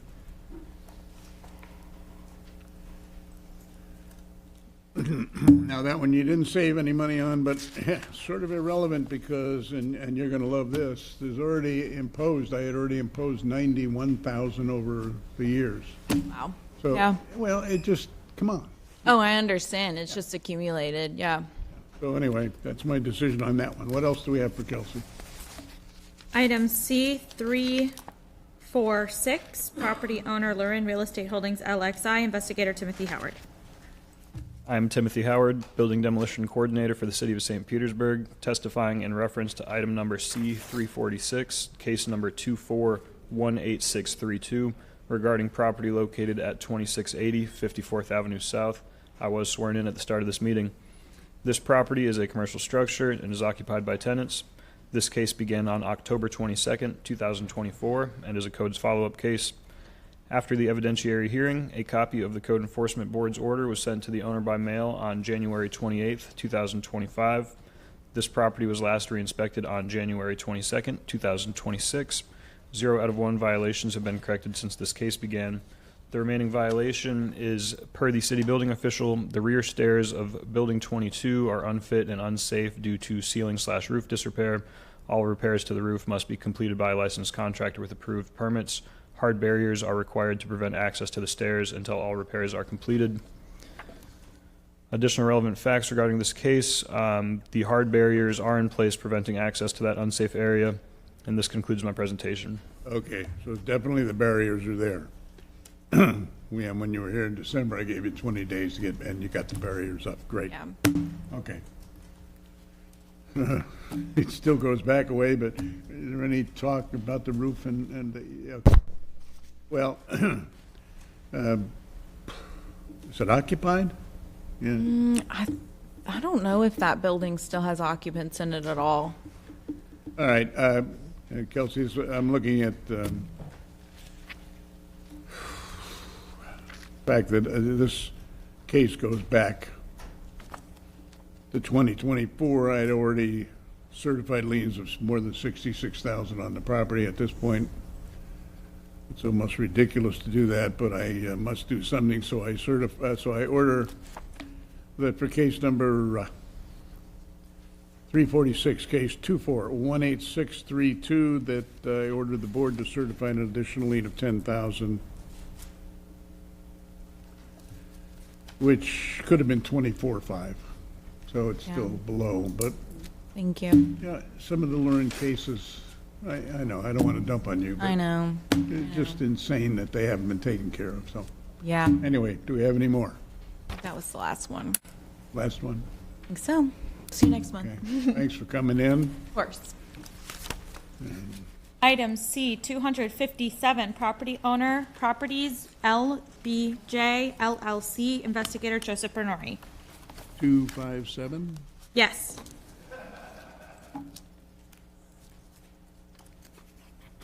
Joe.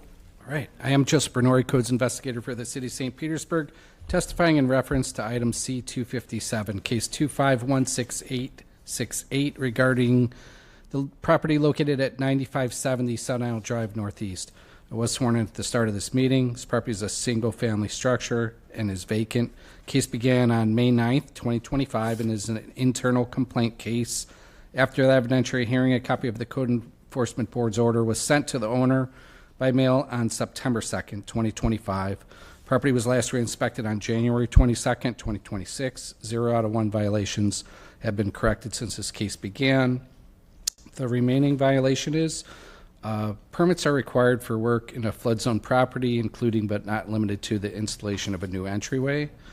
And additional relevant facts, there is a PDP in process, and the building private provider notes as well as the building department notes have been ready for correction since July 17th, 2025. This concludes my presentation. July 17th. Yes, sir. Okay, all right, name and address. Is Jonathan Gordillo. Address is 8812 Serene Retreat Lane in Tampa, Florida. Oh, your last name? Gordillo, Gordillo. Okay, Mr. Gordillo, your relationship to properties LBJ. I'm a co-owner. Yeah. Okay. Okay, you've heard the testimony of the city. Case goes back a little bit. What's happening? What is your game plan? What are you doing about the permits? I noticed the testimony was that the permits were sent for correction in July and have not been returned, which would certainly indicate nobody seems to want to do anything. Well, yeah, that's not the case. I'm trying to get on top of it. Just been working with the private provider. I came a few times to the permit office and dropped packages. And right now, I came back. I think it was in November, and I talked to a plan reviewer, and they sent me a package back. I need to get a few documents notarized since it was done with a private provider and bring it back. But my intent is to get that resolved right away, immediately. Yes, sir. Good. Yeah. Okay. All right. I'll grant you, Mr. Gordillo, a little time to get that done. All right. I order that for item C257, case 25-16868, the lien certification, be deferred for 45 days or until March the 13th, 2026. All right? Keep in mind that the potential fines are accumulating at $150 a day, so it'd be good to get the permits or whatever's needed before that 45 days is up, because if I get the case back after that, we get hairy. Okay. So right now, there's no liens as long as we get this cleared. Well, there are liens already certified on the property. Okay. From earlier hearings at which no one attended. Okay. And if you don't attend, for anybody's information, if you don't attend a hearing that's mandated, I have to sign the lien automatically. Mm-hmm. So there were 3 liens placed over a period of time last year when no one apparently appeared. Mm-hmm. In your case now, I'm granting some time, so no additional lien is being added. Okay. But it does accumulate at $150 a day. Okay. All right? All right. What liens do we have right now? Total? Yes, sir. 12,900. Okay. And those were signed off by me in 2025 in October, November, December. So apparently no one attended the hearings. And as I said, it's automatic if no one attends. Yeah. I was out of state. If this gets resolved, is there a chance of coming to a resolution on these liens? Yeah, I described that at the beginning. Maybe you weren't here. If the property is in compliance, you do have the ability to go before the Code Enforcement Board to ask for a possible reduction or elimination of the lien. You cannot even do that, nor will the board even consider it unless the property is certified in compliance. So before you can even address that, the property's got to be in compliance, and I can't tell you what the board's going to do. They sometimes reduce it, many times they don't, but that's up to the board. Okay. Thank you. Yep. Item C, 141, Property Owner Properties LBJ LLC, Investigator David Rock Walker.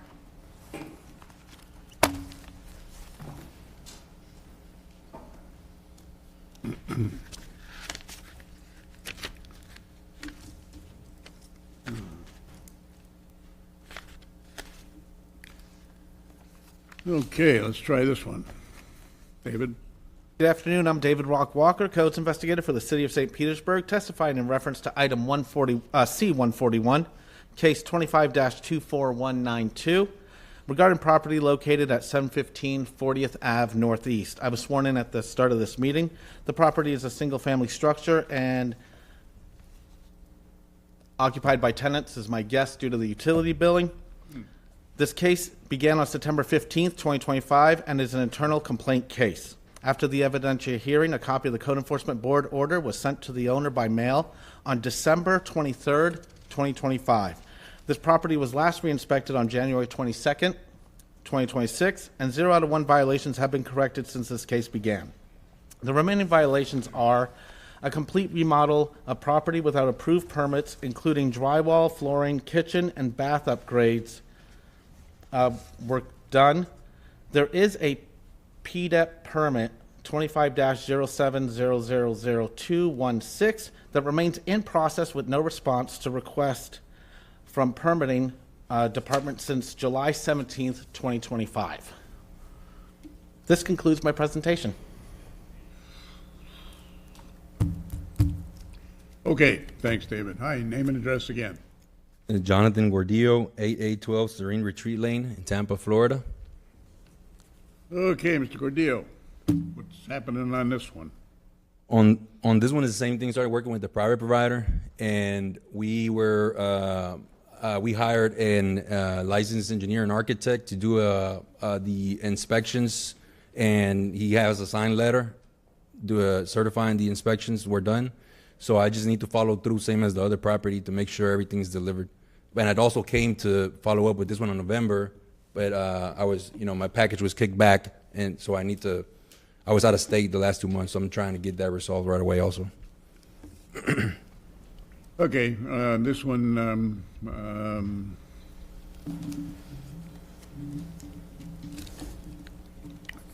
okay, no liens have been certified against the property at this point on this case because it's a very new case. I order that for item C 141, case number 2524192, lien certification be deferred for 45 days or until March the 13th, 2026. March 13th, 2026. Should give you enough time to do that. Yeah, that should be good. Thank you. Got any more? Okay.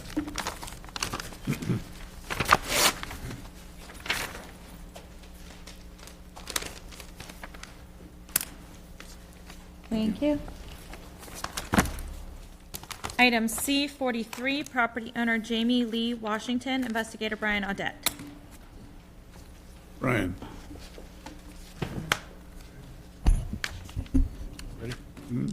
I am Brian Audette, Codes Investigator for the City of St. Petersburg, testifying in reference to item number C43. Case number 23-14610 regarding property located at 6428 21st Street North, and I was sworn in at the start of this meeting. This property is a single-family structure and is occupied by owner. This case began on July 31st, 2023, and is a citizen complaint. After the evidentiary hearing, a copy of the Code Enforcement's board order was sent to the owner by mail on November 21st, 2023. Property was last re-inspected on 1/16/2026. 4 of the 5 violations have been corrected since this case began. Remaining violations are asphalt and driveway is in disrepair with holes, voids, and/or is missing. Additional relevant facts regarding this case are: we had a codes assistance program, case number 2519914. It was closed due to lack of response from the owner and needs income verification. Possibly a homestead issue as well. Yeah. And this concludes. Did you finish? This concludes my presentation. Mr. Schultz, we did attempt to reach out to the property owner here to see if she would qualify for the assistance program within the Codes Compliance Department for the driveway disrepair, but it does not look like she will qualify. This is not her homesteaded property, but we had made that attempt. That's the case type that Mr. Audette is referring to. Right. Well, thanks for trying. Great. Okay, so, hi. Name and address. Jamie Washington, 6428 21st Street North, St. Petersburg, Florida, 33702. Jamie, 4 out of 5 is great, the driveway now, and you just heard what was just said, and so what's your game plan? I am going to try to, my game plan is to just bet on my income tax return and try to, if I had it, it would have already been done. So it's just been a struggle because it's just me.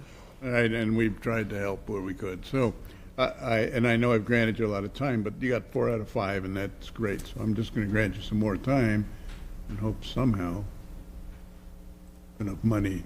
Yes. Whatever. I order that for item C43, case number 23-14610, that lien certification be deferred for 90 days or until, make that 120 days, please, Paige. 120 days or until May the 27th, 2026.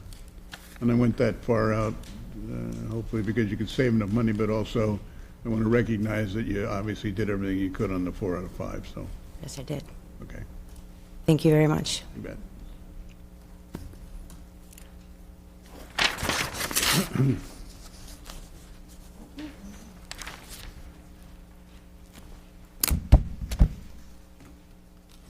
Item C, 330, property owners RVG Design Corporation, Investigator Ryan Henderson.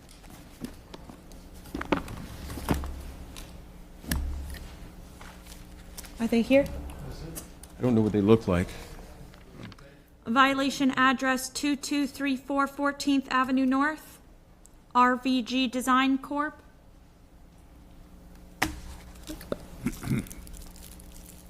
No RVG. Case has been called. Item C, 307, property owner 5425 Investments LLC, Investigator Patrina Miller.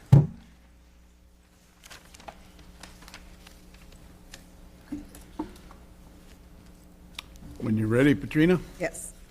I am Patrina Miller, Codes Investigator for the City of St. Petersburg, testifying in reference to item number C307, case number 25-000-22565, regarding property located at 115 41st Avenue Northeast. I was sworn in at the start of this meeting. This property is a single-family structure and is vacant. This case began on August 19, 2025, and is an internal complaint case. After the evidentiary hearing, a copy of the Code Enforcement Board order was sent to the owner by mail on December 23, 2025. This property was last re-inspected on January 21, 2026. 0 out of 1 violations have been corrected since the case began. No work has been completed since the last meeting, and the remaining violation is. Permit required for renovations. The additional relevant facts are that the property was listed on Zillow advertising as renovated with upgrades throughout. And this concludes my presentation.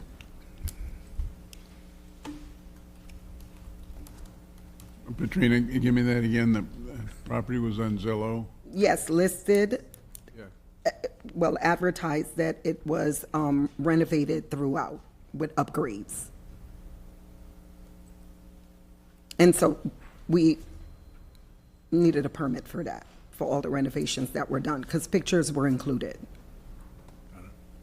Okay, thanks. Hi, name and address. Terry Rhodes, 115 41st Avenue North. Property manager for Mark Jajescu and J&J Homes Group, who is the new owner. I haven't worked on this property yet, so I'm here just representing him because he's in California. But the new owner is not 5425 Investments? No. Not that I know of. I mean, I work for Mark Jajescu, which is J&J Homes Group. Okay. Okay, mine's not showing. I mean, the property appraiser shows the 5425 Investments LLC. I can check if, what was the name, sir, that you mentioned? Maybe it's a company that I'm not familiar with. I mean, I handle other ones. This was one that I'm not really familiar with.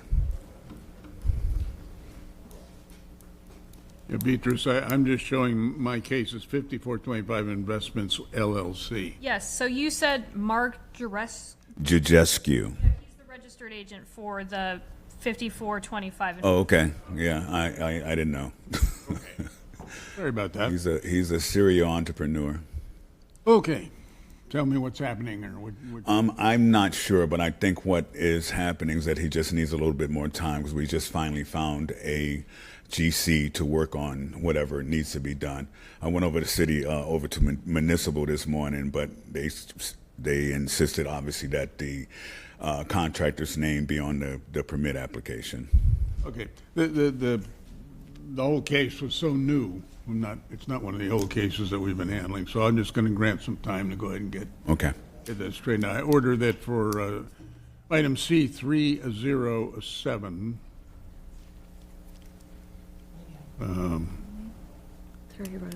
Case 2522565.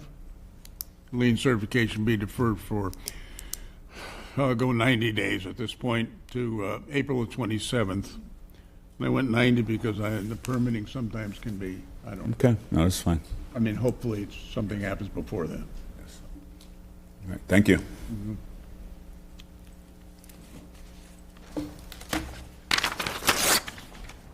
Thank you.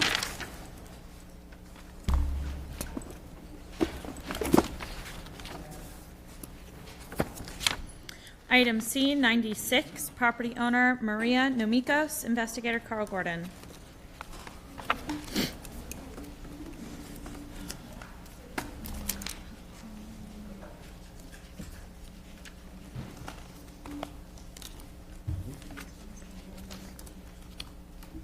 Okay, Carl. All right, good afternoon. I'm Carl Gordon, Codes Investigator for the City of St. Petersburg, testifying in reference to item number C96, case number 23-1534, regarding property located at 1600 39th Street South. I was sworn in at the start of this meeting. This property is a single-family structure and occupied by tenants. This case began on January 26, 2023, and is a codes-initiated case. After the evidentiary hearing, a copy of the Code Enforcement Board order was sent to the owner by mail on May the 2nd, 2023. The property was last re-inspected on January the 20th, 2026. 0 out of 1 violations have been corrected since this case began. The remaining violation is after the fact permit is required for active work with no permits. Removal of walls, removal of drywall, fireplace in disrepair, new framing, plumbing, electrical subfloors. Additional relevant facts regarding this case is permit was applied for and has been in the in-process status since February the 10th, 2023, and on February 13th, 2023, it was ready for corrections. And this concludes my presentation. Carl. Yes, sir. Am I hearing the permit was sent back for corrections in 23? Yes, sir.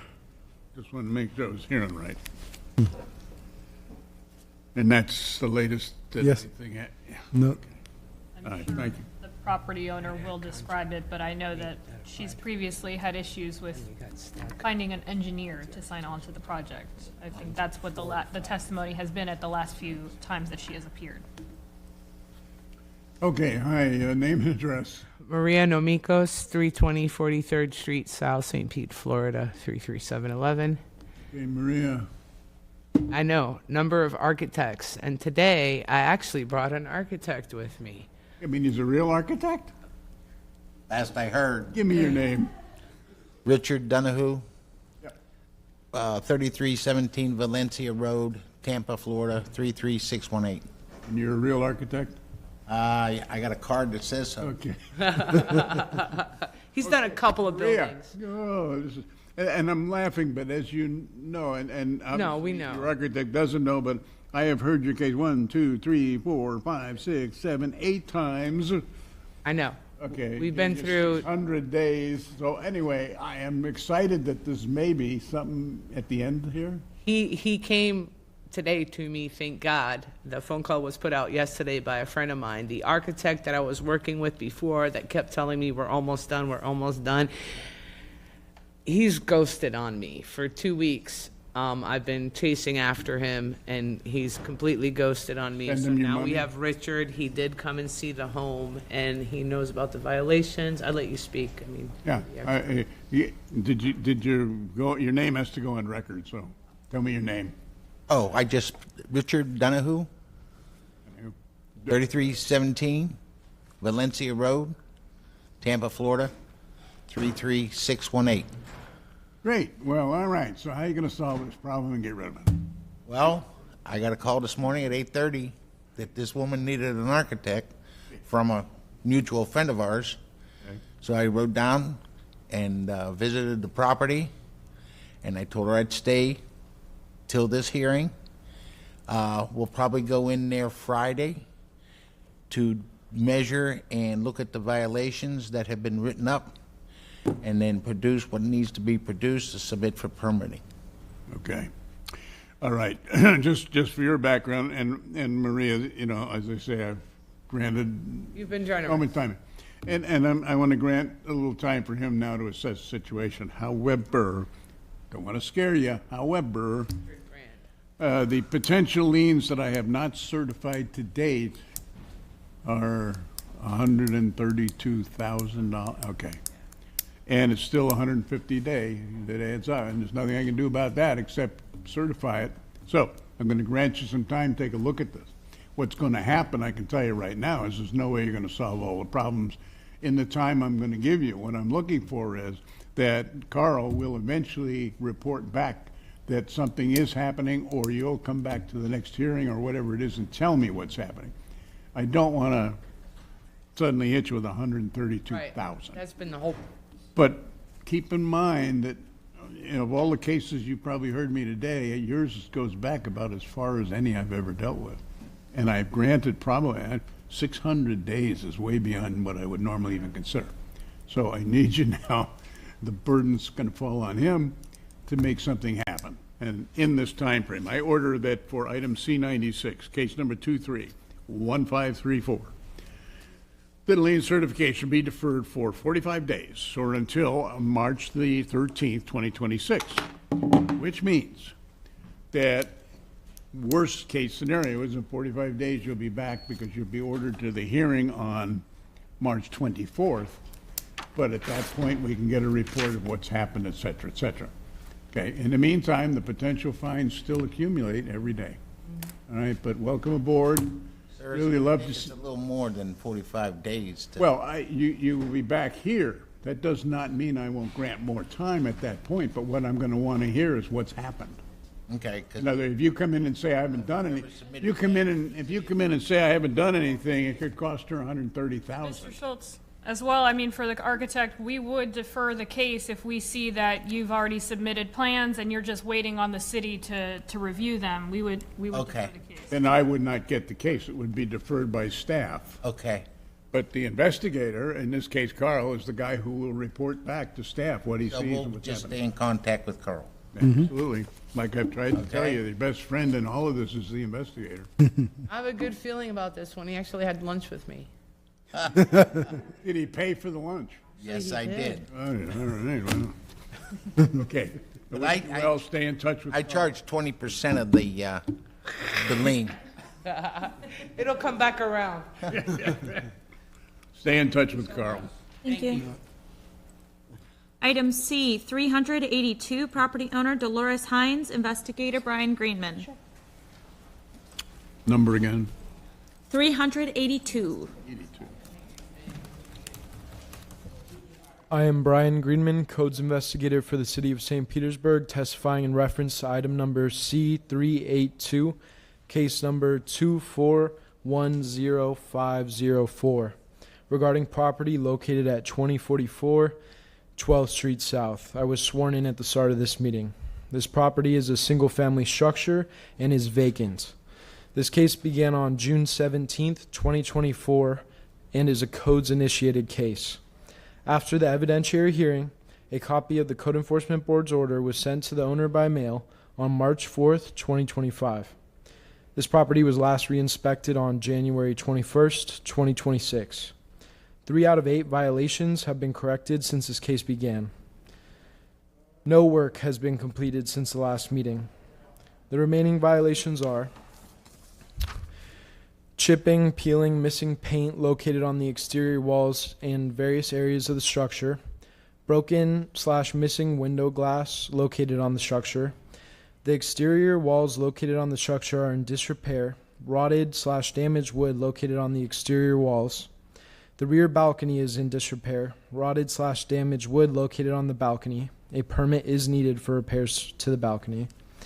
Cracks and gaps between the structure and the chimney. The chimney appears to be separating from the structure. This concludes my presentation. All right, thanks. Hi, name and address, sir.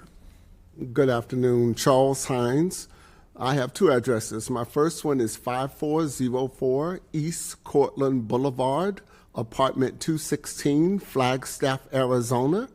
Here in Florida, my address is 15645 Lilywood Lane, Brooksville, Florida, zip code 34604. And I am the remaining son of Dolores Hines. Okay. And the last time I was before you, Your Honor, you were so kind and gracious and granted us till Christmas to get this done.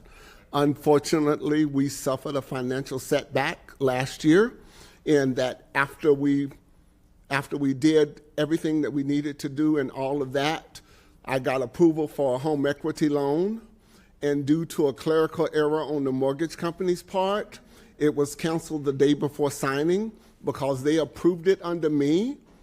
And then at the last day, they're like, "Oh, we look forward to seeing you and your mother tomorrow." I'm like, "My mother's dead."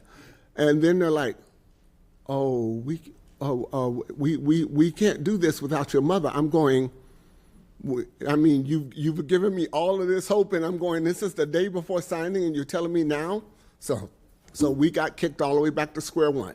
So that's where we are right now. So I did just get an estimate on getting everything done on the outside of the property. So me and my sisters are now trying to find the $25,000 it's going to take to get everything brought up to code, everything that's left. So. How long? I want to recognize 3 of the 8 violations were taken care of. So I mean, I understand where you intended. How long do you think to raise the money to get going? I mean, I am hoping we can get all the money together within the next 90 to 120 days, because each one of us have to move money from various places. And I know with me, mine takes some time to move. So the last time I had to move money, it took 60 days for it to move. So, so I don't know about my sisters, but we're trying to get that money together so we can get the contractor hired and get everything going on this property. okay, I'm going to obviously take into account 3 out of 8 were done, and fines are potentially accumulating $150 a day. However, I'm going to grant you some additional time. Thank you, sir. Because it sounds to me like you might see the light at the end of the tunnel. I order that for item C 382, case number 24-10504, that lien certification be deferred for 120 days or until May the 27th, 2026. 120 is normally about as far as I want to go. Now, that's what I granted you back in August. Yes. Okay, I understand what happened since then, so. Yeah, I was not a happy camper, because I'm like, oh, good, we can get this done. I don't have to go see the judge anymore. The city's off our backs, and it's like. We'd be for that. Well, I wish you well. So Item C, 383, property owner Dolores Hines, investigator Brian Greenman. Yep, go ahead. Okay. Brian. I am Brian Greenman, Codes Investigator for the City of St. Petersburg, testifying in reference to item number C383, case number 2522003, regarding property located at 2044 12th Street South. I was sworn in at the start of this meeting. This property is a single-family structure and is vacant. This case began on August 11th, 2025, and is a codes follow-up case. After the evidentiary hearing, a copy of the Code Enforcement Board's order was sent to the owner by mail on November 25th, 2025. This property was last re-inspected on January 21st, 2026. 0 out of 2 violations have been corrected since this case began. No work has been completed since the last meeting. The remaining violations are: the roof located on the structure is in disrepair, holes/missing pieces/parts located on the roof, bare securing boards need to be covered with paint. This concludes my presentation. Okay, thanks. All right, name and address again, please. Charles Hines, 5404 East Cortland Boulevard, apartment 216, Flagstaff, Arizona, 86004, 15645 Lilywood Lane, Brooksville, Florida, 34604, the son of Dolores Hines. Okay, so this one's a very recent one. It's not like the old case. It's the roof. thing. Yeah, this was the roof. This was the holes left in the roof from the wonderful handyman that we hired to start doing the stuff on the house, who decided to cut holes in the roof before talking to us and tried to hold us up for more money. So, of course, he was let go immediately. I'm going, okay, now I got to find somebody to do that. So we actually incorporated the roof repair into everything else. I was going to say, I'm going to give you the same amount of time on this case, just kind of group them into one. But, and I believe that you're moving. So I order for case C38325222003 that lien certification be deferred for 120 days or until May the 27th, 2026. So that groups them together and hopefully they'll all get done. And yes, I am so, that's what I'm praying for. It's like, Lord, please let us get this done. all right, I'm with you. Thank you, sir. Mm-hmm. Thank you. Thank you. Item C, 391, property owner Russell Ruiz, investigator Brian Greenman. I am Brian Greenman, Codes Investigator for the City of St. Petersburg, testifying in reference to item number C391, case number 2518557, regarding property located at 2556 20th Street South. I was sworn in at the start of this meeting. This property is a single-family structure and is vacant. This case began on June 13th, 2025, and is a codes-initiated case. After the evidentiary hearing, a copy of the Code Enforcement Board's order was sent to the owner by mail on September 30th, 2025. This property was last re-inspected on January 21st, 2026. 1 out of 3 violations have been inactivated since this case began. No work has been completed since the last meeting. The remaining violations are cracks noticed on the exterior wall along the front entrance door frame / trim, fascia soffit in disrepair due to rotted/damaged wood. This concludes my presentation.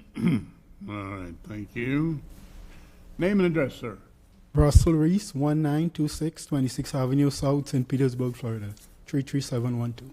Okay, Mr. Ruiz, how come you didn't come in December? I forgot, to be honest.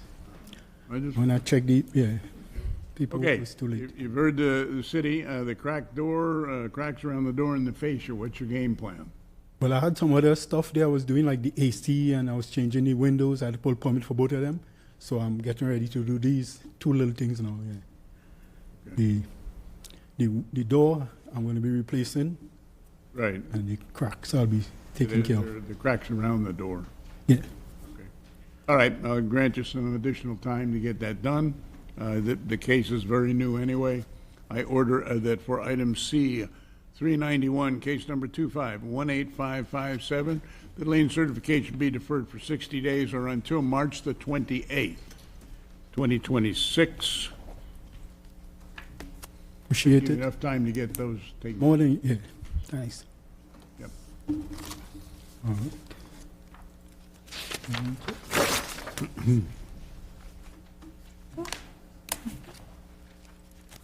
Item C, 402, property owner REM Properties 1 LLC, investigator for Zone 7, Brian Greenman. No? Robert Hicks. You're up, Tammy. I assume it's REM, right? Yes, I was picking up her pen for her. Okay. Good afternoon. I'm Robert Hicks, Codes Investigator for the City of St. Petersburg, testifying in reference to item C402, case 25-12977, regarding property located at 3601 66th Street North. I was sworn in at the start of this meeting. The property is actually a commercial structure and occupied by tenants. The case began on February 18th of 2025 and is a C-click fix case. After the evidentiary hearing, a copy of Code Enforcement Board order was sent to the owner by mail on 12/23 of 2025. The property was last re-inspected on 1/24 of 2026 per city record check. 0 out of 1 violations have been corrected since the case began, and the remaining violation is there's a permit required for the enclosure of an exterior door along the west side of the commercial property was an entrance door at one time. Additional relevant facts, there is an ACOM permit 25-100-1504 for enclosure of the door. It's in process per city records. There's no further updates as far as plan tracking at this time, and this concludes my presentation. Okay, thanks. Tammy? Tammy McGuire, 670 34th Avenue South, St. Petersburg, Florida, 33705. Mr. Schultz, before Mr. Martin passed away, this tenant at this property enclosed the door. He had, because he did it, we were trying to make it his responsibility because he did it without permission. With needing an after-the-fact permit, he had a contractor that just dragged us through the mud. Anyways, we have our contractor now, our own contractor who's doing it, and he just sent in revisions on the 11th of this month. So we're just waiting for those to come back and have the permit issued so that the work can be complete. Okay, so how much time do you need? Maybe 30 days, 45 days. Okay. I order that for item C, 402, case number 25-12977, lien certification be deferred for 45 days or until March the 13th, 2026. Thank you. That's it for you, Tammy? That's it. People are probably wondering why I know you and why I would. People are probably wondering why I know you and why I would say that. But Tammy has handled cases for the prior property owner. These new owners are doing great, but the prior owner. So I've seen Tammy for years, and she would sometimes have as many as 13 cases a day. So she's down to one. Sounds. You too. See ya. Good things do happen. Item C, 219, property owner Dixie Doodle LLC, investigator Jose Rodriguez.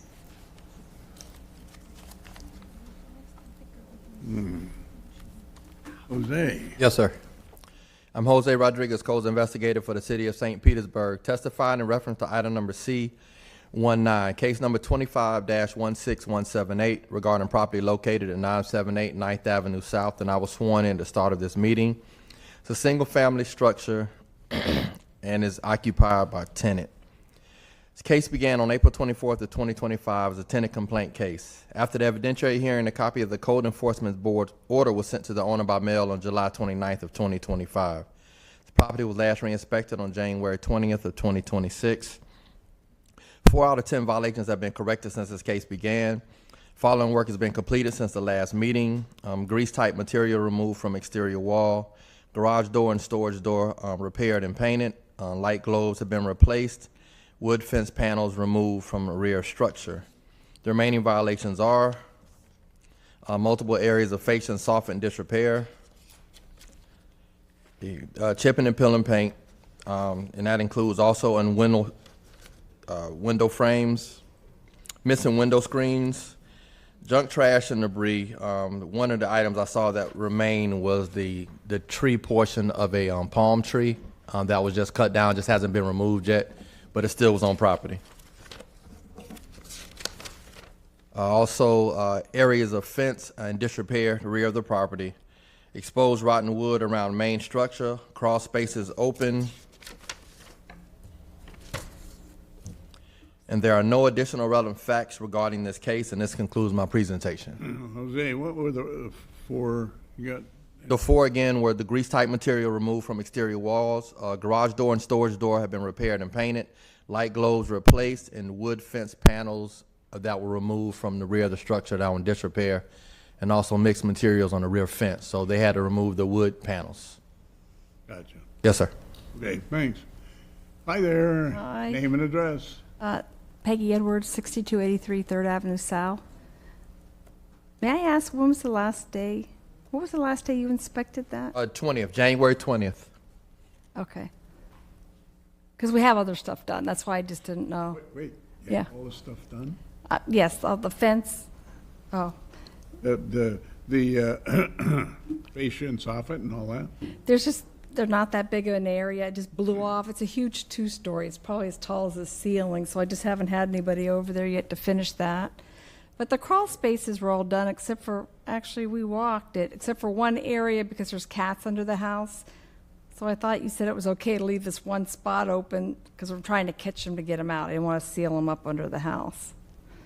And then the fence around the garage, it was different fences, that's all been removed. Oh. And everything's, So progress everything's, is being made. I'm sorry. Progress is being. Yes, and it's all cleaned up. I was just showing Jose pictures. Okay, I obviously not going to add anything on in terms of liens, and I'll grant some time for Jose to continue to inspect and certify. I order that for item C-219, case 25-16178, the lien certification be deferred for 45 days or until March the 13th, 2026. And we did just get a court date for this house, February 2nd. Judge Ramsey. You got a court date for what? This is the big two-story that we did an agreement for deed, and then it's legally not ours. We have to foreclose. We can't evict, but yet our name's on it. It's just been a cluster. But we finally got our court date. It's February the 2nd. So we'll see. Okay, well- I don't know if it will go to auction. It's up to the judge, whatever they do. Anyway, The 45 days may be irrelevant in the. perfect. No, that's great. But Thank at this you. point, you can get to the court and see what happens. Yep. Okay. Thank Well, I you. wish you well, Peggy. Okay. I love Dixie Doodle. That's my dog. Thank you.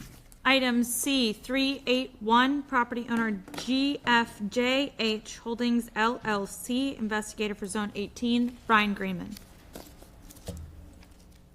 I am Brian Greenman, Codes Investigator for the City of St. Petersburg, testifying in reference to item number C-381, case number 2518920, regarding property located at 1927 19th Street South. I was sworn in at the start of this meeting. This property is a single-family structure and is occupied by tenants. This case began on June 20th, 2025, and is a citizen complaint case. After the evidentiary hearing, a copy of the Code Enforcement Board's order was sent to the owner by mail on November 25th, 2025. This property was last re-inspected on January 21st, 2026. 1 out of 2 violations have been corrected since this case began. The following work has been completed since the last meeting. Landscaping objects have been removed from the right-of-way, and a significant amount of junk and outdoor storage has been removed from the property. The remaining violation is junk, trash, debris, and outdoor storage located on the property needs to be removed from the property. This concludes my presentation. So, Brian, you said a lot of junk and debris had been removed. Yeah, with the owner and the tenant, we've coordinated and we've cleared the right of way of any objects that were in them, and then we've also cleared the front yard. The backyard still has a significant amount of outdoor storage, but a lot of work has been done, but there's still a lot more to do. All right, thanks. All right, name and address. Yes, my name is Carl Charles, and my address is 665 5th Street South, Safety Harbor.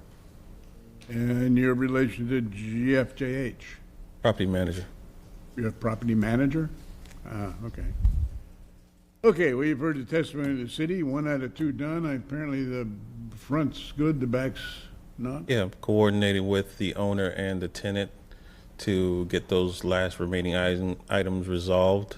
Right now, I was telling the inspector that we are currently in the process of getting quotes on doing some fencing and cleaning up the rear of the home, which is where the rest of the stuff lies. So, yeah, we just need a little bit more time to resolve it. When you say a little bit, what's in your mind? 30. Ooh, that's fast. Okay. I order that for item C, 381, case number 25-18920, the lien certification be deferred for 45 days or until March the 13th, 2026. Give you a little extra there, but appreciate you going after it. Huh? All right, thank you. Yep.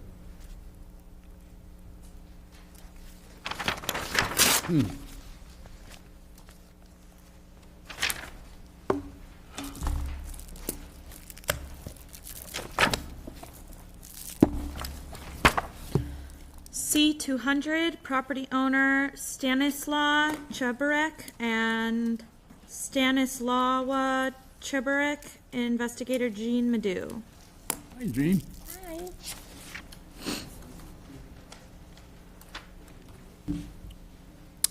Good afternoon. I am Jean Madu, Codes Investigator for the City of St. Petersburg, testifying in reference to item number C200, case number 24-18631, regarding property located at 235 28th Avenue North. I was sworn in at the start of this meeting. This property is a single-family structure and is occupied by its owner. The case began on October 24th, 2024, and is a see-click fix case. After the evidentiary hearing, a copy of the Code Enforcement Board's order was sent to the owner by mail on July 29, 2025. This property was last re-inspected on 0123. Well, that's incorrect. It was last re-inspected yesterday. 0 out of 1 violations have been corrected since this case began. The remaining violation is to remove junk items such as lawnmowers, plastic containers, bins, cans, and other miscellaneous items throughout the property. So the property owner did remove some of the items, but he still has some remaining. So, but he is working on clearing and removing this stuff. Okay. This concludes my presentation. Okay, thanks, Gene. You're welcome. Hi, name and address. Stan Chabarek, 235 28th Avenue North, St. Petersburg, Florida, 33704. Okay, well, you've heard the testimony of the city. You removed a lot, apparently. Yes. Game plan on the rest. Yes, I'm going to remove it. When I purchased the property at an auction, there was a washing machine attached and a pipe leading to the drain or whatever. I never installed that. That was in there since 1991 when I moved in. And so there's a complaint filed because the previous owner had a washing machine attachment into the sewer line, whatever. It's by the rear entrance.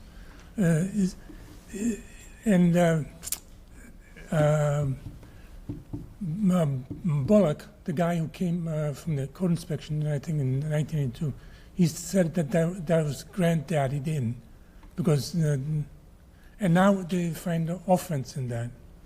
Okay, but even setting that aside, what else are you referring to? So there are still some plastic containers. Yes. There are little miscellaneous other items. The washer is still out there. Yeah. Okay, And you just explained the washer to some extent. What else is there? That's what I wanted to know. just the plastic bins. What do you A think? lot of the things are, Planter pots. He has some large empty planter pots that, we told him he can move it. yeah, out, when, what do you call them? The garden shop closed and I got a lot of bags of plant soil and potting soil. Okay. So I put them in large containers in barrels or whatever. So I'll get rid of it. I'll just have to dump it out, whatever. That's kind of what I wanted to hear. Now, going back to the washing machine, what are you going to? No, it has been standing there since 1990. When I moved in, I bought the property from the Veterans Administration. Okay, I'm going to grant you some more time to Okay. get rid of the rest of the stuff. Yeah, go ahead. I was informed before, but Bullock, who was here before, and also the supervisor, because they came in, and they said that was granddaddy in whatever, because it was before. So I don't know what's the situation for that. Yeah. And so, All right, so what I'm going to do is I'm going to grant you some more time to work on the bins and stuff. And in this time frame, Jean, she'll do some more research on this this washing machine. it was installed there when I purchased the house from the Veterans Yeah, but Administration. you're contending that was grandfathered in. Yeah, that's what the supervisor. There was a. But I'm not going. I have no way of knowing the grandfather, but I'm not going to put a fine on you either. I apologize. That means the case will go back to Jean at this point. She'll have to do some research on what Okay. you've said. Yes. I'm not going to fine you because of it. I apologize. Thank you. Just need to get a solution and get rid of the case one way or the other. The person who came out, and she was the head of the department, and she was an African-American woman, and she looked at it with Bullock, and she said, that is okay, it's, granddaddy didn't or whatever before. That's what I was told, and I was under the impression. But no, the new owners of the lot next door, apparently, they call the city about that or whatever. And so I'm confused. So What will happen now is obviously I'll grant you some time. If Gene finds that pieces fit right or whatever, this case may just be put away. Okay, thank or you. disappear. All right, I mean, I'm throwing it back on you, Gene, on the washing machine thing. I don't know what else to do with it, but I don't want to fine them either. Okay. So maybe there is some historical something, I don't know. What's the worst that can happen? Okay. Be back. So I order that for item C 200, case number 2418631, lien certification be deferred for 60 days or until March 28th.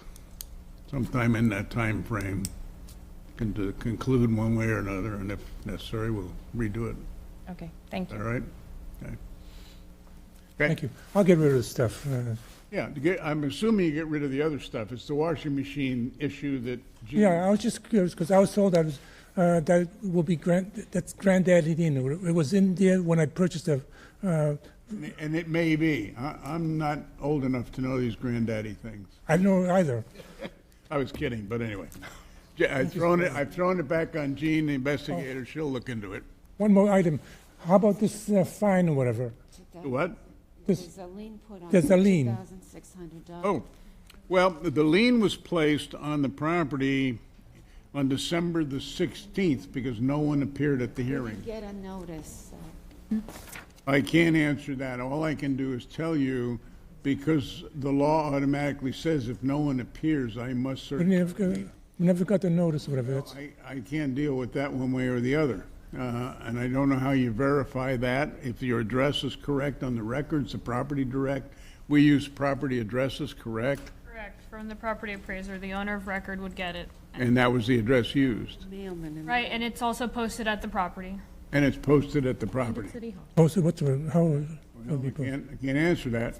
It was posted and sent to the correct address. That's been verified. That fine is $2,800. Now, you heard me describe what you could do about that. It says 2,600. I'm sorry, you're right, it's 2,600. Yes, sir. And that's Once the property is judged by the investigator to be in compliance, you then could go to the Codes Enforcement Board and ask them to either reduce it or eliminate it. But you can't do that until Gene certifies the property in full compliance. So that's your one possibility, and I can't tell you what they will do, but it's worth I can tell you it's worth the effort. Thank you. Yes, thank you very much. Item C, 64, property owner Gary J. Miffin, investigator Brian Greenman. C 54? 64. 64. Okay. I am Brian Greenman, Codes Investigator for the City of St. Petersburg, testifying in reference to item number C64, case number 2446, regarding property located at 6300 17th Street South. I was sworn in at the start of this meeting. This property is a single-family structure and is occupied by the owner. This case began on January 2nd, 2024, and is a citizen complaint case. After the evidentiary hearing, a copy of the Code Enforcement Board's order was sent to the owner by mail on May 28, 2024. The property was last re-inspected on January 23, 2026. 0 out of 1 violations have been corrected since this case began. No work has been completed since the last meeting. The remaining violation is unpermitted screened-in patio structure constructed at rear of property. After the fact, permit will be required. This concludes my presentation. Okay, thanks, Brian. Okay, hi, name and address. Gary Miffin, 6300 17th Street South, St. Petersburg, Florida, 33712. What are you doing about this, Gary? Well, my grandson just found me an engineer. Huh? My grandson. He's been looking, so have I. And we never could get anyone to say, well, we'll come and look at it. But one did come last month. But he's holding me and him up. For he said, I can't get there to really do what I want to do until 3 weeks to 1 month, because they are backed up. Okay. All right, I'm looking at the record, and I've granted you, as you know, several, okay. But if you've got somebody, hopefully... I got someone. I got it here on paper. You or what? Yeah, no, they sent it to my grandson. Okay. But he gave it to me. But What's the name on the paper? Level Engineering. Okay, and he said he can get to you within a month? Yes. He said from 3 weeks to a month. All right. Okay, I'm going to grant you some time to see if he shows up and whatnot, all right? Okay. I don't really want to find the property anymore, even though I've granted you a lot of time. So I order that for item C64, case number 2446, that lien certification be deferred for 45. He said he can't get there for a month, right? Yeah, he from 3 weeks to a month. Okay. For 45 days, I'll make that 60 days, Hope. For 60 days or until 3/28/26. Given the 60 days, if the guy is a little slow or whatever, hopefully he gets there and I'm hoping to. we can move forward. Right. Okay. Okay, good luck.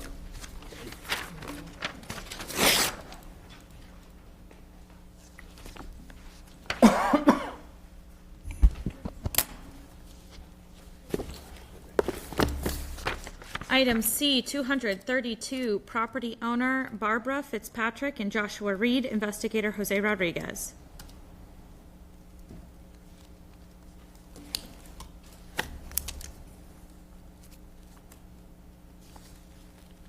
$232, Jose? Yes, sir. C-232. Right. All right. I'm Jose Rodriguez, Codes Investigator for the City of St. Petersburg, testifying in reference to item number C-232, case number 22-19825, regarding property located at 1947th Avenue South. And I was sworn in at the start of this meeting. This property is a commercial structure and is occupied by tenants.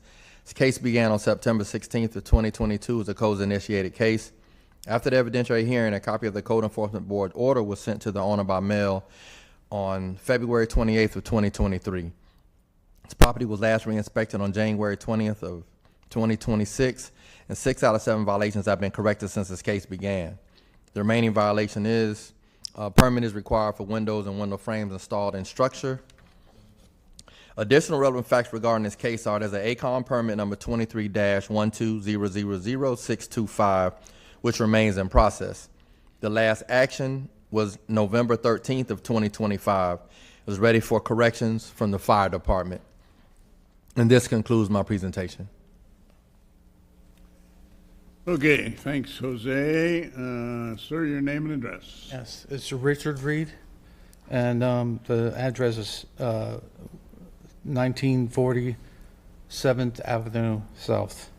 You're Richard? Yes. Who's Josh? Father of the father of Joshua, yeah. Yeah. Okay. Got a long history in this case, as you will. Yes, I know. Okay. Yeah. Is there an end in sight? Yes, yes. From what I can understand, that you've been trying to get the, sorry, I have a brain tumor. I'm getting treated right now. All right. He's trying to get it with your different departments. It seems like he can't get past their. What department is the thing in? So right now it's stuck in E-Plan. So it's the portal that the building department uses to review permits. It Okay. looks like there have been recent uploads into ePlan, and now it says that the applicant has to resubmit it back to the city. So, Yeah. Okay. You caught that part. I think so. Okay. He's saying that everything is done. He expressed to me that everything is done with the windows, and all that's done, but he can't get past whatever they want in the city.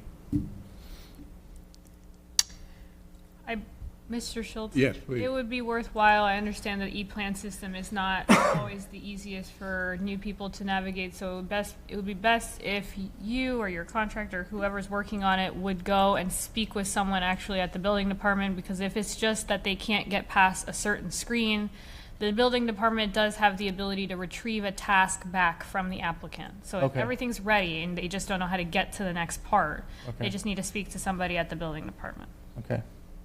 Okay. I've taken her advice. Okay.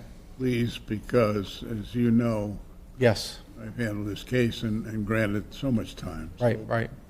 the end is near. And he's been done for a lot of this has been done, so it's just silly. It's silly. Beatrice is giving you the best advice. Right. If I got the case back, I'd be looking at the. Okay. I don't want to do it. Okay. From beyond what I've already done. Right. So give you some time. The ball is back in your court. Okay. Get over there. I order that for item C 232, case 2219825, that lien certification be deferred for 45 days or until March the 13th, 2026. And I picked 45 because if you get over there and they say, well, you got to do this or that, that'll give you more time without having to come back here. Yeah, it seems like when he gets a lot of days on there, it passes for a long time. Tell him the special magistrate said 20 days. Okay. I could have said 20 days. Yeah. I gave Okay. you 45 and whatever, Yeah. but if you give him Okay. 45 and he doesn't, Okay. it's a lot of money. It's Thank you. Thank you. All right. Thank you, Beatrice. Item C63, property owner Me Herrera Group LLC, investigator Brian Greenman.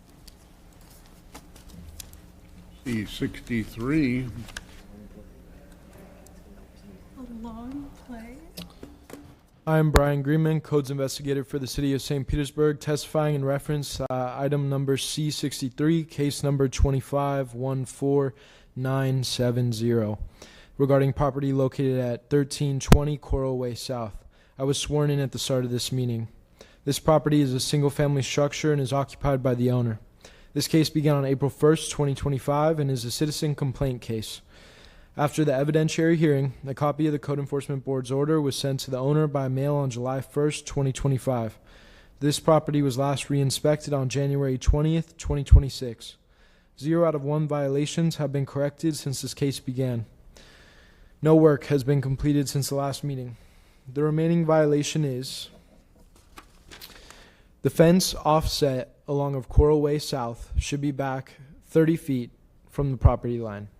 Another additional 30 feet from the property line. This concludes my presentation. And apparently the neighbor ain't happy. Yes. Okay, hi, name and address. Hi, sir. My name is Israel Herrera, 8127 Corkfield Avenue, Orlando, Florida. So you're a Herrera Group LLC? Yes. It's under that, okay. I got really 2 questions before we get to the fence. How come nobody attended, or you didn't attend the hearings in October, November, December? I deploy several times throughout the year, sir. I'm a retired military vet, but I'm, still. Where were you deployed? I was deployed this previous time. I was deployed in Colombia.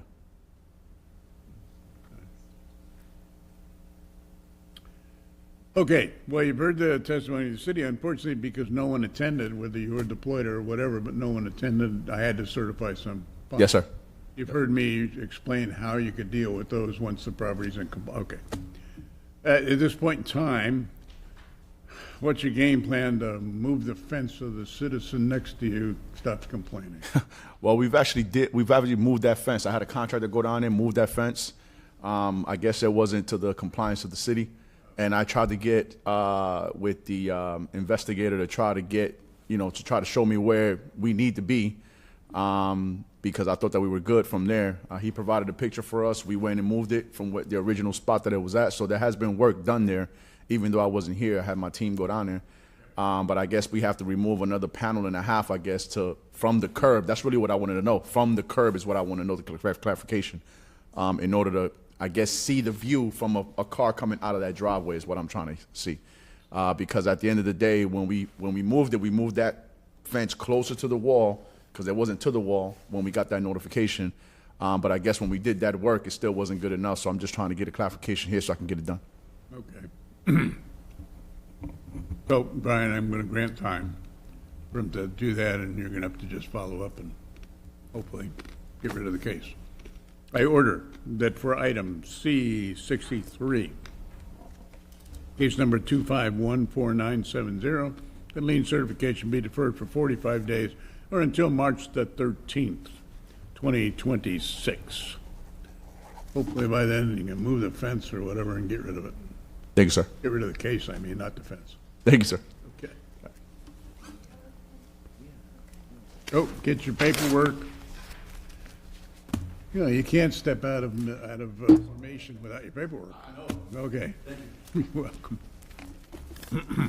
Item C, 263, property owner Catherine Wilcox and Stephen T. Wilcox, investigator Joseph Bernori. Paige, I want to know how I'm doing. Huh? I want to know how I'm doing. This is the last one. It's not 4:30. I know, but we still have read it. Oh, that's right. I forgot about that. Okay, I'm sorry. What was the case? I just wanted to tease you. 263. 263.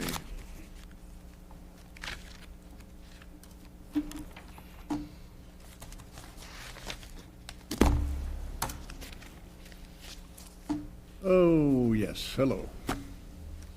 Okay. Go ahead, Brian. I am Joseph Bernori, Codes Investigator for the City of St. Petersburg, testifying in reference to item C-263, case 2210124, regarding the property located at 501 86th Avenue North. I was sworn in at the start of this meeting. This is a single-family structure and is vacant. The case began on May 9th, 2022, and is a Codes-initiated case. After the evidentiary hearing, a copy of the Code Enforcement Board's order was sent to the owner by mail on August 30th, 2022. This property was last re-inspected on January 23rd, 2026. 0 out of 6 of violations have been corrected since this case began. The following work has been completed since the last meeting. I did meet with the property owner yesterday at the property and saw the fencing materials and other construction materials, paint, some fascia board that she was using in the process of repairs. And then today she did show me repairs of some walls, fascia, and the covered area of the windows. There's securing boards on windows where the boards are now removed and the shutters are up. According to the pictures, I saw the shutters painted yesterday. They weren't installed yet, but I can go back for some of that. The remaining violations are noted multiple securing boards that are bare wood. There was the hole in the roof, stockade fencing in disrepair, vinyl siding around the structure in disrepair, the debris in the rear yard, and the trim fascia and soffit areas in disrepair. So additional relevant facts regarding this case are, you remember there's an approved demo permit that's goes for another couple years, but no inspections. Owner has recently given me communication from permit tech Nicole Festa with the city regarding coordination for a final plumbing inspection that she's setting up. She does have a work order with the sanitation department as of today to remove the junk in the rear yard.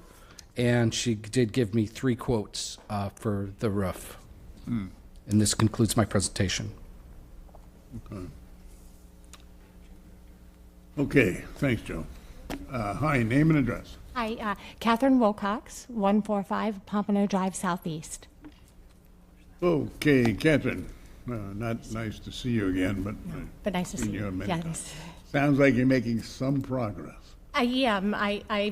I'm doing it myself, so it's been a process. I've been doing it each weekend since I was here the last time in November, and have made quite a bit of progress, I feel, but I feel like after the debris is picked up, then the fencing, it's temporary fencing, it's not even the stockade fencing at all.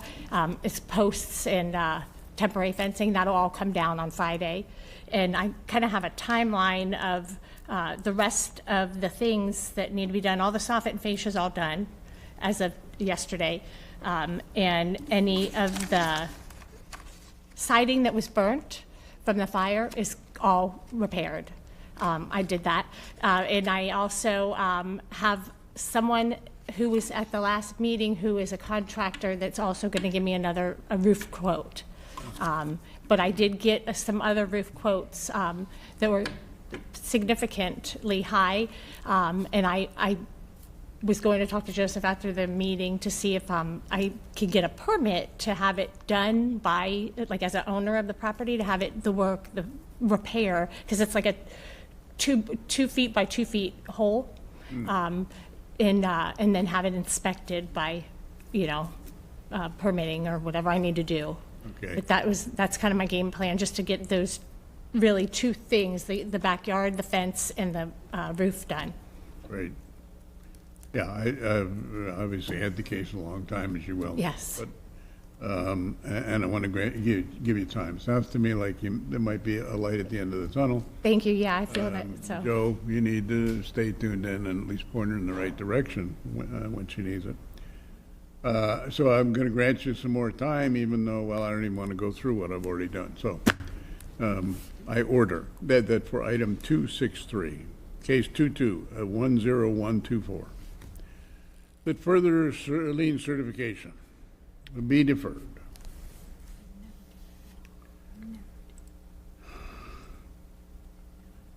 For 60 days, or until March the 20, make that 90 days, please, Hope, a page, to 4/27/26. And I went a little bit more only because it sounds to me like you're moving as quickly as possible. Thank you, I appreciate it, sir. Joe, obviously your best advisor is Joe as to what. He is, we'll he's been get rid of this- fantastic. Get rid of this case. Okay, thank you. And I wish you well, but thank you for getting done what you've done. Thank you, I appreciate it. Okay.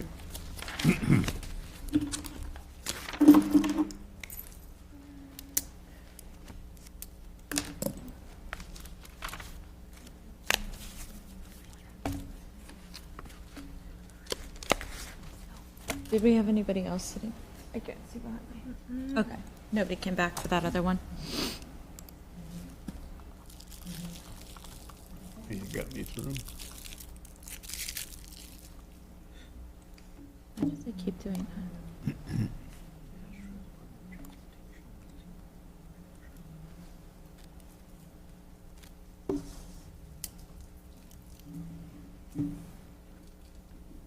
Oh, my pen is almost out of ink. I know.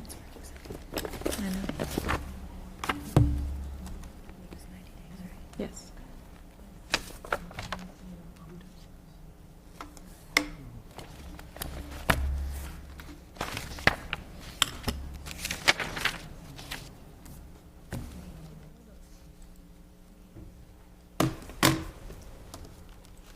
That's the last one. So now we need the. No, it'll be a minute. Okay. Okay, are you gonna want these, or should I put them in the binder? Okay.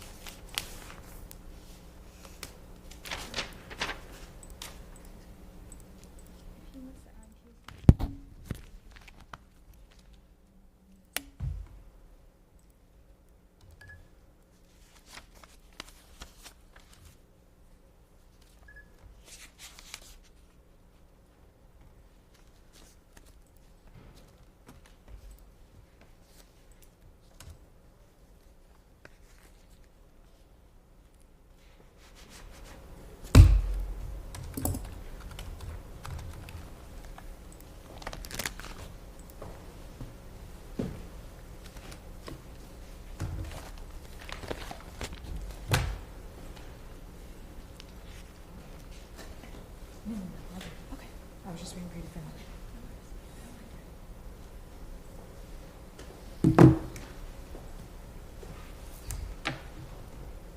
Do I have time to run to the restroom while you download it? Sure. Okay. Wasn't sure how long it was. It's okay, we can wait.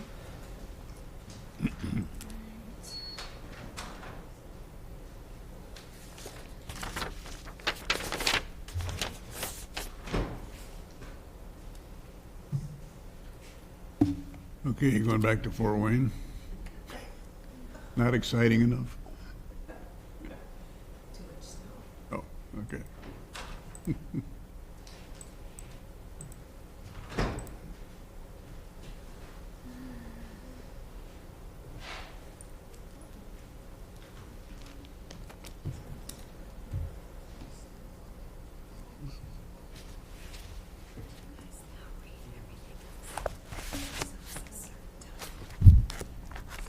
I'm just waiting for it to download. Oh my gosh. It's nothing. It's just slow. Oh, so it's 179 pages. Yeah. So what I press change everything that we did not hear today, so I'm going to do it. So you've got the yellow, red, and blue, and then you just give in everything that doesn't have. Okay, I read everything that does have color. The ones that we heard today don't have color. I don't know the readings here today, he made his motion. I'm reading everything else into the record, and then he makes a motion and you say. Okay. That makes sense? Yeah. Okay, so let me put this where it goes. Minimize this, close this, close this, close this, and then TCB4, which is there.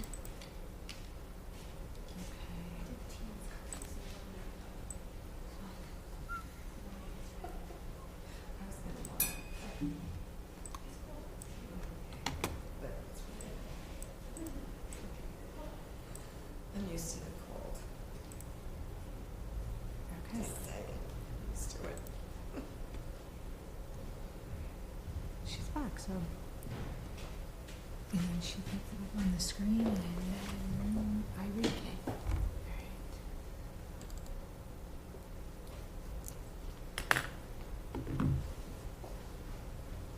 If it decides to open.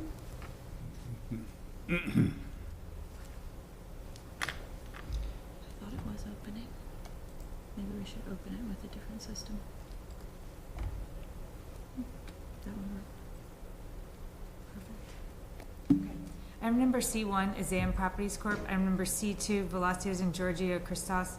Item number C3, Velocios and Georgia Christos. Item number C4 has been removed. Item number C5 has been removed. Item number C6 has been removed. Item number C7, Philip D. Marr and Erica Lauren Marr.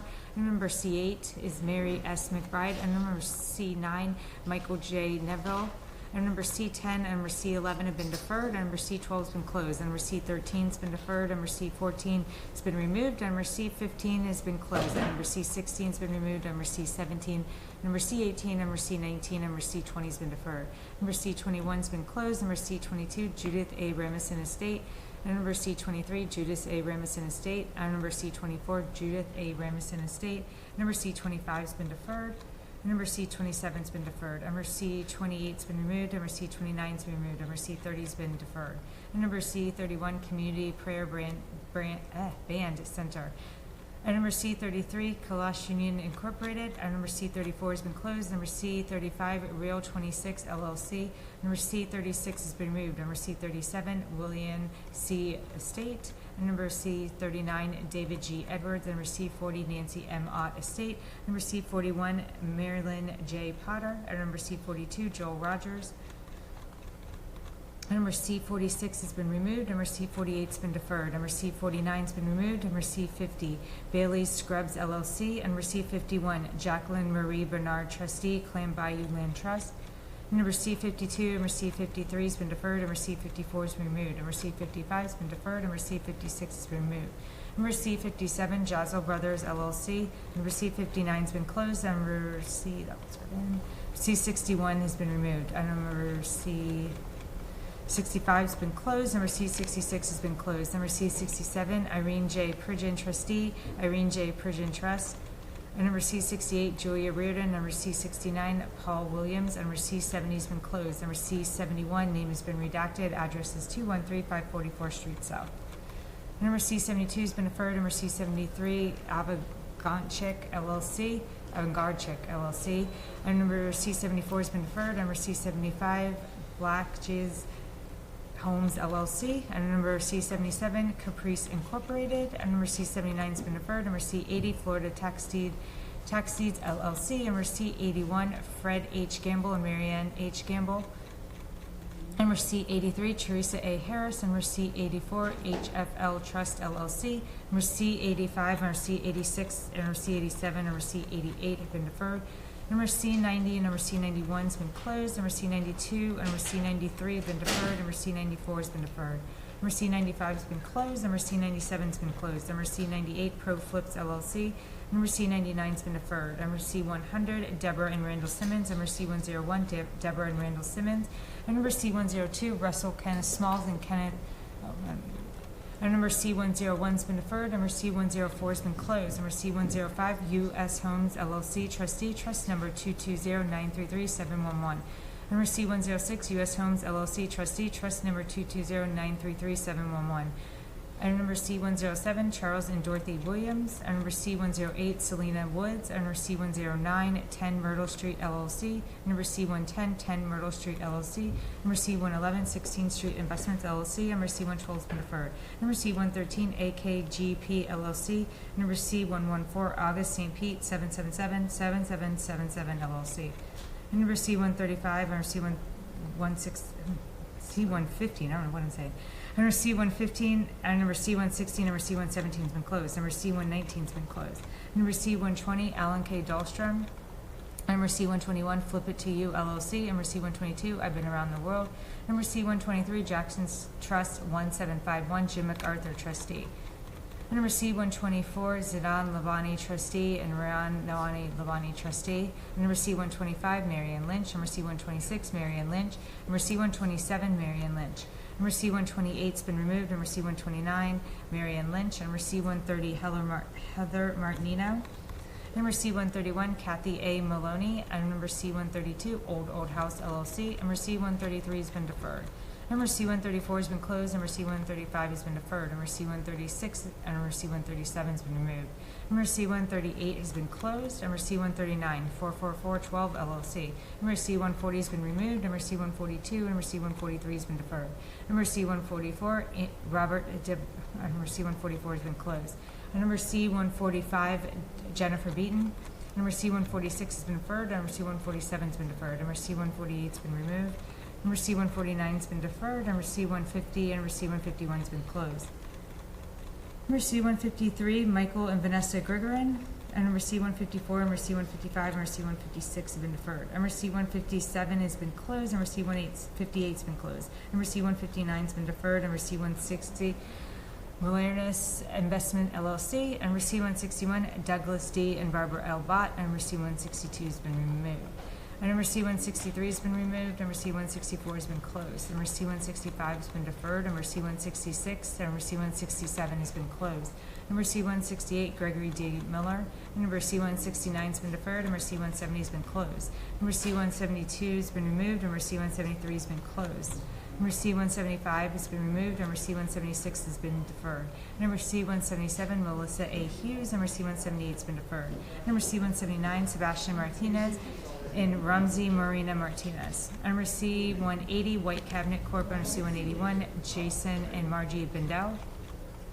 And number C182, Lisa A. Clayton Davis. Number C183, Lisa A. Clayton Davis. Number C184, Lisa A. Clayton Davis. Number C185 has been deferred. Number C186 has been closed. Number C187, Keith J. Fan. And number C188 has been closed. Number C189 has been closed. Number C190, KNNZ LLC. And number C191, Julio Cesar Lanas and Yanisa Longoria Lanas. And number C192, Irving Millard Estate. And number C193, William G. Peters Jr. Number C194, Mary Beth Serrano. And number C195 has been closed. Number C196, Shang Tran. Number C-197's been closed. Number C-198, Angela A. Volvilla. And number C-199, Angela A. Volvilla.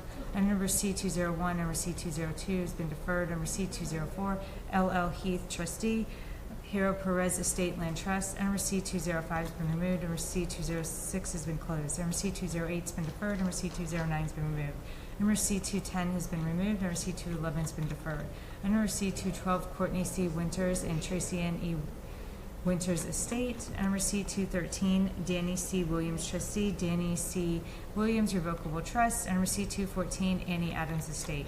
Number C-215 has been closed. Number C-216, Beatrice W. Beecham. Number C-217 has been closed. Number C-218, Develop St. Pete LLC. Number C-220, FS Investment Properties LLC. Item number C-221, FS Investment Properties LLC. Number C-222, number C-223 has been deferred. Number C-224 has been removed. Number C-225, number C-226 has been deferred. Number C-227 has been closed. And number C-228, Patricia Powell. And number C-230, number C-231 has been deferred. Number C-233, Carrie Smith. Number C-234 has been deferred. Number C-235, Martha Talbert Estate. Number C-237, number C-238 has been closed. Number C-239, David Watson Jr. And number C-240, David Watson Jr. And number C-241, I Got a Guy Construction Incorporated. Number C-242 has been closed. Number C-246 has been deferred. Number C-247 has been closed. Number C-248 has been deferred. Number C-250 has been deferred. And number C-251, Bimbazar Johnny. Number C-252 has been removed. Number C-254 has been closed. And number C-255, Marta L. Oshwach. And number C-256 has been deferred. Number C-258, number C-259 has been deferred. Number C-260, Rad Diversified REIT Incorporated. Number C-261 has been deferred. Number C-262, Technology Development Consultants LLC, 307 87th Ave North East Lane. And number C-264 has been deferred. Number C-265 has been deferred. Number C-266 has been removed. Number C-267 has been deferred. Number C-268 has been closed. Number C-269 has been closed. Number C-270 has been deferred. And number C-272 has been closed. Number C-273 has been deferred. And number C-274, Michael J. Ball. Number C-275, Richard A. Baylor, trustee of Richard A. Baylor Revocable Trust. Number C-276, William Carpenza. And number C-277, CDP Consulting Needs, LLC. And number C-278 has been removed. Number C-279, William S. Inglesby. And number C-280 has been deferred. Number C-281, Greenwood Cemetery Association. And number C-283 has been deferred. And number C-284 has been closed. Number C-285, number C-286, and C-287 have been deferred. Item number C-288 have been closed. Item number C-289 has been removed. Item number C-290 has been deferred. Item number C-291, David Schroeder. Item number C-292 has been deferred. Item number C-293, David Samuel Stewart. Item number C-294 has been removed. Item number C-295, Tuico L. Smith and Virginia Gomez. Item number C-296, Eleni Mary Tavares. Item number Number C-298 has been deferred. Item number C-299, Jeanette Jokita Wells. Item number C-300 has been deferred. Item number C-301 has been closed. Item number C-302 has been deferred. Item number C-303 has been removed. Item number C-304 has been closed. Item number C-305, Zeno O'Neill. Item number C-306, Stephanie M. Borwig. Item number C-308 has been removed. Item number C-309, Burton Bickford and Mary B. Bickford. Item number C-310 has been closed. Item number C-311 has been deferred. Item number C-312, Rhonda Renee Gary. Item number C-313, Susan J. Grissman. Item number C-314 has been removed. Item number C-315, Michael A. LaPena. Item number C-316 has been deferred. Item number C-317, Nancy Lee Pitney. Item number C-318 has been deferred. Number C-319 has been removed. Number C-320, number C-321 has been deferred. Item number C-322 has been removed. Number C-323, June A. Johnston. Number C-324, number C-325 has been deferred. Number C-326, Massage Spa Incorporated. And number C-327 has been deferred. Number C-328, Alton R. O'Berry III. And number C-329 has been closed. Number C-330, RVG Design Group. And number C-331, Teresa E. and Michelle R. Sandel. And number C-332 has been deferred. Item number C 333 and item number C 334 has been deferred. Item number C 335 has been removed. Item number C 336, item number C 337 has been deferred. Item number C 330, no, that was read in. Item number C 339, I've been all around the world. Item number C 341 has been deferred. Item number C 342 has been deferred. Item number C 345 has been deferred. Item number C 347 has been deferred. Item number C 348. Item number C 349 has been deferred. Item number C 350. Item number C 351. Item number C 352 have been deferred. Item number C 353, Our Brother's Keeper Incorporated. Item number C 356 has been deferred. Item number C 357, SFRXII Tampa Owner 1 LP. Item number C 358, 1750 Burlington Avenue LLC. Item number C 359 has been deferred. Item number C 360 has been closed. Item number C 361 has been deferred. Item number C 362 has been closed. Item number C 363 has been deferred. Item number C 364, Walter M. Gibson Sr. Item number C 365, Brenda M. Herr. Item number C 366, Kirkwood Trust, Charles Coulter Kirkwood Trustee. Item number C 367, John Kush. Item number C 368 has been removed. Item number C 370, item number C 371 has been removed. Item number C 372 has been closed. Item number C 373 and number C 374 has been deferred. Item number C 375 is, and item number C 376 has been removed. Item number C 377 has been deferred. Item number C 378, Affordable Properties Realty. Item number C 379, Adriana Bullock Estate. Item number C 380, Joseph B. Davis Jr. Estate. Item number C 384 has been deferred. Number C 385, Annie M. Jackson Estate. Item number C 386. Item number C 387 has been closed. Item number C 389, Next Bar Investments LLC. Item number C 390, Robert Rogers Jr. Item number C 392, Dorothea V. Satchel Estate. Item number C 393, Kevin Singletary. Item number C 394, Michael B. Singleton Sr. Item number C 395, True Coat Enterprises Incorporated, Jacqueline L. Davis Estate. Item number C 396, Mabel Williams. Item number C 397 has been closed. Number C 398, number C 400 has been deferred. Item number C 401, Ming Hong Dong in Ba Su.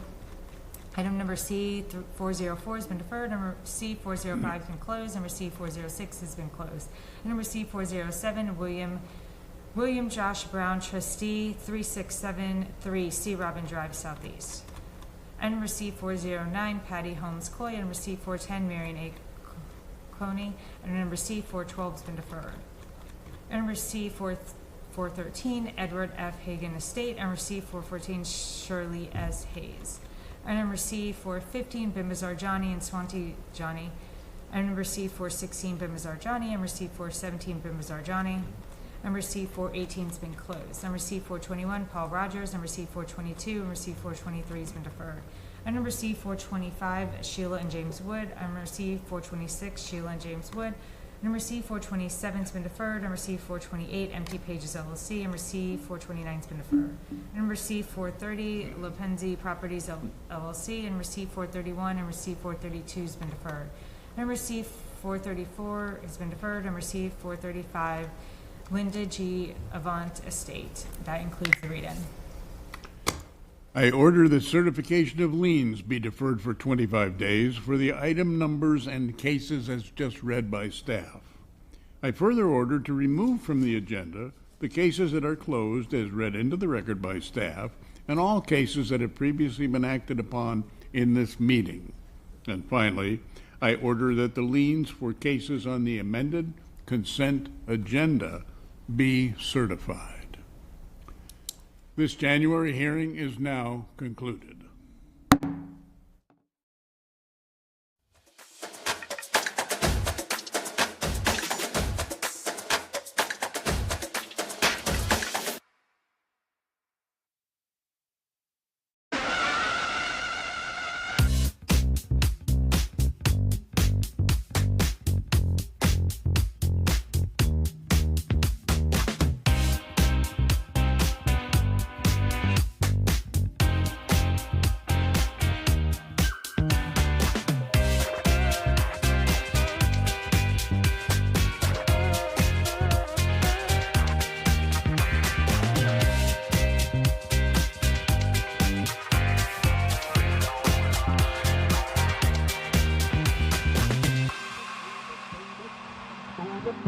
body, move it, move it, move it, baby. Move it, body.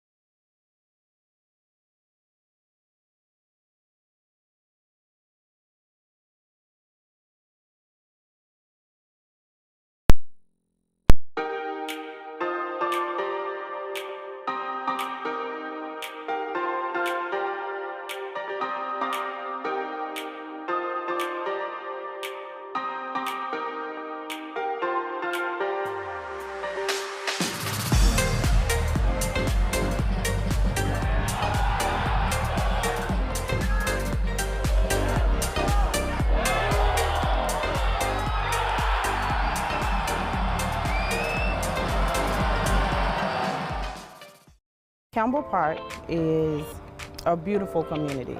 It is rich with culture.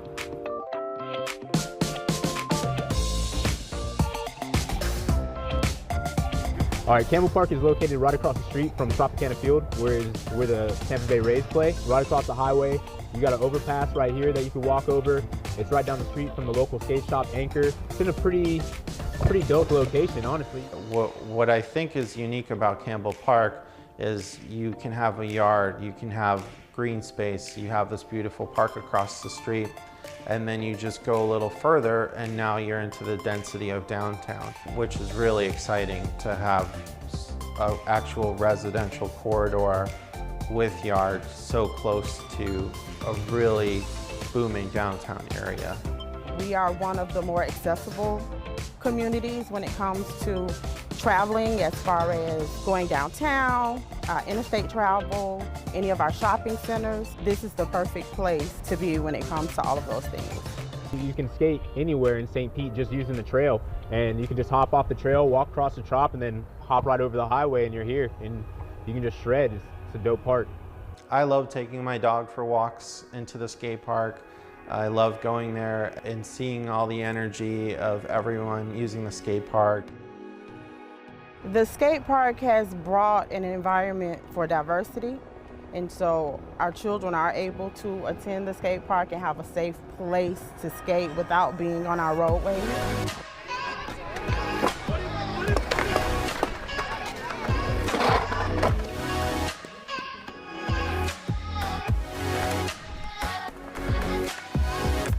I definitely think that the skate park is going to help change some kids' lives out here, for sure.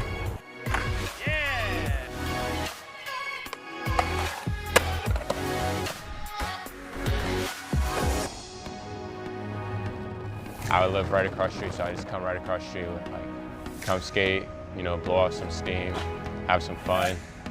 That's what it's all about, having fun. That's what I say skateboarding.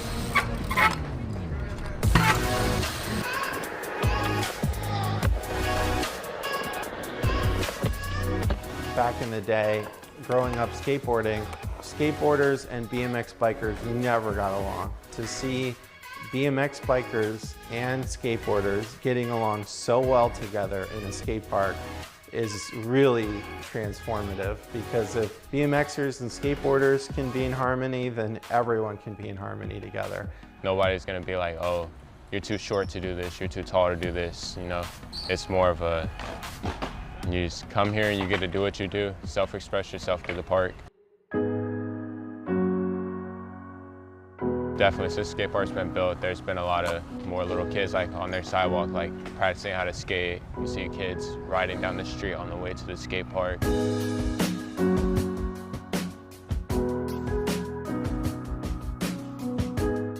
Since I've lived here, like a lot of the areas have been cleaning up, you know, moving towards a more positive direction.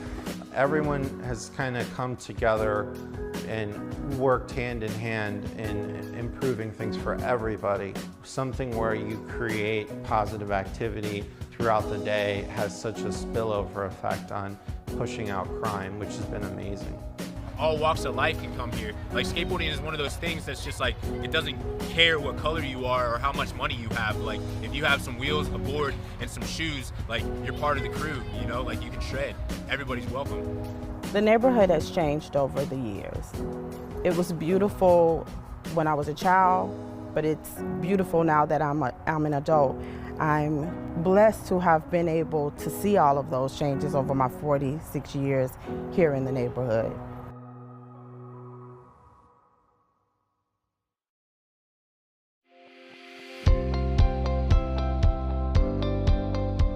We are here today to celebrate more than $10 million in community funding requests from the federal government that Congresswoman Kathy Castor will be submitting to the federal budget.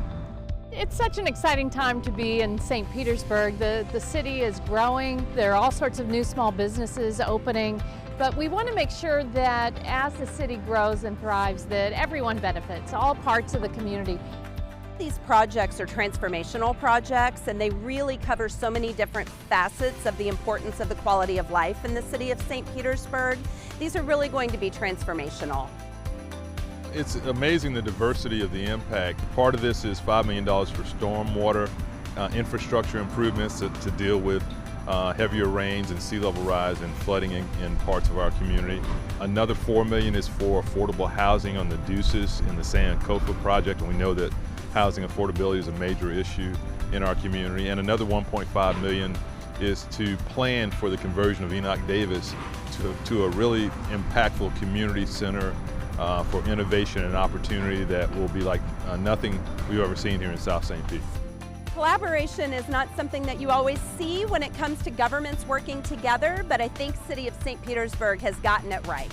We have in the past been very successful at utilizing federal funding to do the most good for the most residents, and that is what we are intending on doing here today.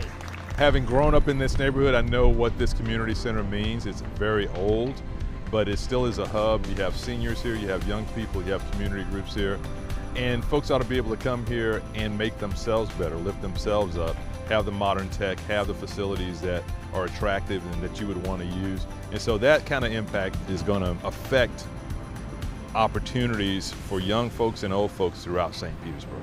So these are steps in the road to progress for St. Pete. Here in Sunshine City, the future is bright, but you've got to make sure that you're lifting everyone.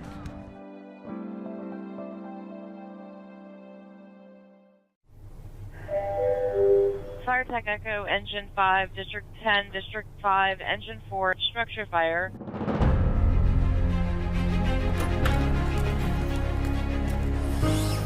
If you truly want to be part of the best, then St. Pete Fire Rescue is for you. I love this job. We have no idea what's gonna happen every shift. We just go to work. We don't know when the wind's gonna come. When the public calls on us, it's normally their darkest times and their darkest moments, and they depend on us. We have to trust each other. In a fire, all we have is the team. You know, we go into some very dangerous situations sometimes, so we need that feeling like there's someone there right along with you. The spectrum of how we positively impact every person in our community is huge. St. Petersburg Fire Rescue responds to over 60,000 calls per year. Of those 60,000 calls per year, over 70% are medically related. We are fire and EMS. We are one team together, but we also have a lot of other avenues that a firefighter or firefighter paramedic can progress in their career. St. Petersburg has specialty teams technical rescue team, a dive team, and the hazardous materials team. So it's above and beyond the normal fire training that you get. It takes a hardworking, selfless person with some good moral character. There's a lot of pride in this job and a lot of tradition that comes with it as well. We're called to keep the citizens safe, but also keep each other safe. And you have to have that passion, that want to, that drive to not only do better, but be better. I joined the military. I became a firefighter in the Air Force. It was a natural progression from the military service to a paramilitary organization such as St. Pete Fire Rescue. The fire department is a semi-military organization, so we take direction through a chain of command.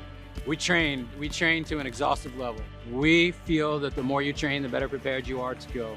I went through the cadet program. It was an awesome opportunity. Not only do they take you under the wing, they pay for your education, fire academy and EMT school.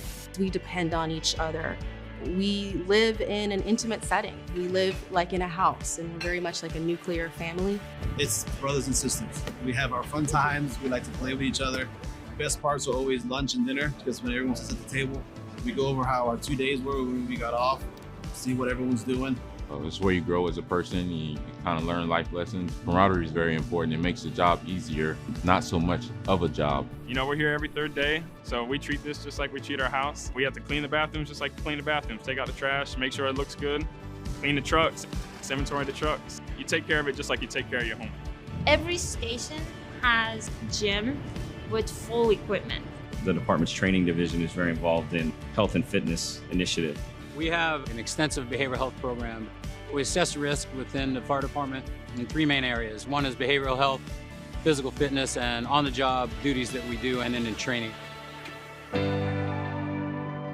In St. Petersburg Fire Rescue, it's important to us to have a fire response service that reflects the community that we serve. St. Petersburg is a very diverse city, and we can all work to reach a common goal together. We've had folks that come to us and reach out to us, and that's the kind of trust we're looking for with our public. One of our biggest programs is our Home Safe program, which provides free smoke alarm installations to City of St. Petersburg homeowners. Another big component is public education and community outreach. We provide public education on fire safety and injury prevention to citizens of all ages. To me, being on the front lines as a first responder, I'm blessed every single day. There's no better feeling when you lay your head down at night and you're like, wow, I really had a hand in helping. It's hard work, but it's hard work towards doing something great. I know for a fact that I work for a really good fire department. It's an extreme honor. You want to do something you love, this is the place. If you want to be the best, this is the place. You can't get any better place to work. I'm Dan Gulick. Join our team. Hola, me llamo Teresa Bieber Rishi. Únete a nosotros. 제 이름은 김희경입니다. 세인트 피터스버그 소방관에 가입하세요. I am Aaron Walton. Join our team.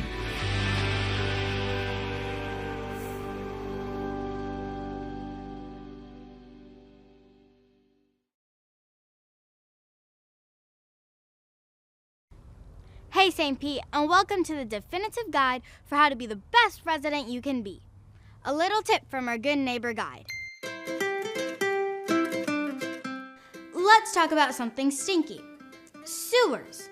Not just sewers as a whole, but specifically what we put down our drains. The city works hard to keep things smooth. Here's how you can help. Remember, every drain in every building citywide all goes through our sewer system. So, when it comes to the bathroom, the only thing that goes down our drain is, well, number 1 and number 2, toilet paper is A-OK too, but not flushable white. They might flush down your drain, but they do not break down in the sewer system. And depending on where the clog exists, the expenses might be on you to fix. Use dental floss, any kinds of wipes, baby diapers, adult diapers, and Peppa Pig toys also do not belong down the drain. Also, don't forget, the sink in the kitchen can be the worst offender for a city sewer system. Never, ever put fats oils, or grease down the kitchen sink. This includes butter, frying oils, and other cooking fats. Once these items go into the sewer system, they congeal and contribute to sewer blockage. Guys, there's a word for this. It's called fatbergs. You know, like icebergs, except these won't sink the Titanic. Google at your own risk. Collect grease in a container once cooled and dispose in the trash, not down the drain. Remove grease and oils from your pans before washing. Dispose of food scraps in the trash. There's a bunch more information on this topic that can be found on the City of St. Petersburg's website. Guys, it's so easy, a kid could do it. We all love our city, so let's do our part to take care of it the best we can and follow St. Pete's Good Neighbor Guide.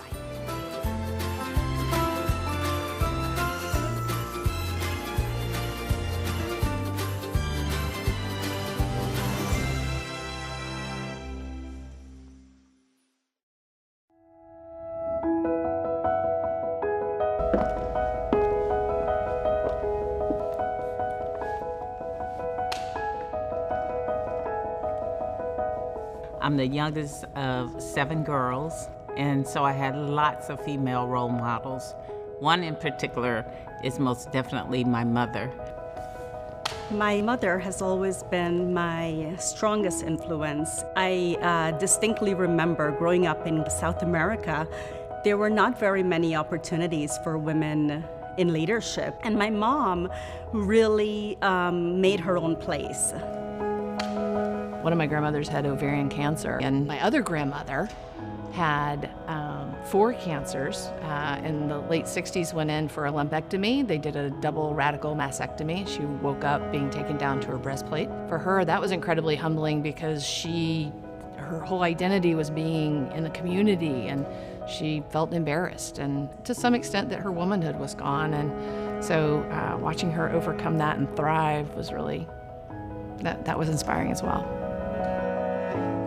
Growing up, I really admired one of my high school teachers in particular.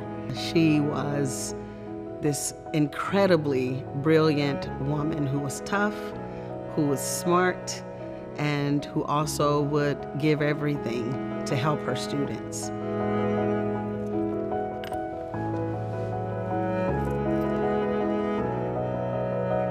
I think it's critical to have a mentor.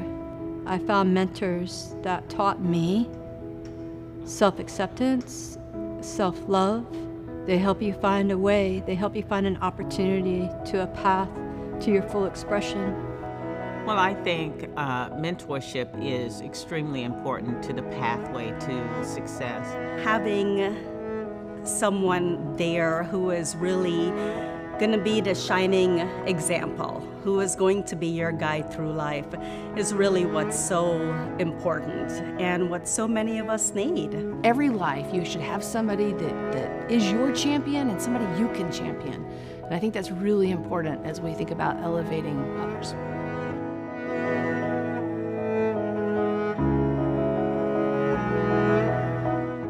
Oh, St. Petersburg Leadership for Women is outstanding. I think we are positioned perfectly. I feel so very fortunate to live and work in a city like St. Pete that's inclusive, that's progressive. I believe that we are a future that will be kind and generous. There's great support amongst the women leaders to collaborate, to make a difference, to solve complicated problems, and they're brilliant, brilliant women. This community has not just great women leaders, but a platform where they're elevated and able to do things that are meaningful and that really impact our community. And that's part of the reason it's such a phenomenal community. Women have such an important role in our culture. The future of women in St. Pete has never felt brighter. Mentor a young lady or find a mentor for yourself. Be sure to honor the women in your life this month and every month.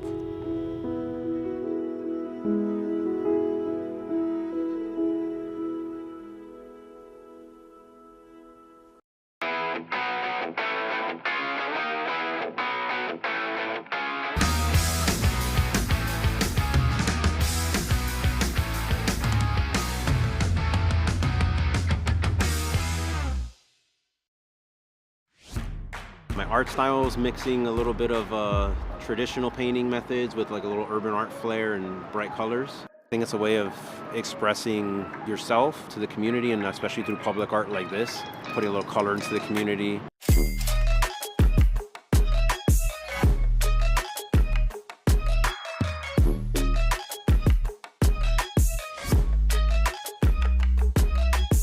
It helps tell a story of the community. It helps have a sense of pride in the area.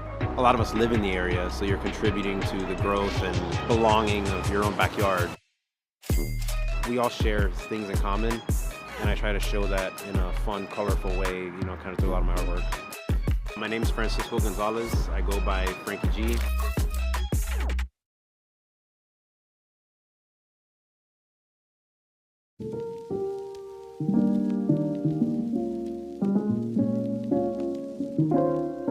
I came to printmaking actually as a writer. I was getting my creative writing degree from Florida State. I took a class that was called Book Structures because I was really interested in the idea of self-publishing, and just discovered a whole world of this kind of like tactile, experimental, hands-on medium that I wasn't really aware existed before.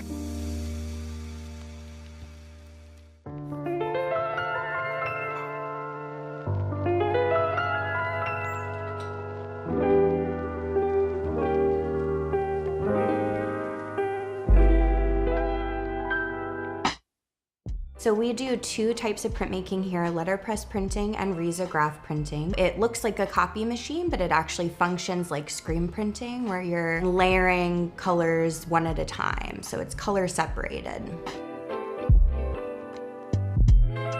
It's really great to have the opportunity to be out at different markets and events to sell our work. Since we don't have really a retail space, it's our opportunity to get our work out there and also be there to kind of tell folks about the process. And there's kind of this excitement when they pick up this card and you can tell that a hand made it.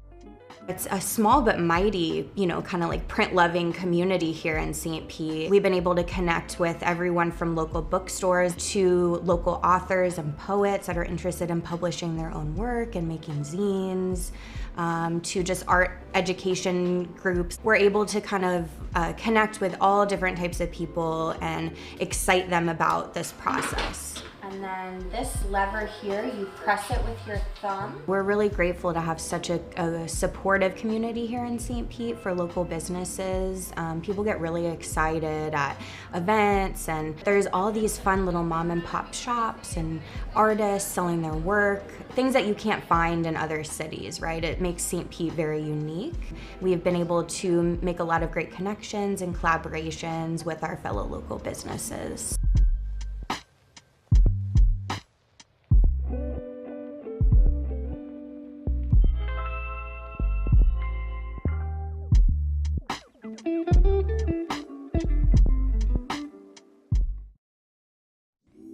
The American Rescue Plan Act provides relief funds to governments negatively affected by COVID-19.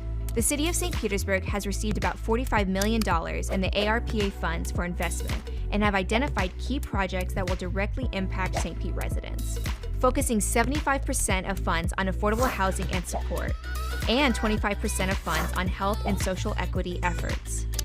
These projects also fall within Mayor Ken Welsh's 5 pillars of progress: housing opportunities for all, neighborhood health and safety, equitable development, arts and business opportunities, education and youth opportunities, environment, infrastructure, and resilience.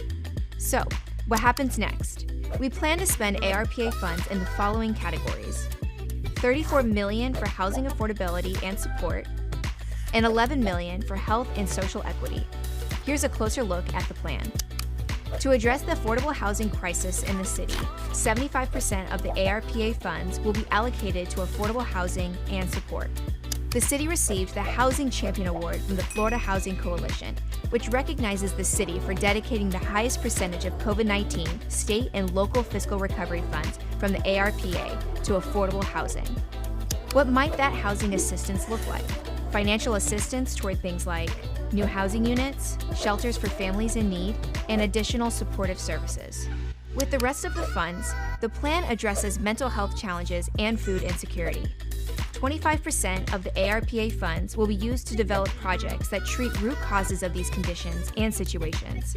Things like food security programs, mental health counseling, youth development and nonprofit funding, and other neighborhood services.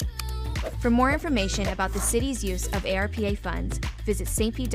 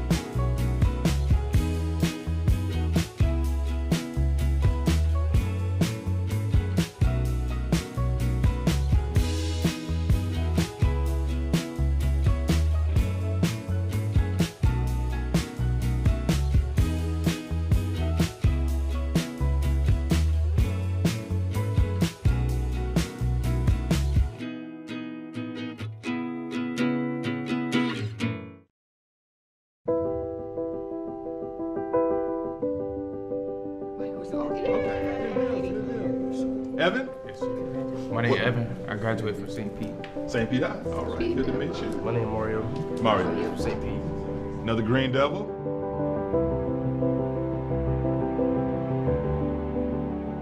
We have a license A, B, and C that allow you to move up through the ranks of a treatment plant. Okay, 1, 2, 3, everybody.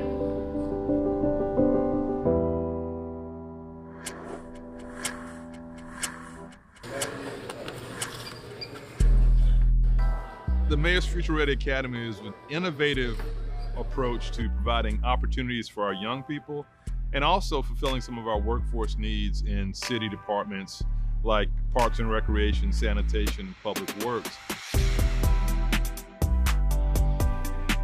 This was an innovative way that our departments thought to open the doors of opportunity to let our young people know about the career path, not just a job, but a career with the city of St. Petersburg. Hey, good morning. What I'm gonna do is I'm gonna send y'all with a field group. I think one is going to be manhole inspections.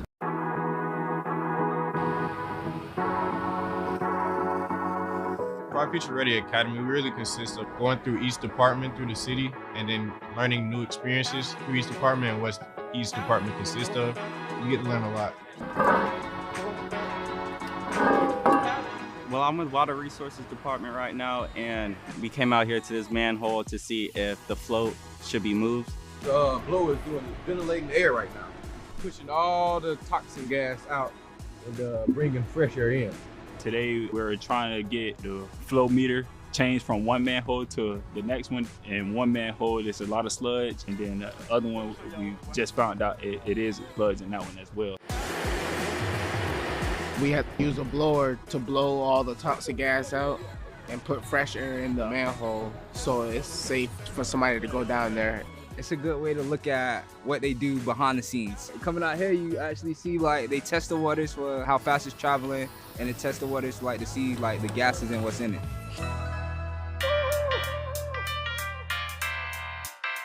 They clean out at the lift stations things that come through the toilet filtration system. That's like the flush wipes, they're really not flushable or biodegradable. There's just a lot of things that people flush that don't need to be flushed. Today I'm with Park and Rec, the construction crew. They building a clay pit. We had to stack all the bricks up and then make our own mix, spread it in so it can lock.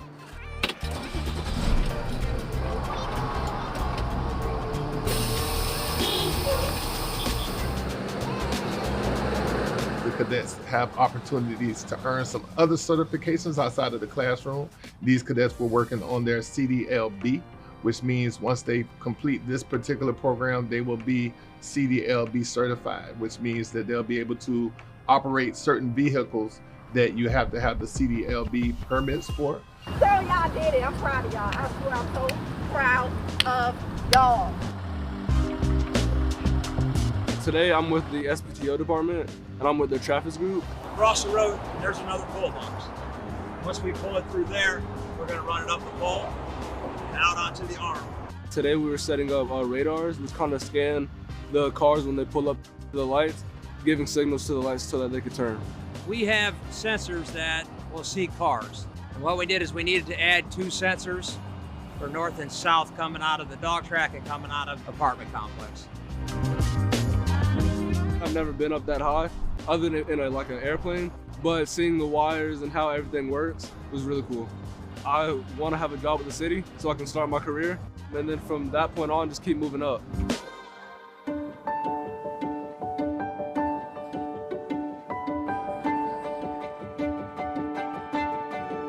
You are a leader. You are important. You deserve everything that you desire. And St. Petersburg is a great place for you to achieve those things. Is that right? The program was good. At some points it was a little hard to kind of, I guess, keep going, keep pushing through it. But being here today, it's really good. I feel very accomplished. He started out and he continued and completed everything that he set out to do. So I'm proud of him. I just think it's incredible when we talk about this program. 9 graduates, 6 full-time opportunities, 3 CDLs, 1 part-time. I mean, it's just incredible to think about what you've accomplished in that time period. I feel like I'm real proud of myself. I feel like I did a good job throughout the whole program, you know, not giving up and just keep working so I can better myself in life. I'm just so thankful for the program. It gives him a start in life, and I'm really, really proud of him. You are the first. You set the standard, and you've proven the concept of this program. We want to make sure that whether you're with us for 5 years or for 50 years, that you know that you have the foundation to move forward in life and achieve anything that you all want to achieve.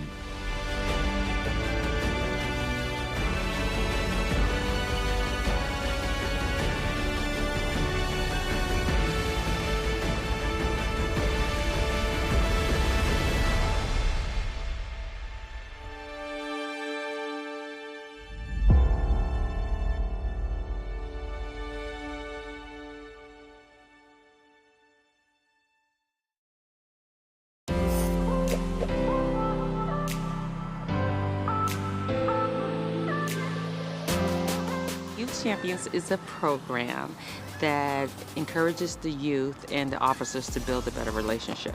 The Florida Department of Law Enforcement put out a grant called the Community Violence Intervention and Prevention Grant Program. So through them, we were able to create Youth Champions, where kids ages 11 to 17 in the community of Jordan Park gets to engage with law enforcement officers, engage in positive activities such as yoga and therapy. Meditation, that's like the best one, is meditation, like get your mind at ease. And after that, we just like talk. We talk about like the program, like how is it like affecting them and pros and cons of what they have in their life. I didn't know at them at first, but like actually like seeing them like do the activities that we be doing and actually interacting with them, it's good. I think that it's imperative that we build those relationships. We've seen it time and time again where those relationships have benefited us to the positive in the police department. Any opportunity we as police officers get to engage, everybody can relax and be themselves, and then they can get to know us and see the people behind the badge. Anytime you can consistently show up and commit to a neighborhood or to young children, they see that you're dedicated, and naturally just being able to build relationships is what's going to make a difference in their lives. It's important to give back. It's important to let the youth know that we care. Our officers are here to ensure that our community is safe. They're here to protect and serve, but serving our community is definitely important. I hope that they walk away with a sense of seeing an officer as a person, as another human being, that they're just like them. People can like actually trust cops, have fun with them, and don't be scared.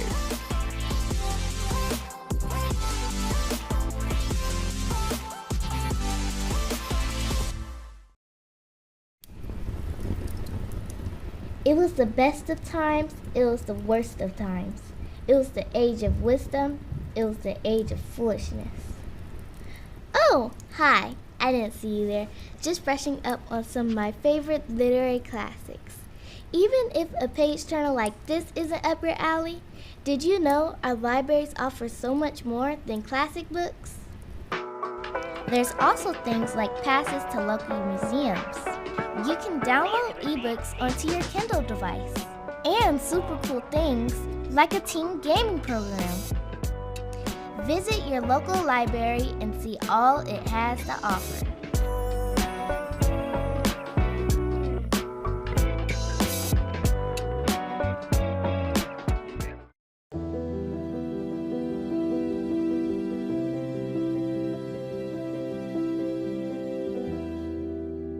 So Bobby, I have heard the origin story of your relationship with Jamie and how that kept you here, but I don't think I've ever heard why you wanted to start the studio. Well, you know, that's a very good question, but I think it stemmed most from I mean, somebody told me this years later that Jamie was just trying to find something for me to do because Dave Ellis and myself, we had not fully formed what the studio would be. And Jim was out looking for a building, found this place, and we were calling it a theater, but not necessarily. And I had never run a nonprofit before. I'd worked for dozens of them, but I'd never run one. And so I think it was a convergence of several things, and we just grew into it being what we now understand to be the studio, which is something Dave and Ellis and myself never did an elevator speech or the one sound bite. It's many things. Lately, people have been calling it St. Petersburg's living room, which sounds nice. It's a home for the visual and performing arts, but it's evolved. But we never had a specific defining, we're gonna do this. It just evolved.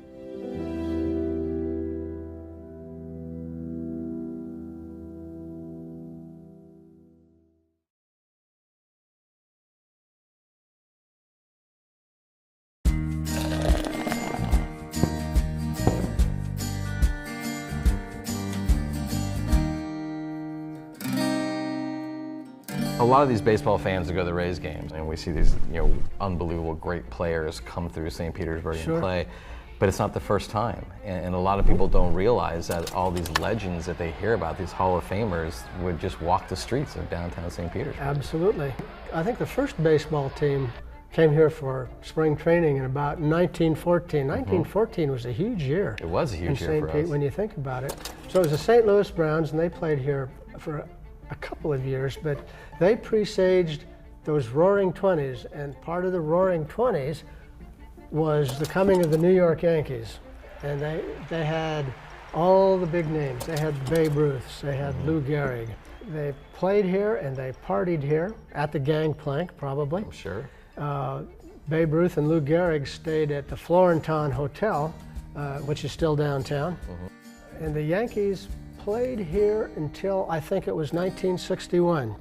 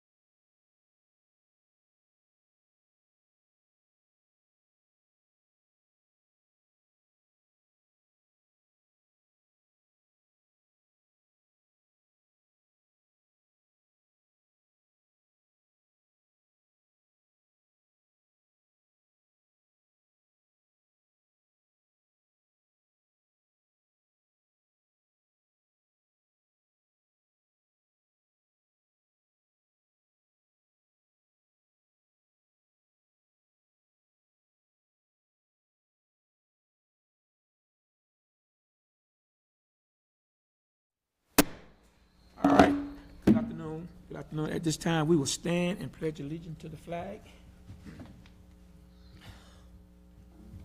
I pledge allegiance to the flag of the United States of America, to the republic for which it stands, one nation, under God, indivisible, with liberty and justice for all.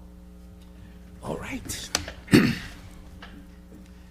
At this time, I'm going to go ahead and introduce the CPAC members. From my right, I'm David Russell, the chairman. Deirdre Crudup. Terry Valier. Ray Petty. Greg Baumgartner. Nicolette Love. Kelly Hustedy. Okay, open remarks. This is some house cleaning we got to do, or just some house rules. Welcome to the St. Petersburg Police Department Civilian Policy Advisory Committee meeting held quarterly, excluding holidays and other changes to the schedule at 6 p.m. These meetings are held to review, discuss, and make recommendations for the provided St. Petersburg Police Department policies and procedures. The purpose of the Civilian Police Advisory Committee is to review and analyze the St. Petersburg Police Department policies and procedures from a civilian perspective. Through its review, the committee will determine if there would be any recommendation provided to the Chief of Police for consideration. In order to facilitate this committee in its efforts to conduct its business, we ask that you observe the following rules. Rules 1 to 5. Number 1, if you are speaking under the public comment section of the agenda, please observe the time limits indicated. 2, please do not address committee members or other panelists from your seat. If asked by the chairperson to speak, please do so from the podium. Placards and posters are not permitted at the meeting. Please do not pass notes to CPA members or panelists during the meeting. Please be courteous to other members of the audience by keeping the side conversation to a minimum. Okay, we're going to draw down to the public. You must sign the public comment sheet and fill out the yellow cards with the record official prior to the meeting. If you wish to address the Civilian Police Advisory Committee about the subject within the committee area, you are responsible. If you see, there's the cards right there on the table right there, if you got them right there. Speaker will be called to address the chair in order to which they sign the public comment sheet. Comments are limited to the issues under discussion. Citizens will be given only 5 minutes to state their position, make comments, or ask questions. The nature of the speaker comments will be determine the manner of which the response will be provided. The response will be provided by the chair or the CPAC liaison and may be in the form of a letter or a follow-up phone call, depending on the request. At this time, I move to discuss the policy review on less than lethal and lethal and less than lethal policies. I second that. All right. All right. 1, okay, were the St. Petersburg Police Department policies General Order 111-43, lethal and less lethal weapon policy outlined in the review material? To my left. Yes, the policy was fully outlined in the review material. I agree. I agree as well. I mean, it's just right there. It's right there. It's just like being a law enforcement officer in my time, reading the policy and procedures. It's like reading the Bible. You got to know the word. You know the word, it's going to save you. But you got to read it slow, so you can interpret it. So I agree. Yep, I agree as well. It was thoroughly written. You can follow line by line that the policies are in place. I also agree. I think that it defines a clear use of force continuum from verbal commands to deadly force. Yes. I agree. I agree, but I have a comment. Sure. At the bottom of the policy, there's parts of the policy that have a gray highlight over them. Yes, sir. And in the bottom it says revisions or additions are highlighted. Other policy groups that I've worked on will have a line through what's being stricken, or it'll indicate what the changes or additions are. And with this, I can't really tell if it's a revision or an addition or what. And then sometimes it'll say the date that it was proposed or changed and why. And I find that helpful in policies, like if changes are being made, like why is the change being made? And who is it being made by? Because the police department's a large place. I don't know who would be responsible. Is that done? Is that kept in the department's computer somehow? Or Good evening. My name is Cody DeLoach. I'm a detective in the Office of Professional Standards, and I'm the advisory committee liaison. Thank you for your comment and question. The revisions that you see, wherever you see that it's highlighted or in gray, that is where the revisions are made. And if you look at your policy, if you have it in front of you, there's a date at the very bottom, like a footer. And it'll give you the date. That's going to be the date that it was amended or there was a revision made to the policy. And as far as archives, I'm not sure. I would have to get back with you on that question. Our accreditation standards supervisor is going to be able to answer that question for you. Like I said, I'm not going to be able to answer that. I don't know if we have the archive somewhere, if the revision's made, if there's a like a retention period for previous policies.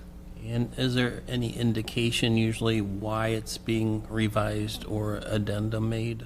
Again, I'm not going to have that answer for you. So I don't know if this is an update to from the accreditation standards, from the national or international accreditation standards from CALIA or the state commission for accreditation. Okay. But those are cited and referenced in the top of the policy.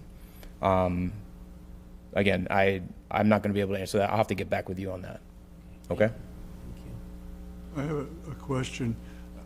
In reading it, I wasn't quite sure. Do you have a procedure for when they put the arm around the neck to cut off the carotid arteries?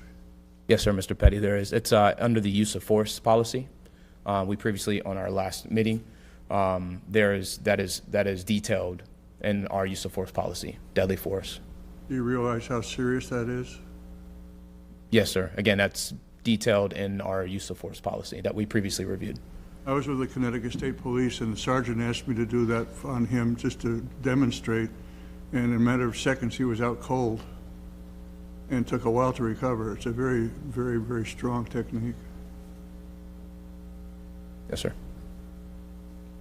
Anyone else? No. Okay. Specified in what ways the supporting documents did or did not assist your review of the policy, pursuit policy. It says pursuit, but I think it's Yeah, that was a cut and paste. The policy from my left. I appreciate this supporting documentation that is provided because it is very easy when the policy that we're reviewing at the time, and then they have that documentation there to go back and read the use of force, the weapons, things like that. So I think it's very helpful to have that. It really kind of ties everything together and gives you the big picture of kind of all of the policies, but also specific to that one that we're reviewing at the time. Thank you for the insight. Thank you for that. That was similar to my answer. I mean, because it's not a lot to add, but again, like you said, just to mirror that, everything was packaged together, and it gives you the, not only the information that you need to support it, but while you're out in the fields, but it gives you something, like you said, like a Bible to refer back to, and everything just pretty much goes in line with the supplements as well as the general order. So I have no problems with it. I agree 100%. Yep, I agree as well. Yes, supporting documentation did assist. It's very, very well written. Yeah, I agree. Just with the point that I made before, like looking at the civil disturbances policy, and I just wonder, I'm sure legal looks at it, but it talks about that if there's a civil disturbance, there's no gun sales, there's no ammunition sales, that open carry is prohibited. But then, from what I understand, open carry is legal and a right of citizens. So can the city suspend state legislation? I'm just wondering. So for the policy you're referring to, and just for the record, the civil disturbances policy is cross-referenced in the lethal and less lethal weapons policy. as a cross-reference because it's cited in the policy that you reviewed. But what that's referring to is going to be like state of emergency that's declared through the state.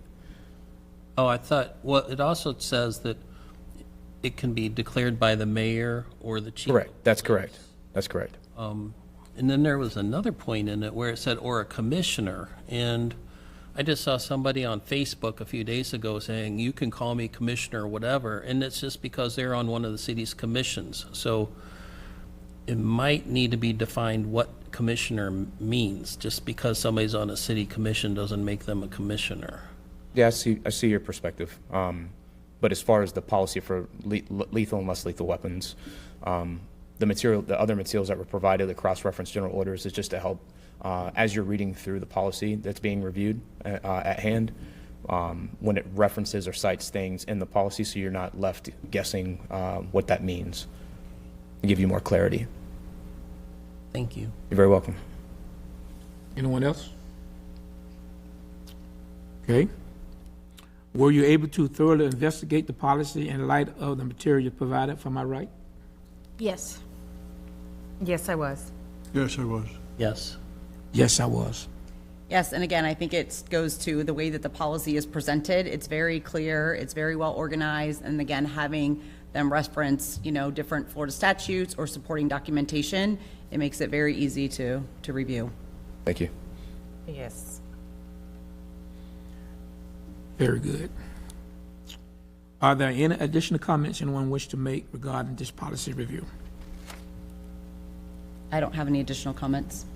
I don't have any. No comments. No additional comments. I think that it's been very well revised, and it's not the first draft that we've seen. It's many, many years of changes and inputs from various parts of your department. I think it's very well done. Thank you, sir. And of course, I've got to make a comment. Oh, go ahead. That's what it's for. I just feel like I'm talking too much, but That's what it's for. I didn't see anything in here about drones. And, I've seen FBI reports, everything, that drones are an oncoming threat. Obviously they're used in other countries. But the use of force against drones, there's FAA regulations, like you can't shoot drones down. I mean, we've got the taller buildings, so if there was a drone in downtown St. Pete, if somebody deployed a shotgun to shoot that, I mean, the shot's gonna go somewhere. So is there a policy against drones, or say in a civil disturbance, are drones outlawed because you don't know if it's a good drone or a bad drone?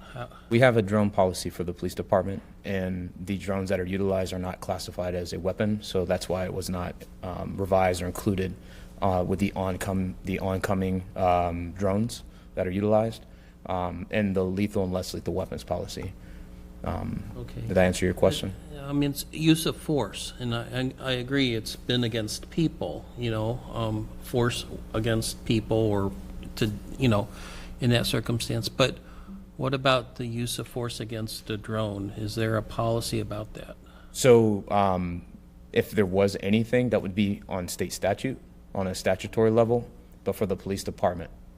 What you're asking is, are you, just to clarify, are you asking, is there anything in our policy that prohibits us from using force on a drone? Or like provides officers with guidance, like do you hit it with a shotgun, or like does the SWAT team need to deploy, or like what do you do? We haven't encountered that, sir, to my recollection, Mr. Baumgartner. And again, we do have a drone policy, but that's for the drones that we utilize at the police department. Okay, I just wondered if that's going to be looked at. Like, unfortunately, it's an increasing threat.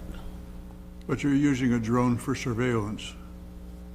You're not using it specifically as a weapon, but just for surveillance, to oversee something, to look at something. Yeah, the drones are utilized in many different capacities, but obtaining surveillance, yes, sir, and to map out crime scenes as well. Right. My point is, though, if you have a drone that's attacking, do we have a policy like what you do about disabling that drone? Again, I don't have that. I don't have that answer for you, Mr. Baumgartner, unfortunately. Again, I can get back with you on that, but to my knowledge, there's not a policy for that. Right. Thank you. Yes, sir. But with the drones, I'm gonna hit this one more time. With the drone, they're not really loud. You a lot of times you wouldn't even know if they're there. They're real quiet. Right. They're real quiet. You will know if they're even there. Right. when they're there. And as it stated, it is mainly used for surveillance or whatnot, when they survey an area or whatnot, so. And I would make one more comment.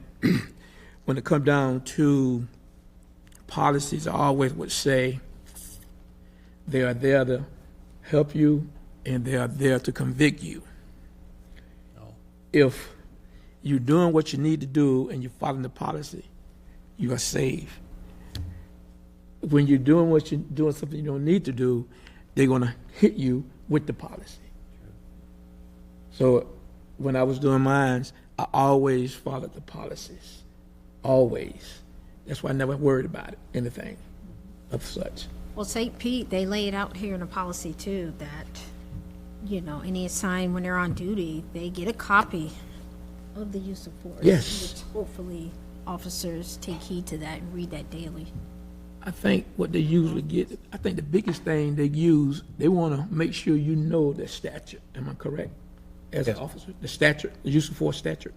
As a police officer, there's a hammer in you, there's beat in you, for us knowing when to use deadly force, less than lethal force, or whatnot. That's the way we train. Yes, sir. We have annual training. We train when it comes to use of force as well. Yes, sir. I mean, that's stuff you just never forget. That's stuff you don't forget. On there, right there. Anything else? Anyone else? Okay. Are there any recommendation the committee wish to make regarding the St. Petersburg Police Department policy under review? Are there any? I don't have any recommendations. None at this time. Neither do I. None at this time. None at this time. No, I don't. No. At this time, I move to open the floor for public comments. No public comments. Policy Review Committee for members, and no more members, no comments. Okay, at this time, the meeting is adjourned.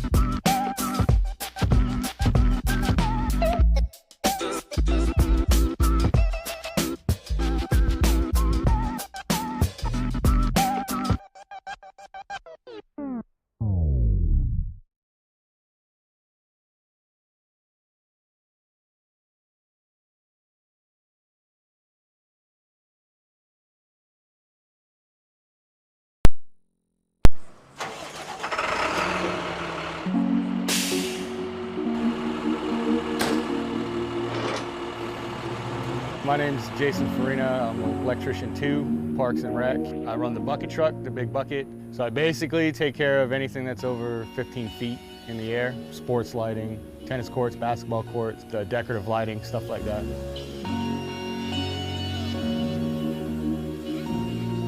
We're at Boyd Hill Nature Center, and we're retrofitting the parking lot lights with LED, so we're getting rid of the old inefficient HID lighting. Safer, better on the environment all the way around, so it's a win-win.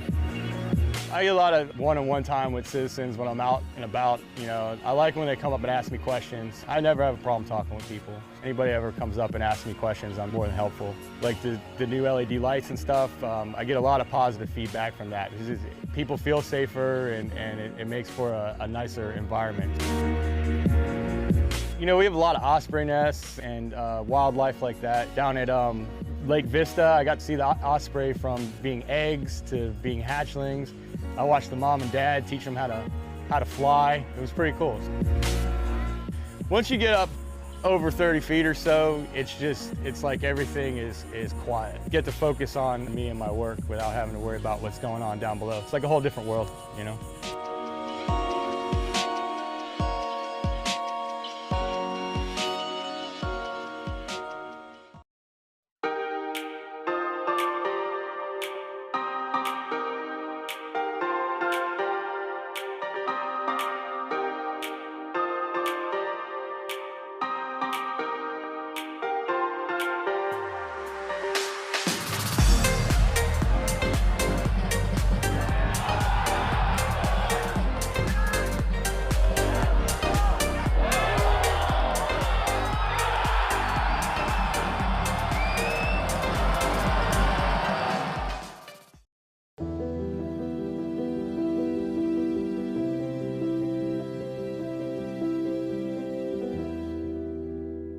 The culture of St. Pete, when I arrived in '97, I like saying it was nascent. It was percolating under the ground, but there were no coffee shops.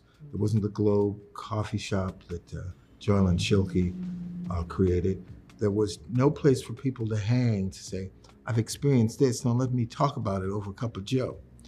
And, but it was nascent, and I also think there were a lot of creative people in St. Petersburg who were kind of doing their own thing, and we just, some say a catalyst, but I think it's kind of a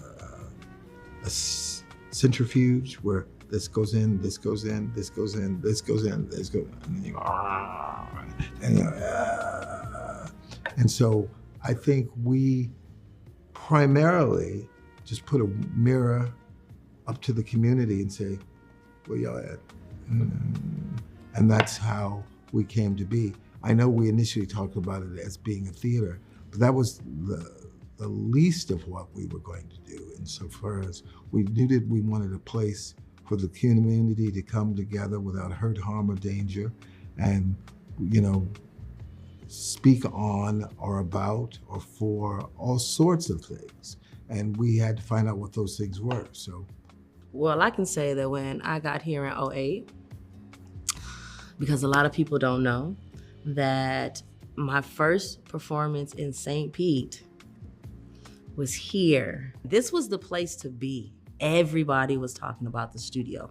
They wanted to work at the studio. They wanted to be at the studio. The community is the reason why it succeeds, and we get to feed the community. So it's a cycle, right? It's synergetic. It's and everybody needs to feel like they have a home.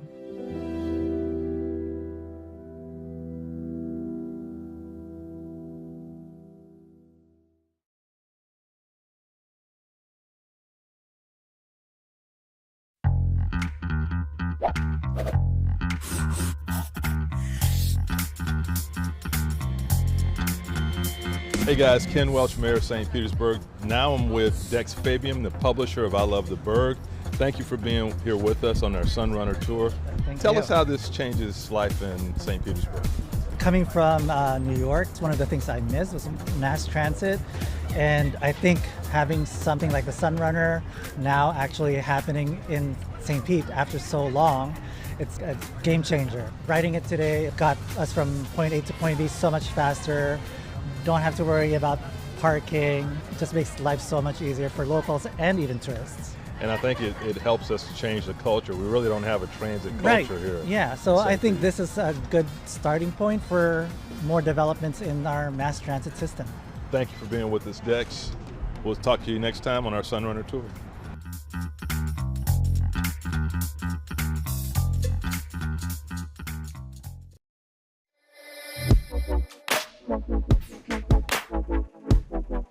I started this company almost 20 years ago out of my parents' garage. Growing year after year after year, you eventually, can grow out of a garage space really quickly. Scooter Cardoza with Trinity Graphics. I'm the owner here, and we do screen printing, embroidery, and promotional products. One of my long-term goals was to have a brick and mortar space. It took us a little over 12 years,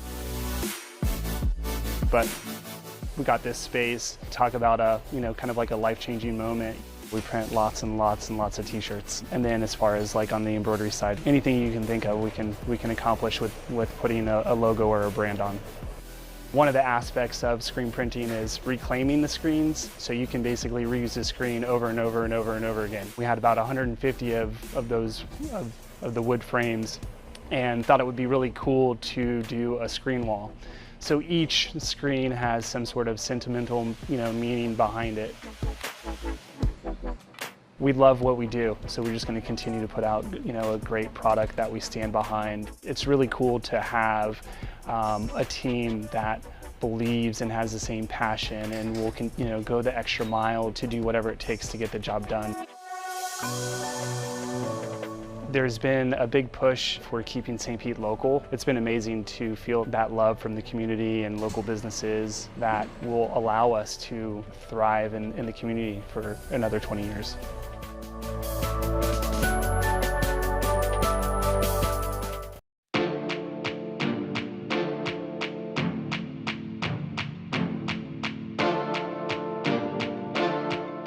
I want it to be fun. I want people to ask questions like, why are the cows flying? Why does the girl have two faces?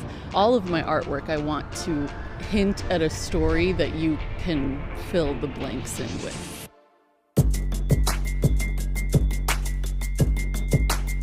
My artwork tells my story of navigating femininity, faith, and Latinidad through my paintings. Having something that is gonna live on and that people will stumble upon, like, wow, this really is super cool. I'm Christy. I've always been an artist. It's never really been a choice that I've made.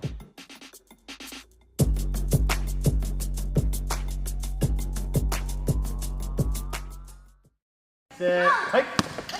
Go. Go, go, go.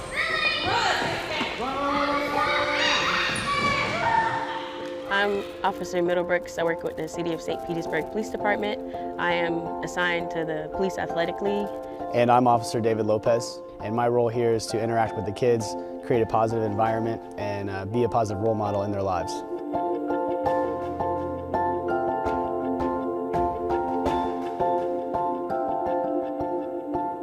The idea of a police athletic league is very important.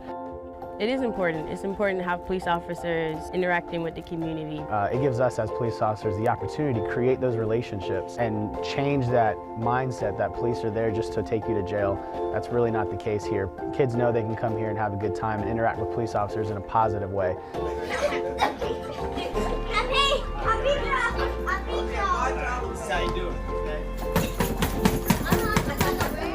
A lot of times they don't have certain resources, so we try and provide those resources for them. We have mentors here, we provide homework help, we provide recreation, we provide snacks. My favorite part personally is probably the mentoring aspect of my job. There was a kid, they were having some problems in school. I started mentoring and having lunch with them and just giving them some positivity. And the teacher told me that they were doing better in class, that they were looking forward to having lunch meetings with me. So that made me feel really good, and it felt like I was definitely making a difference. When these kids come in, it brightens their day to see the consistency of having a positive role model in their lives. Foul on 3. 1, 2, 3. A lot of times when they first start here, they may not take on to us as well, but as time goes on, you can see a relationship develop. There's one kid that started when I first walked into the center. He would hide behind tables. The beginning to the end period, from when he wouldn't even talk to me, he would hide from me, to now all of a sudden he can come up to me and give me a hug. That was a huge, huge difference.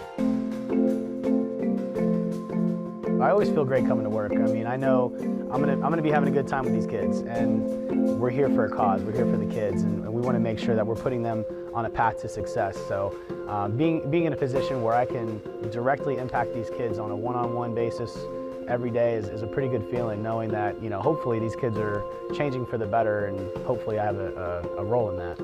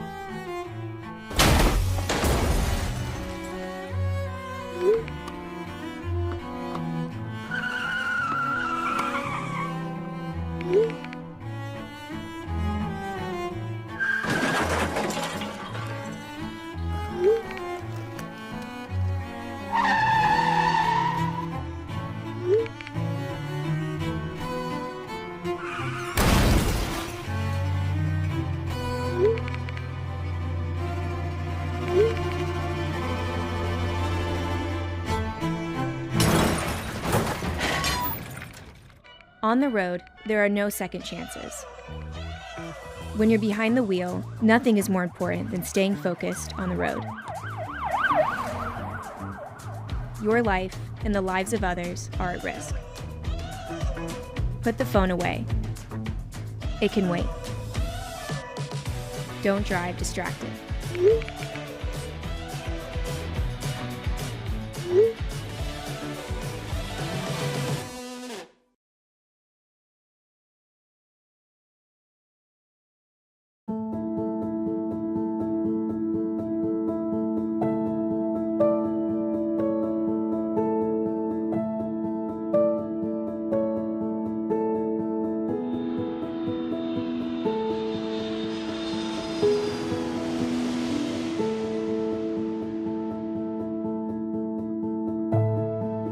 It's very important for people to have diverse cultural experiences so that they can better understand and empathize with people around the world.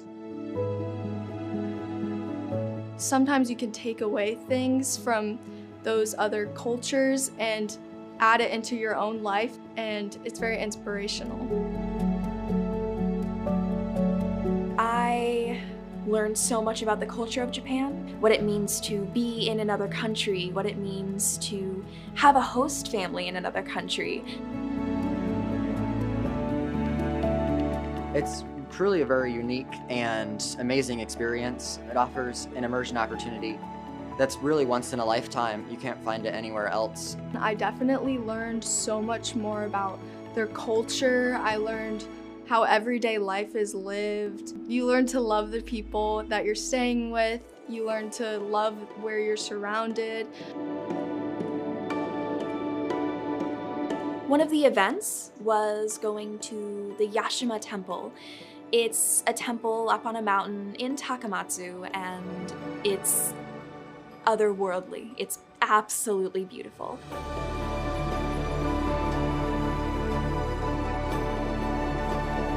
I'd only really seen photos of the temples before, and it's quite a different experience seeing them in person.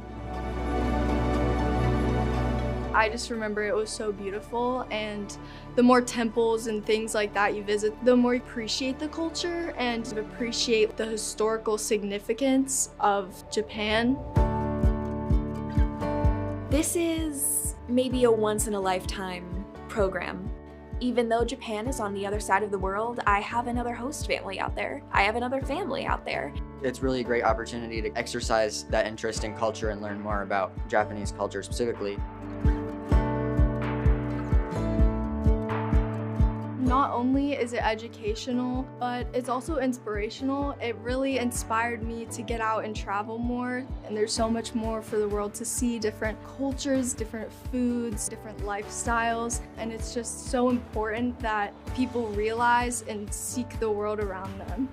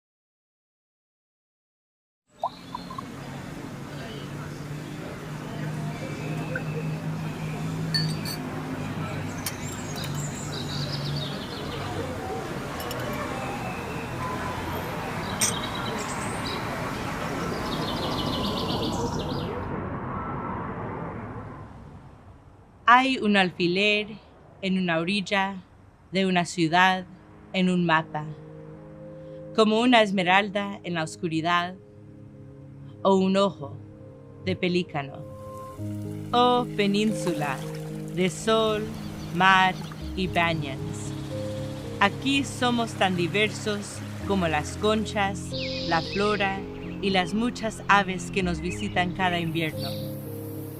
Sí, somos banh mi, empanadas, knishes, injera, roti. Somos reggaetón, rap, cumbia, trap, jazz, rock y folk.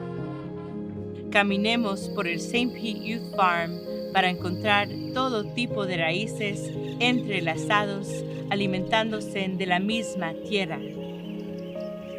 Aquí hacemos espacio para todos. Mira las historias pintadas en las paredes, calles y intersecciones. Neón, prismáticas y sin miedo de hacer ruido porque el arte brilla aquí, donde pintamos el arco iris por la ciudad con orgullo y decimos gay. Donde las vidas negras importan y donde una hija de inmigrantes puede ser su poeta laureada. Thank you. Hay un alfiler en una orilla, en una ciudad, en un mapa. Acércate. Respira el aire salado. Mi gente, miren a su alrededor. Somos St. Pete. We are St. Pete.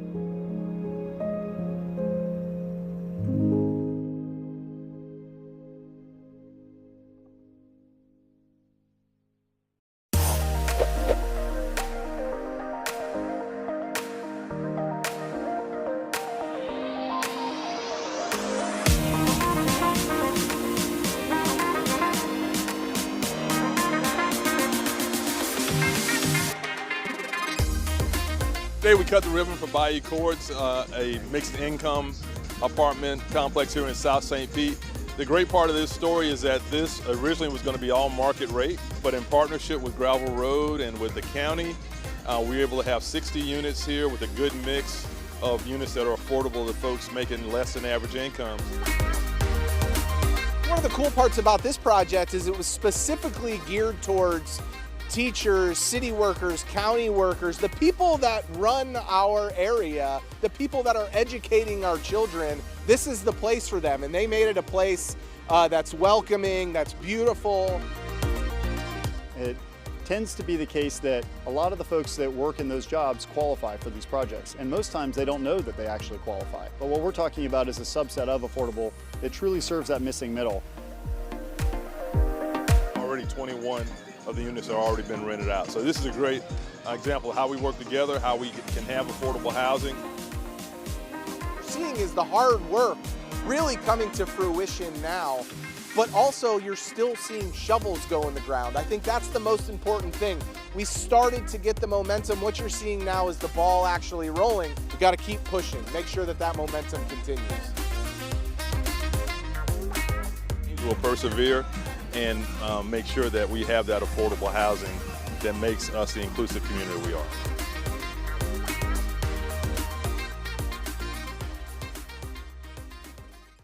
I look at Woodlawn as probably the most neighbor-friendly, kid-friendly neighborhood that I've ever lived in.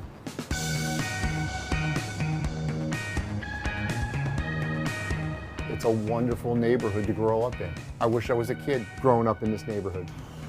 It's a real family-oriented community, super close to downtown, and it's just kind of one of those picturesque, nice, quaint little neighborhoods.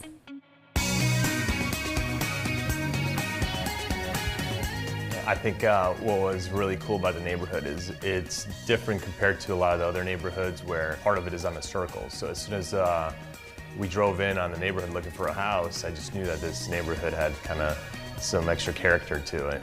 Woodlawn has got a circular style to it, design to it, and you can see from some of these old pictures that there really is a circle or an oval to Woodlawn neighborhood. My favorite part of the day is driving home. You turn onto our street from MLK, and there's beautiful oak trees, blooming crepe myrtles, and then there's a park. We have a park just at the end of our street. So here in Woodlawn, we have 3 public parks within our community. We use those parks a lot for our garage sale in the fall. There's cookouts that go on in those neighborhood parks, and they become very handy. And that's where we have all of the holiday events, all of our neighborhood events, potlucks, things like that. But then on the weekends, you can just kind of go out there and hang out. So I've worked out in the park, take my dog to the park. There's a basketball hoop for the neighborhood kids to hang out. Got it! As the fall and into the winter and into the holiday season, every one of those little pocket parks gets used for certain events. Christmas caroling going on during Christmas. There's an Easter egg hunt through the neighborhood.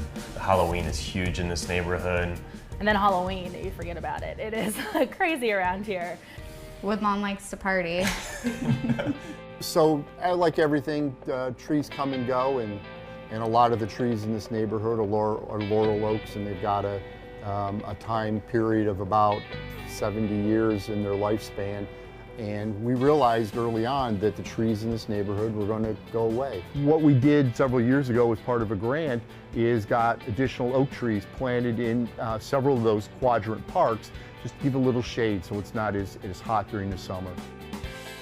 And I would guarantee that 50 years from now, 100 years from now, the folks that are living here in these houses will be looking at those trees, wondering who planted them, and gosh darn it, they got to be getting old. Maybe we need to think about putting some new ones in.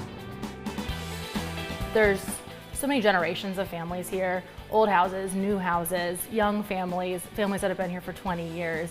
But amidst all that, it's just a really cool community feel. When we saw this house, as scary as it was, we knew it was the house just based on coming into the neighborhood and feeling so welcomed.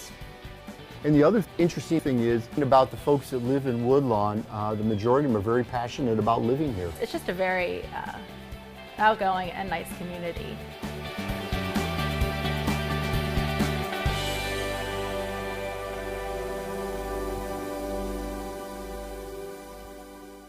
So the one thing that I would like to lift up and make sure that everybody hears is that there's 2 Child's Parks.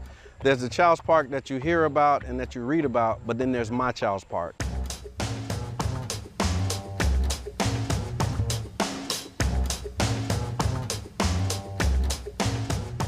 The parameters of Child's Park include 34th Street South to 49th Street, and then 18th Avenue to 5th Avenue South. And that's the Childs Park neighborhood, but the greater Childs Park area actually covers about 3 neighborhoods. It goes to about 1st Avenue to around 30th Avenue South.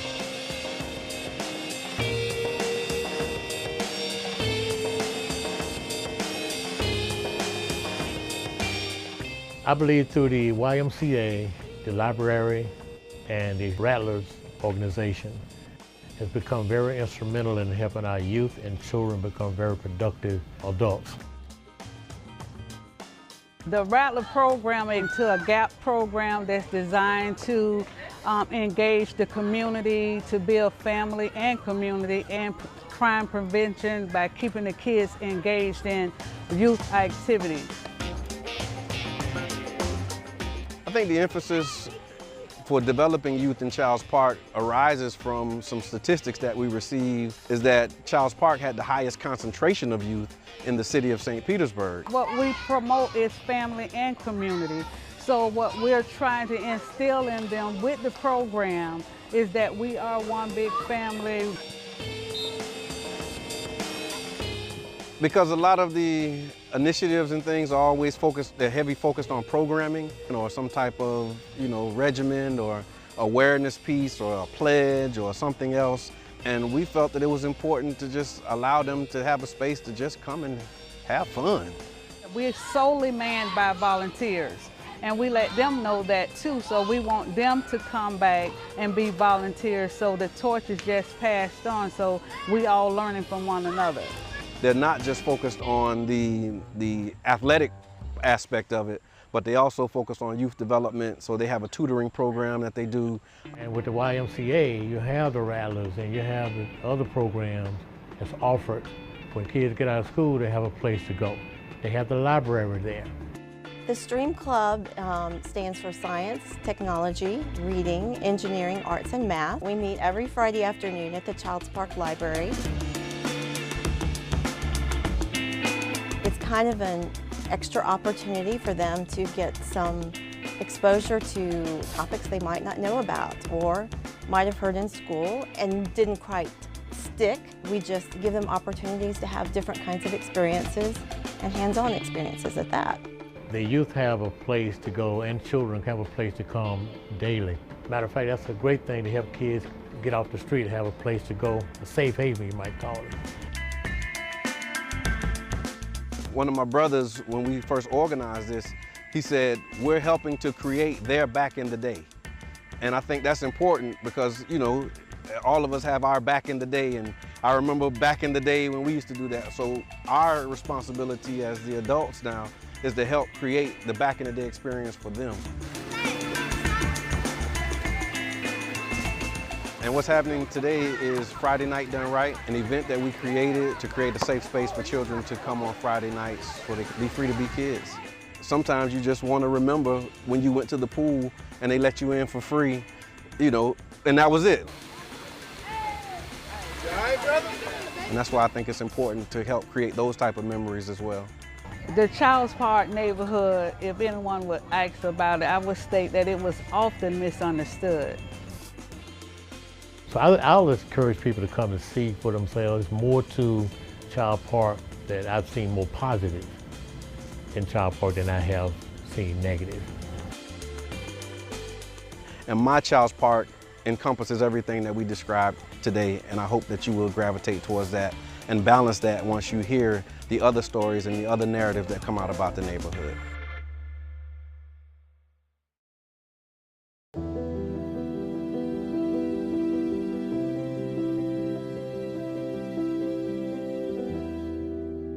So Bobby, I have heard the origin story of your relationship with Jamie and how that kept you here, but I don't think I've ever heard why you wanted to start the studio.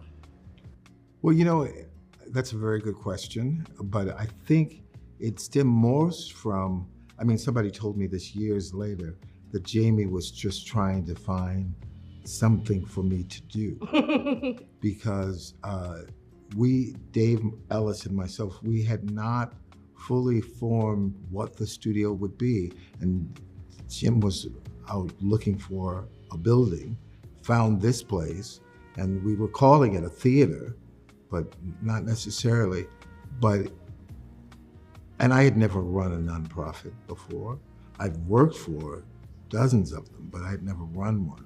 And so I think it was a convergence of several things, and we just grew into it being what we now understand to be the studio, which is something David Ellis and myself never did an elevator speech or the one sound bite.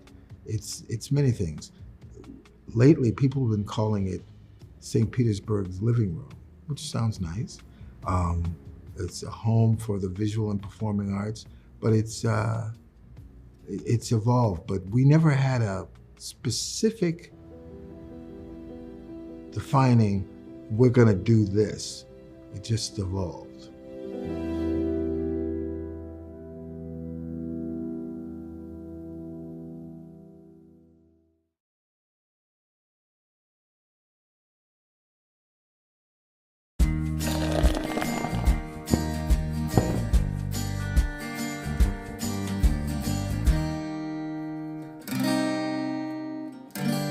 What do you know about the Coliseum? That was a boom time development, wasn't it? It was pretty much the place where people went. Sure. For entertainment. I mean, you hear some of the stories of the bands that played there, and it was amazing. Most of the big white swing bands, I think, played there.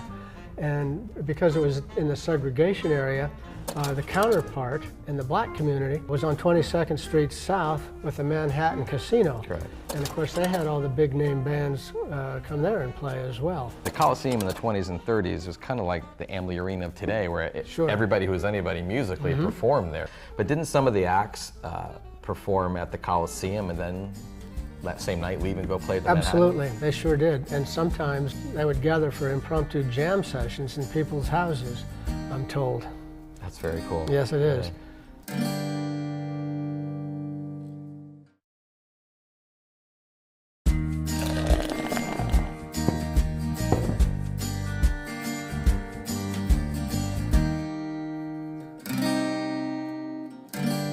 Water is an issue in the state of Florida. Do you know where our original water source was? Back in the day, I believe it came from what we call Mirror Lake today. And back then, because it served as the city's reservoir, they imaginatively called it Reservoir Lake. And it supplied the city water for quite some time. And during the Spanish-American War, there would be troop deployments come over from Tampa to get water from the lake so that they could take back to the troops who were waiting to embark to Cuba. They did. I remember seeing a newspaper article from the day the ships were leaving Tampa, and it almost became chaotic because a number of the ships that left Tampa had to come to St. Petersburg, take on water, go back to Tampa. The speedier ships wanted to leave Tampa and hurry and invade Cuba, and it became just some craziness in the middle of Tampa Bay there. It would have been chaotic. Very chaotic.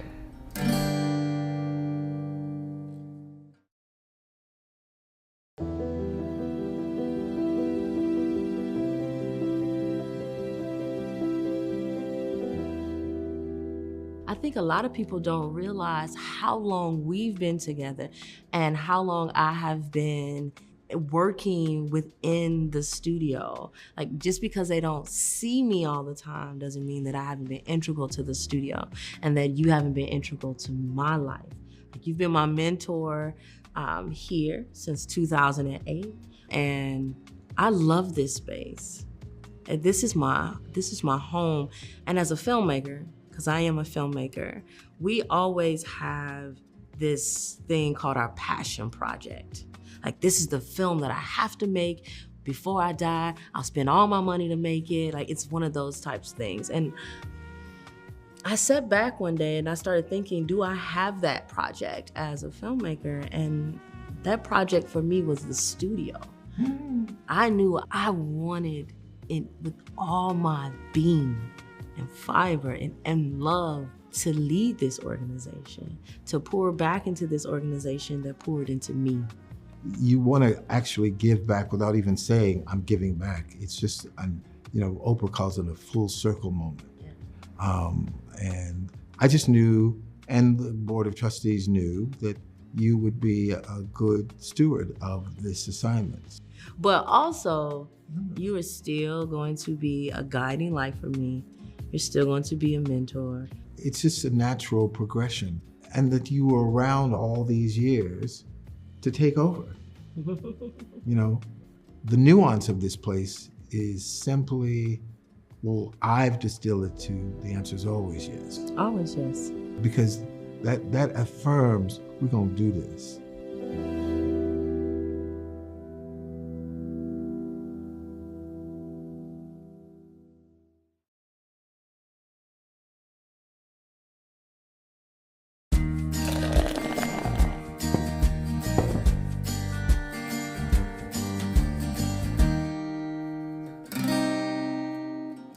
So a gentleman by the name of Percy Fansler had an idea of using an airplane, because back then a flight was basically just a novelty, right? So a lot of air shows and stuff like that. So that he had an idea of flying from point A to point B on a schedule, just like a train. Unheard of, but who the heck would do that? Nobody was gonna fly on a plane when you had a good old train. They arranged for Thomas Benoit and his airboat company to come to St. Petersburg. Roger and Tony Janis came with them, their chief pilot and mechanic / engineers. January 1st, 1914, they pushed that bad boy, that Benoit airboat, into the water, and 22.5 minutes later, landed in Tampa in the world's first commercial airline flight. Would you have flown in that plane? I believe I would have.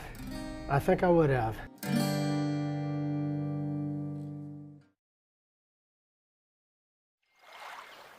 The waterfront view is my favorite part about living right here in St. Pete. Sounds of the water, the sounds of different species of birds. I find it very soothing and relaxing. Everybody ride good? How you feel? Yeah, I feel good. It's like a perfect day for it.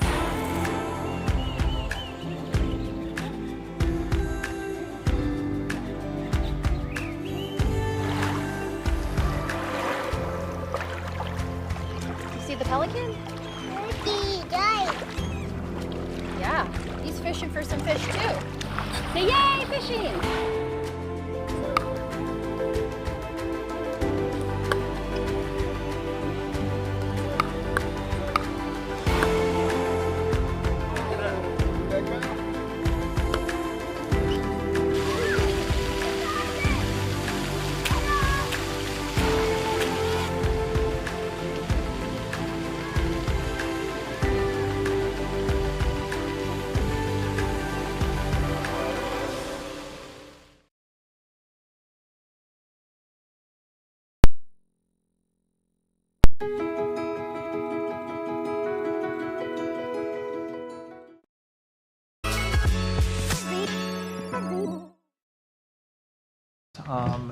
Since I know we have one member coming in, we'll start with staff, if you don't mind, Tony. Tony Chan, Economic Workforce Development Specialist.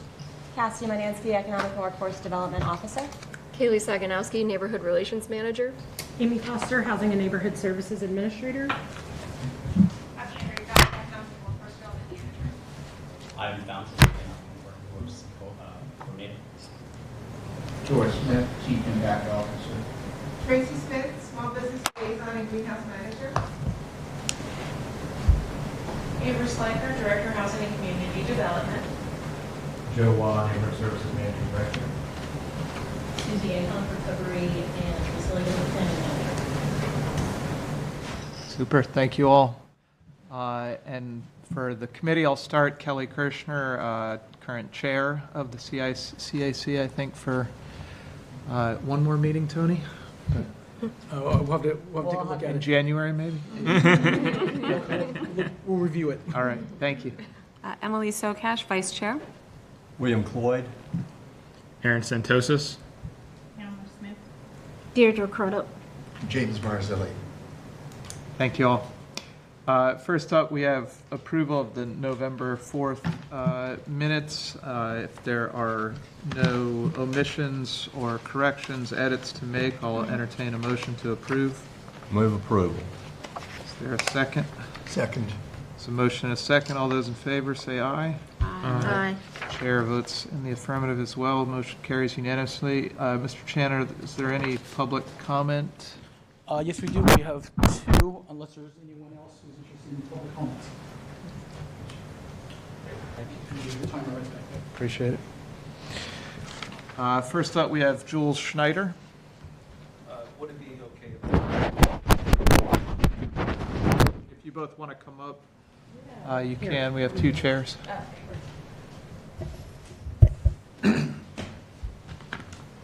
Okay. I'll just read. So, good evening. My name is Lindsay Wolf. I live at 2439 4th Avenue South in Palmetto Park, and I'm here tonight representing the Palmetto Park Neighborhood Association. I am the president. I would like to start by thanking the City of St. Pete for expending all the resources for our neighborhood plan, both financial and human, that made this plan possible. It wasn't always a smooth journey to get here, but we persevered, and now we're ready to have the neighborhood plan progress through the approval and implementation process. We would like to give a special thanks to you, Ms. Foster, and your team for your leadership in getting the plan to its current state, ready to be approved. We believe the plan as written best represents the topics that the residents of Palmetto Park would like to see addressed through future projects during the next phase of this process and implementation. We look forward to working with the Neighborhood Relations Department, the South St. Pete CRA Advisory Committee, and the City Council to enable projects within the neighborhood to make Palmetto Park an improved and desired destination.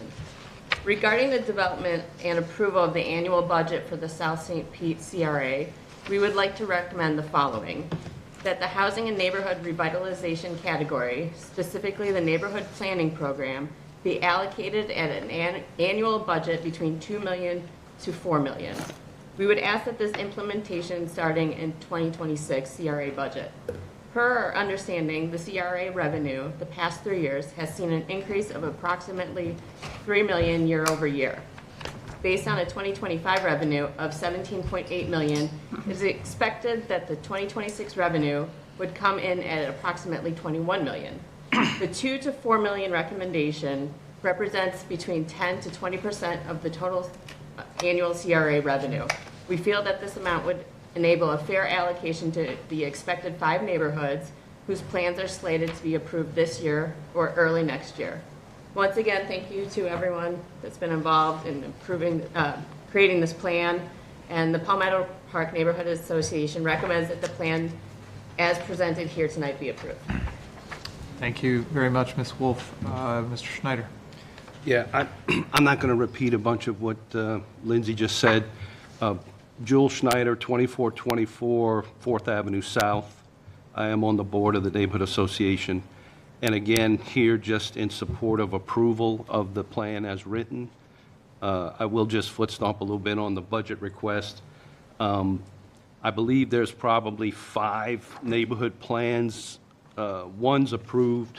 Ours is in the process of being approved.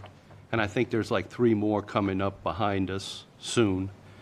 My recommendation would be $1 million per plan per year.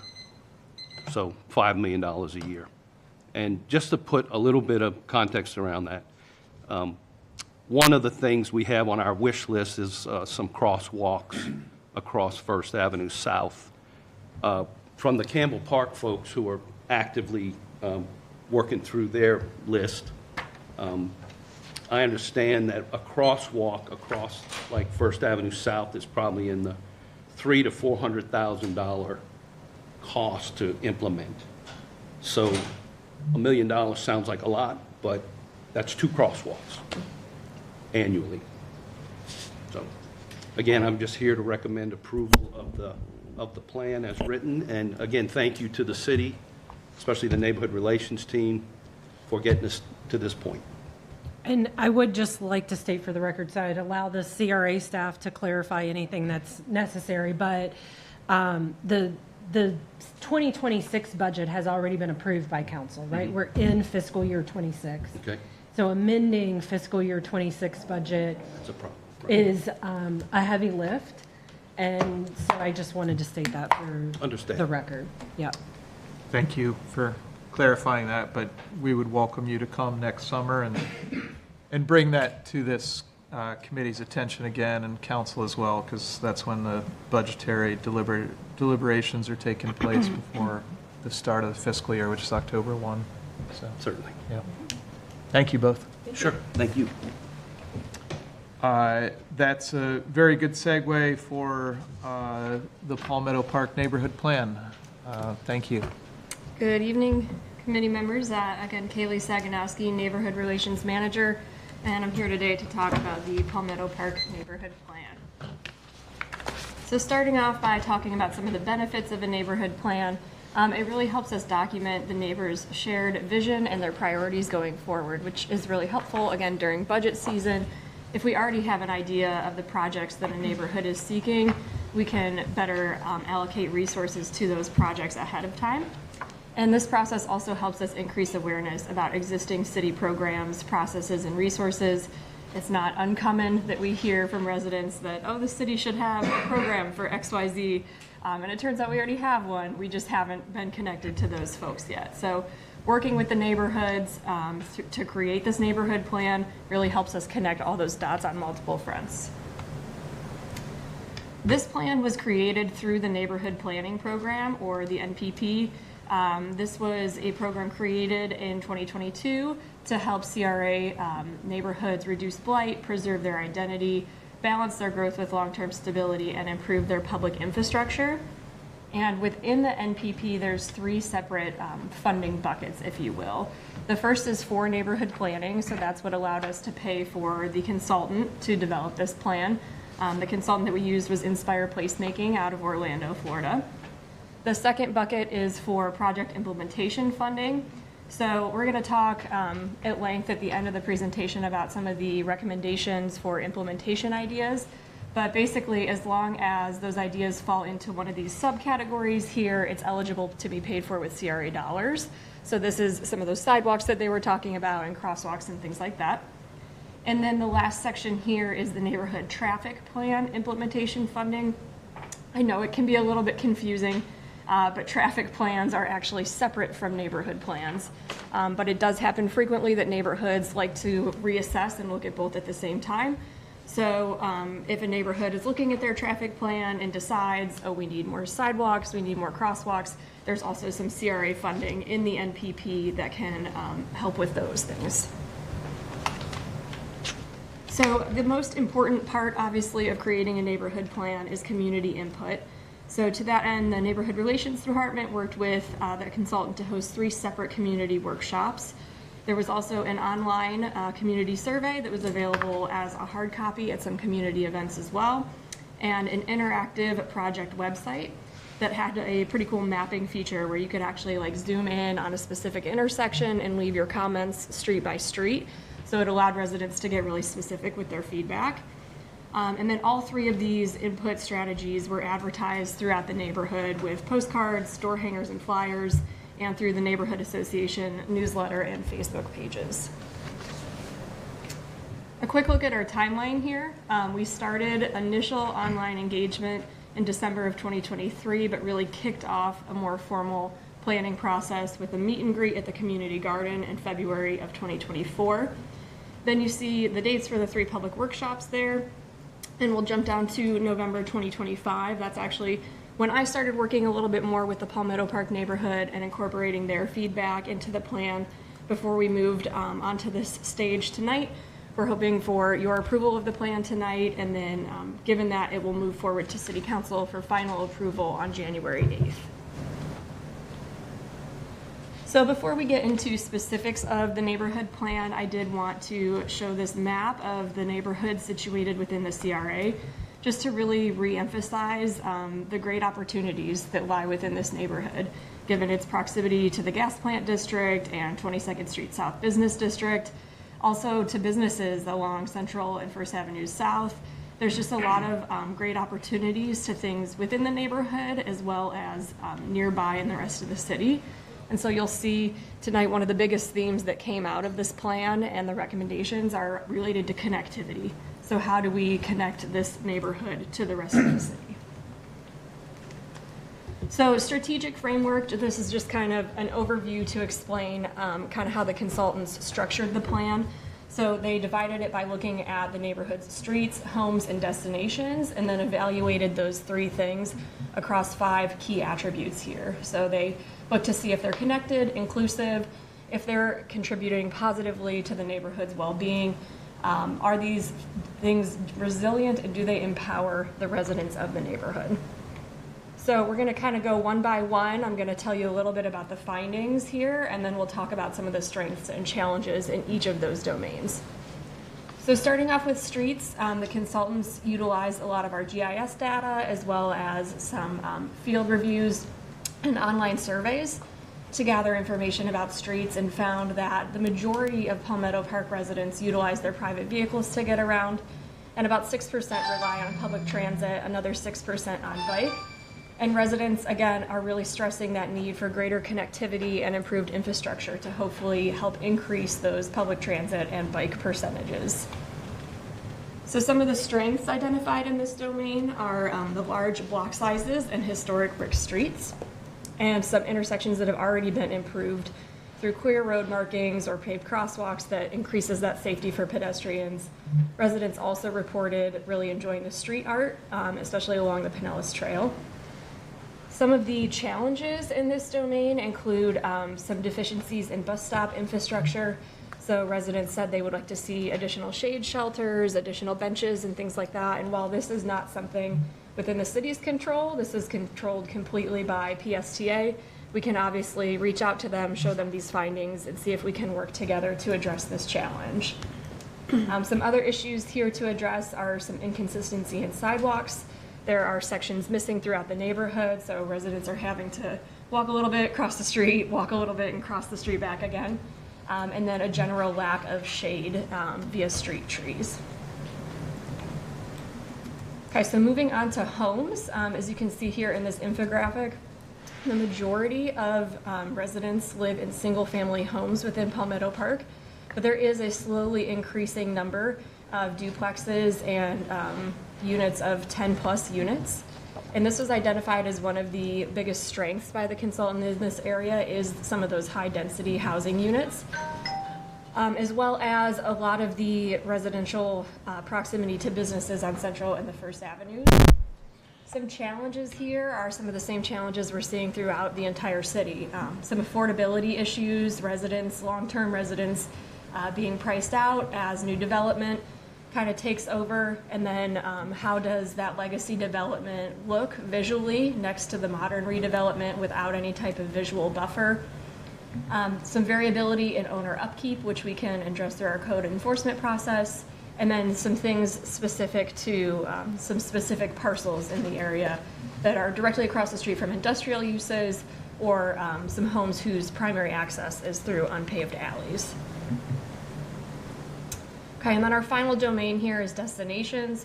There's a lot of great destinations within the neighborhood. They've got the Palmetto Park Playground and Community Garden, and then a lot of great destinations kind of along the north border with the Grand Central District shops and restaurants, and along the southern border with the Pinellas Trail and a lot of other art destinations. So residents really reported enjoying that strong creative and cultural identity that comes with those clusters of cafe, retail, and creative studios. But expressed some frustrations related to underutilized or vacant parcels, and that leading to concerns with illegal dumping and other safety concerns. So I'm not going to read this whole table here, but I did want to show you this slide first as something that you can kind of reference back to as we go through the implementation strategies. Tonight we're not only looking for your approval of the plan, but also your finding of its consistency with the South St. Pete CRA plan. So this can kind of help crosswalk between those things. So we're going to talk in more detail about all those potential projects that you see there, and then the right-hand column can point you to where those align within the South St. Pete CRA plan. Okay, so implementation strategies. When consultants develop the plan, they kind of split it into 3 separate buckets: strategic initiatives, capital improvement projects, and programming initiatives. So some things are concrete projects, some are more idea stage, but since there was a lot of overlap and we don't have an unlimited amount of time tonight, I tried to kind of condense all 3 of those into the next 3 slides. So you'll see some things are more concrete and some are more big idea stages. So everything here on this first slide of implementation ideas is related to connectivity. So again, complete streets. This might include things like sidewalk repair or installation, adding additional bike lanes where feasible, addressing some of those bus shelter and additional programming needs, and then more signalized crosswalks, specifically on 1st and 5th Avenue South. It could also include some intersection improvements, like raised intersections, adding additional lighting and shade trees on 1st and 5th Avenue South, and 28th and 31st Streets South. And then Pinellas Trail improvements. So how can we increase the connectivity of the neighborhood streets to the trail? And are we able to add any additional amenities along the trail, like benches, pavilions, or maybe even outdoor fitness stations, picnic areas, and dog amenities?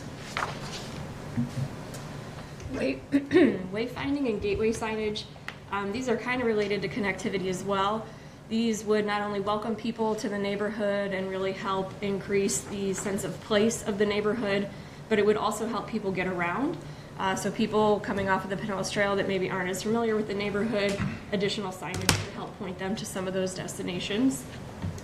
Residents reported that they would also like to see improved recreational amenities, which could include things from increasing the overall green space to improving the existing playground and community garden, or potentially even adding a new dog park, a fitness station, or ball courts.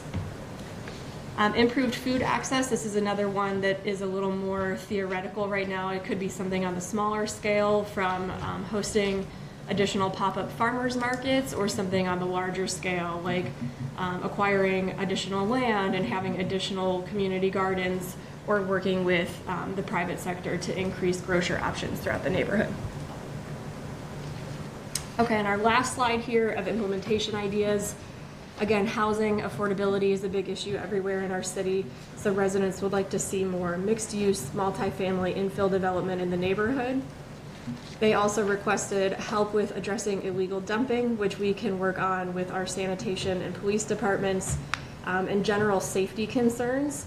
One of the #1 ways that we address these concerns is through implementing CPTED strategies. If you're unfamiliar with that term, it stands for Crime Prevention Through Environmental Design. And so this includes things that are kind of simple, but actually work really well at preventing crime. So like additional lighting, security cameras, and even properly maintaining landscaping when people are looking at sites to commit crimes or illegally dump. Having these things really prevents and deters them to different sites. So the Neighborhood Relations Department can go out to a Palmetto Park neighborhood meeting and work with residents and local businesses to help them understand these strategies and how to implement them. And then finally, public realm improvements, which might include things like repair and preservation of brick streets and or hazardous sidewalks. So where do we go from here? What are the next steps, and how do we start to fund some of these projects? Again, with your approval tonight, this will move forward to City Council for final approval on January 8th. And then we currently have 3 potential sources to fund these projects. The first 2 that you see here on the screen are part of the Neighborhood Relations budget. There's the Neighborhood Enhancement Project Funds. This is for capital improvement projects, $50,000 and above. And then for smaller projects, we have the Neighborhood Partnership Matching Grant, which funds projects up to $20,000, and we do require a match for that from the neighborhood, but not matched monetarily. It's matched through volunteer hours. And then the final option is funding through the CRA budget, which is what our public speakers were referring to tonight. The neighborhood planning program funds, increasing the budget there would allow us to accomplish more of these things. So I know that was a lot of information, but I'm here to answer any questions. And this is actually only my 3rd week here, so we also have the former director here to answer any questions if I need some help. Thank you very much. It's a great job for only being here 3 weeks. Really appreciate it. Any questions? Yes, James. I have a question about the lighting that's going to be, I assume, installed. Are you going to be using full cutoff fixtures for pedestrian level lighting? That is a recommendation in the CPTED strategies, so something we would recommend. There isn't any recommended strategies for the city to install lighting, but that is something we'd recommend to private property owners. Great. Private property owners? But what about the increased lighting that's suggested in here? Yes, you're correct. If we did install any new lighting in the right of way, it would be full cutoff. Thank you. Any other questions? I guess this one question, it could be a little bit out of scope in terms of transportation projects and things that could be coming down the pipe just for the community in general with the potential for school closures. I don't know if everybody's heard about that with Pinellas County and the populations within the schools and where those students and their families would then be moved. I guess I'm just wondering about being proactive in those projects of the transportation of the streets and things like that. Should traffic pick up in that area if schools, with low enrollment were to close specifically here in South St. Pete and Lakewood and students being transferred to Gibbs or to St. Pete High? That's a great thought. To my knowledge, it hasn't been considered just yet, but. Michelle, would you like to speak to that? Sure. Can you repeat the question? The consideration of school closures and traffic picking up and transportation and bus and the fleet utilizing that space much more should students from Lakewood be transferred to St. Pete High or to Gibbs High School in the area. Thank you. Good evening. I'm Cheryl Stacks, Transportation and Parking Management Department. The school district itself also has transportation staff and planners and student accounts. So they're going to be working on that, and they'll reach out to the city in discussions with that.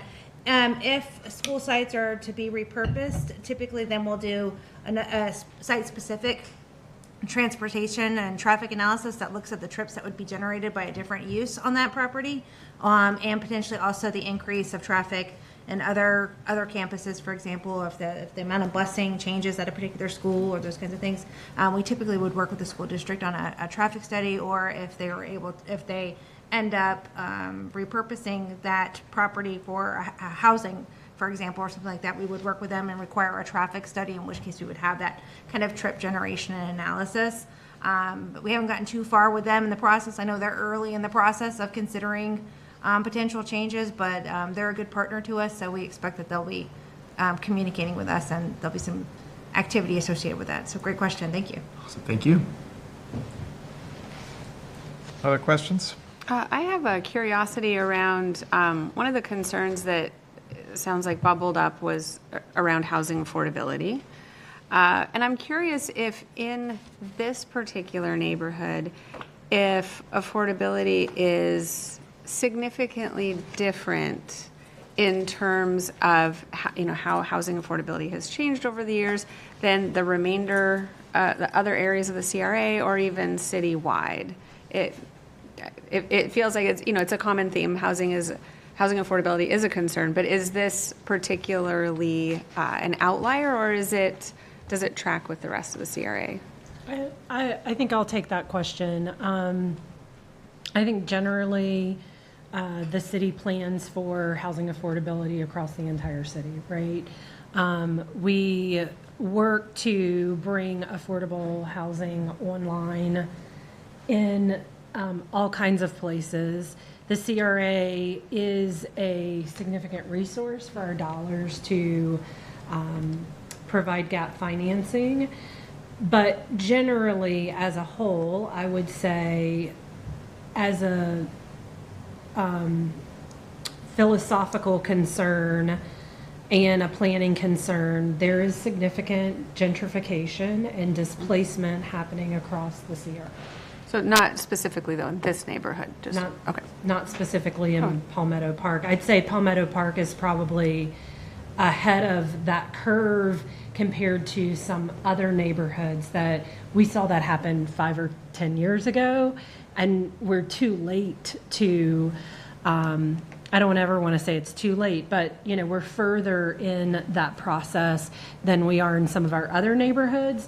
And we have proposed multiple grants to try and help neighborhoods with displacement and help neighborhoods be sure that they are engaging the legacy residents. We haven't been successful in securing any of that grant funding yet, but it's something on our mind, and we're always looking to other cities to make sure that as we grow, we are considering the residents that help make who we are today, so that that displacement is considered in the changes that are happening. When you say going for that grant funding, are you talking federal HUD dollars, state dollars? We have looked at federal and state dollars. We've also applied locally to the Foundation for Healthy St. Pete. I know that you recently heard about, I think at your last meeting, you had Policy Partners report on some of their own studies about what's happening. And so it's, something we're always talking about. Yeah. Has there been discussion, you mentioned the foundation, has there been discussion with the Urban League as well? Or? I mean, we meet with the Urban League and plan collaborative projects with them, right?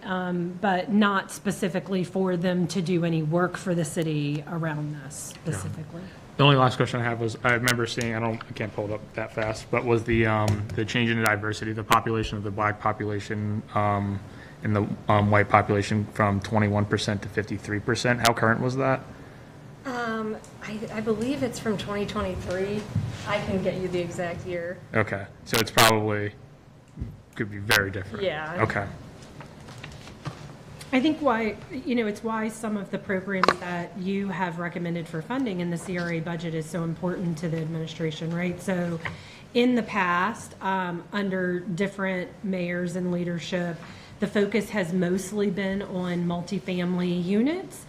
Under Mayor Welch, the focus, there's plenty of multifamily units that are in the pipeline, more than 2,000, but there's also been a significant investment and focus using the CRA budget on wealth creation through affordable home ownership, right? So that's a key strategy in the CRA budget that we are hoping helps people afford housing.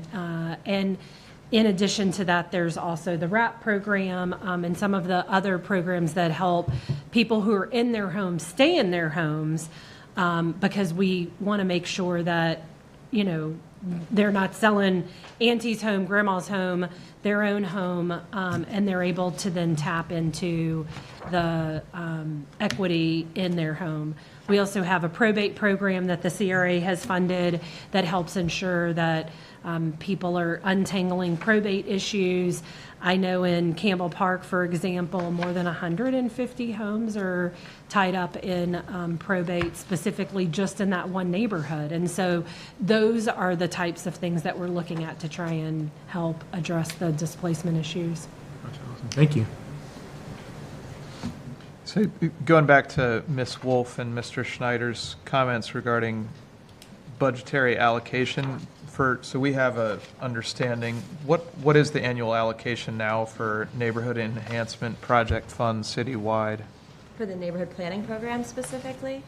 Yeah, when we talk about next steps, which was the last slide. Yeah. It said we have, I guess, 3 potential buckets of money that include CRA budget, neighborhood enhancement project funds, and neighborhood relations budget. Mm-hmm. I can do the neighborhood planning one. Okay. So we have about 1.6 million in the neighborhood planning program right now, but some of that is already committed to existing processes. So we're going through the neighborhood plan implementation process for a different neighborhood right now who has submitted applications. So that's about 500,000, but it's 1.6 total, and some of that is also tied up in paying off some other executed agreements for other neighborhoods to develop their plans. And does the city, sorry. Go ahead. Does the city have, a procedure that there's only 2 neighborhoods per year that are pushed through the system, or? Yeah. There's not a system like that currently in place. So just to kind of expand off the budget a little bit, there is 1.6 million in there right now, but 500,000 of that has already been promised to the Campbell Park neighborhood for their neighborhood traffic plan implementation. And then next week, we're actually having a separate Sunshine Committee where members will vote on how to spend another $500,000 in Campbell Park. So they kind of got lucky because they're the guinea pig that gets to go through this cycle. But assuming all of the projects that they applied for fall within our program guidelines and the committee approves of it, Campbell Park will likely be receiving about $1 million in improvements, which leaves about $500,000 left in the budget to potentially be split next year among 5 neighborhoods. Because as it sits right now, Campbell Park would be eligible again. Palmetto Park will now be eligible if this passes. And then we have 13th Street Heights, Woodlawn, and Melrose Mercy that we also intend to bring through this committee probably first quarter of 2026. So we're aware of these equity concerns. We have already been talking to residents about how we can make that process a little bit more fair now that more neighborhoods are going to be eligible. Our focus on the first round was really just getting the money out the door, but now that there is going to be so many more players, we have to figure out a better system for that. But obviously, if there was more money, that would help too. I think one of the things too, Kelly, that we've talked about is, I think neighborhoods have heard about the neighborhood planning program, and again, when changes are happening, having a neighborhood plan will help. But I think there's also a lot of interest in the planning program because of the money related to the implementation of the planning specifically. And so I think we have to come up with a kind of rubric and criteria for how we determine who gets a neighborhood plan moving forward. Our initial thoughts when this started a couple years ago was we wanted to make sure the neighborhoods that were near the historic gas plant, knowing that that area was going to be redeveloped, we wanted to ensure that they had neighborhood plans so that we would be able to address any impacts that may happen. Now that we're kind of through that and going through this guinea pig process pilot program, now it's time for us to kind of take our pencil to paper again and think about a rubric and criteria of not everybody in the city is going to be eligible for a neighborhood plan, right? Historic Kenwood has approached us and I kind of said, sorry, you're doing okay, right? You're not going to be the first neighborhood that we're going to do a neighborhood plan for. The neighborhoods that we are in the planning process right now were the neighborhoods that we felt like really needed that additional support. And then post these 5, we are not undertaking new planning at this time. We want to develop that process and then be really clear to everybody moving forward. Here's what the planning process should look like. And here's the timeline it would take. Here's what is in the MOU that is your responsibility as a neighborhood. Here's what our responsibility as a neighborhood relations department is, and here is what the consultant's responsibility is. So everybody can kind of go into that process eyes wide open and know whether it takes 9 months or 18 months, which will then give you as a committee a much better kind of runway to decide that CRA budget with. And so it does sound like we have a ton of neighborhoods who are going to be eligible for a grant program and the timing doesn't match up. But I actually think the timing's going to be fine because this is our first cycle. They're going to be decided in January-ish, right? We'll open up that cycle again next fall. And we have time in your budgeting process in the summer to determine what fiscal year 27 should look like to then move forward with that next round of funding. So it's something that's on our mind, but I think there's time for the full cycle to happen. Got it. Thank you. Glad you're here. So just for clarity in all of us, 1.6 million in the neighborhood planning program that's out of the CRA budget. External from CRA budget, is the city putting in additional funds, or this is? There's funding available for neighborhood improvements through the neighborhood relations budget. That first bullet there, the enhancement project funds in FY26, there's about $325,000 there. And then in the partnership matching grant, again, this is only up to $20,000 per neighborhood, but I believe there's about $250,000 sitting there in FY26. Got it. Now, is that there potential for that to be reallocated based on the usage from each neighborhood? Though I'm going to assume that every neighborhood is going to use every dollar. But is there potential for that to be reallocated, that $250,000? Yeah, I think that we can move it around however we see fit based on demand.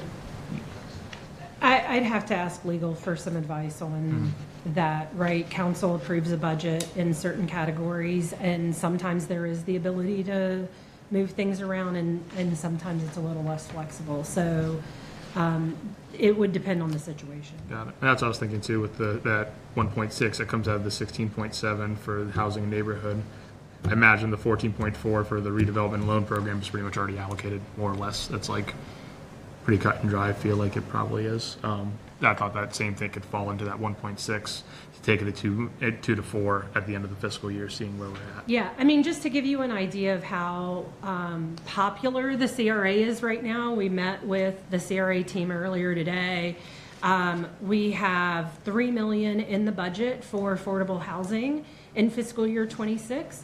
We have $36 million worth of requests.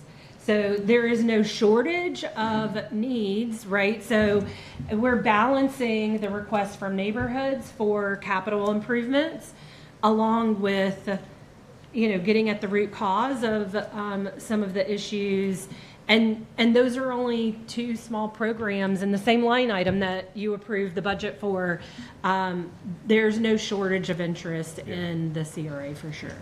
I'll also add on to that. During this neighborhood planning process, city staff is very engaged from various departments. And so we're hearing these needs, and it doesn't mean that we're not looking in the general fund for other funding mechanisms that aren't these 3 funding mechanisms. A lot of the same ideas that came in this neighborhood plan have also been incorporated into other planning studies, so then we start looking for other sources. So it's not like this is the only way to fund all of these priorities.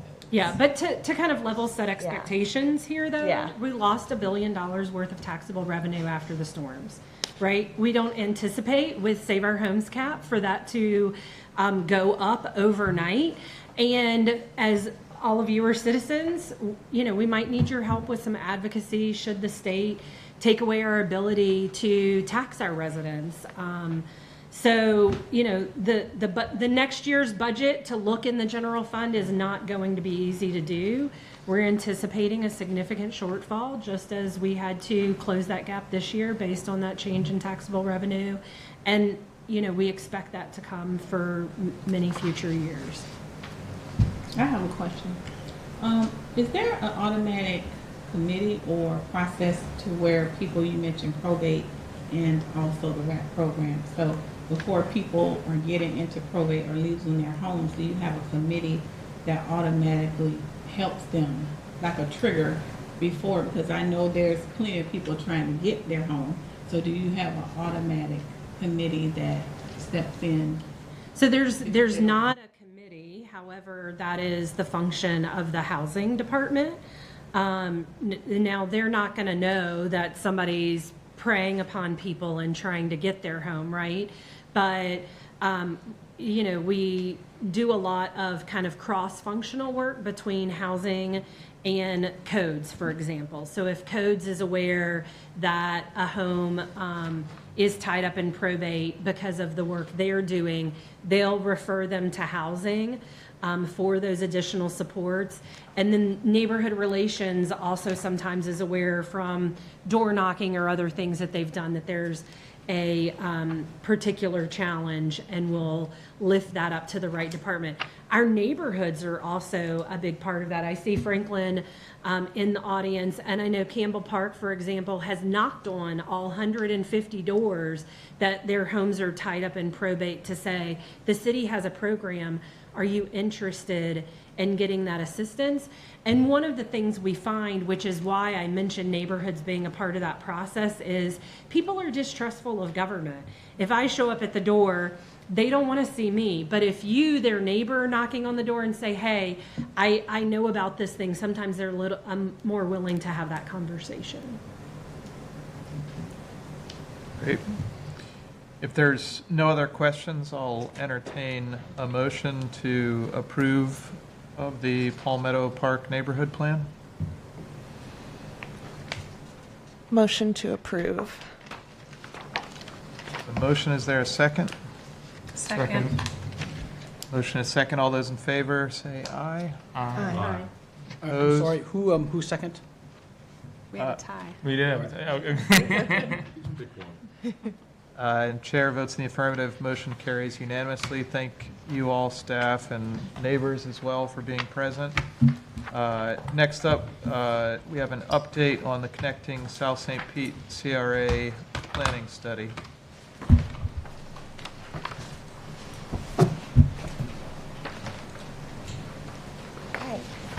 I'll kick us off while Steve comes up. So this is the same study that we mentioned to you all. Cheryl came and spoke about it last month. It's been ongoing for a while. Steve is here from HDR Consulting. So with a lot of our planning processes, often the city will, or in this case PSTA, our partner in this effort, will hire a planning consultant to kind of oversee the planning process. So we've invited Steve here today to talk to you about the planning process thus far and just kind of report out and see if you guys have any questions or concerns. So, this is good? Yep, and then you should be able to just hit, there you go. I think the front end slides here are really about the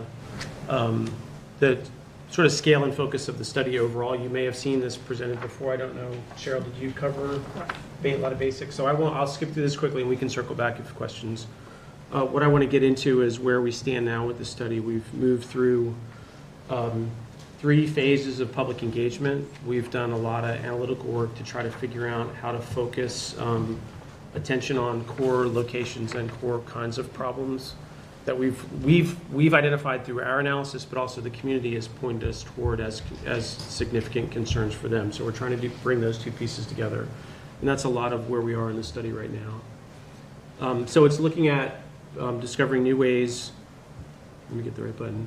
New ways to improve walking, biking, and transit access. So it's mostly active transportation and access to transit, both within the vicinity of transit stops to make that connection better to destinations, what we call, sort of quarter mile, half mile trip from the stop to destinations. And then generally, and this has evolved as we've gone through the study, but people have focused really heavily on accessibility along commercial corridors. So a lot of our research and analysis has been focused on the commercial corridors. So as Cassidy said, this is a PSTA project in partnership with the CRA, with the City of St. Pete, with Florida DOT. It's partially funded through an FTA grant. This is a major grant program that's supporting projects around the country with a similar scope and focus. It's a basic 3-phase planning process. The first phase was discovery, where we started to do our research about existing conditions, but we also have listening sessions with stakeholder groups, and we participated in a few pop-up events and neighborhood association events in the communities. And communities, because as we know, South St. Pete is such a big area. It would be the 3rd largest city in Pinellas County if it was an independent city. It's not easy to think about it as one place or one community. There's a lot of diversity within the communities, and we've really tried to understand that as we've gone through the study. Visioning and planning is sort of move into understanding issues and thinking about strategies to address those issues. In that, we call that our phase 2 workshop sequence or engagement sequence. We had larger scale issues and ideas workshops. We had a series of what we called walk shops and bike shops, but also a bus, if we call it a bus shop, I guess we could, where we brought community members with us to look at different portions of the community through different means of getting around. And then we had a very well-received and well-used online mapping tool to get both clarity on the spatial distribution of issues, ideas, and the spatial distribution of specific proposals that people wanted to make. The phase that we're in now, and we're cleaning up our work to present the planned recommendations, but the project's priority is to look at a whole range of kinds of projects that could be delivered across the community, start to figure out what people's most, what the priorities are for those projects broadly. So it's 300 and some individual discrete projects packaged together, and we ask people to provide comment on those. We are moving into some quick pilot studies or concept planning exercises so we can take a few of those high priority projects into a preliminary stage of design and cost estimating so we can attach those more closely to project funding. And then that's the funding strategies is the real key of connecting individual projects with different strategies in a similar way that you just talked about for Palmetto Park. The vision is it's about safe and easy access, about better options, and about equitable outcomes. That a lot of the projects we've identified are addressing historic and persistent barriers to access across the CRA and between the CRA neighborhoods and destinations outside the CRA. We developed to support the engagement activities, we developed a quick mobility toolkit to show the different kinds of possible improvements and help people understand kind of scale and nature of those changes, so they would understand if we talked about a new crosswalk, we could show them an image of it, we could show them some local examples of where that sort of improvement existed. These are sketches that we used for the Phase 2 public engagement to give people an idea of how different projects could be developed, and these were also based on quick sketches of existing locations. So these are kind of real life examples of how different improvements could fit in different places. The Phase 1 engagement, and I think you went through this in more in detail, Yes. in the engagement activities. So this was around pop-up events and the listening sessions.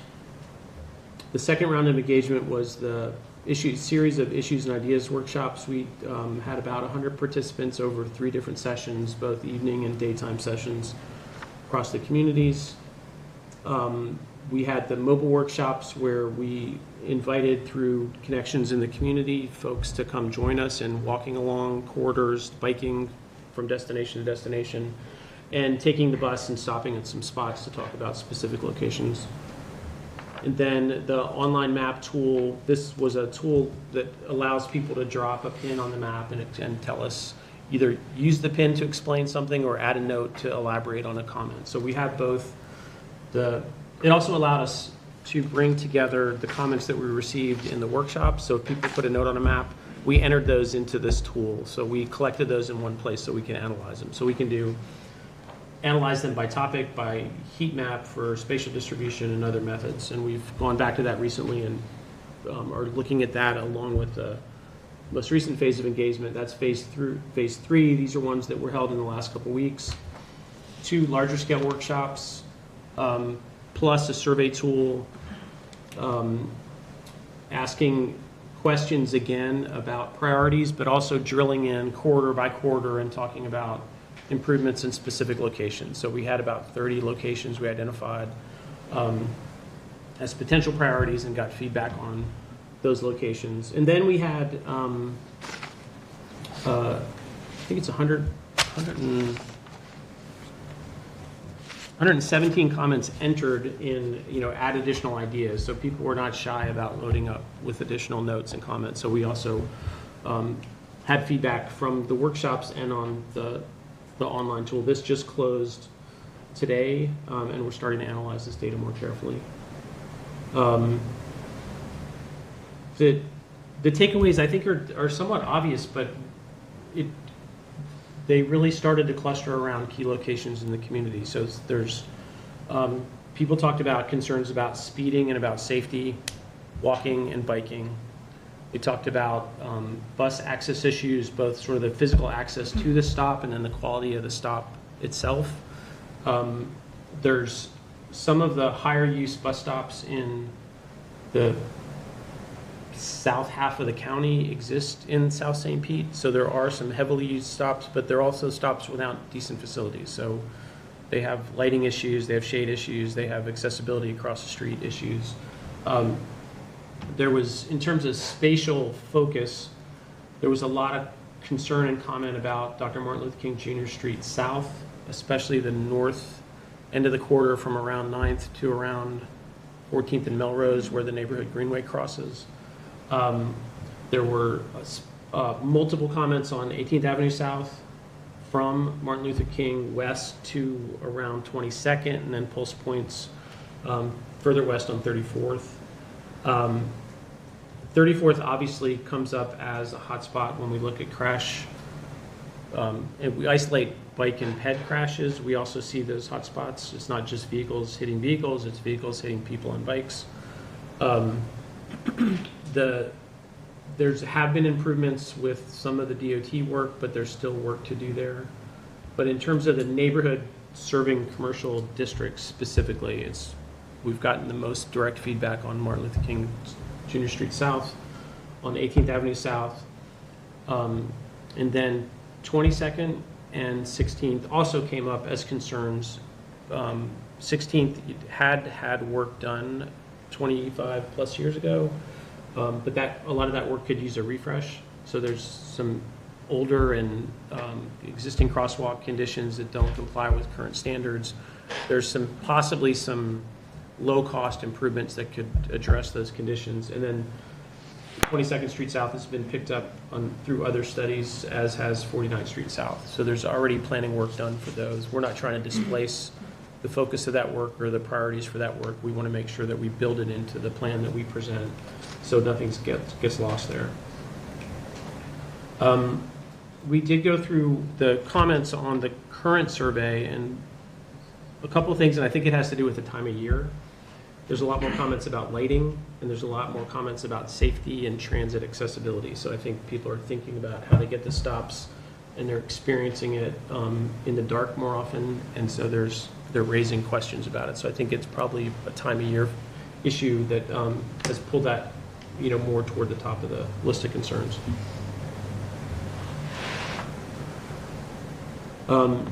So the short list of priority projects, they're priority projects that we can take into concept development. So it's not that projects that aren't on the list won't be advanced.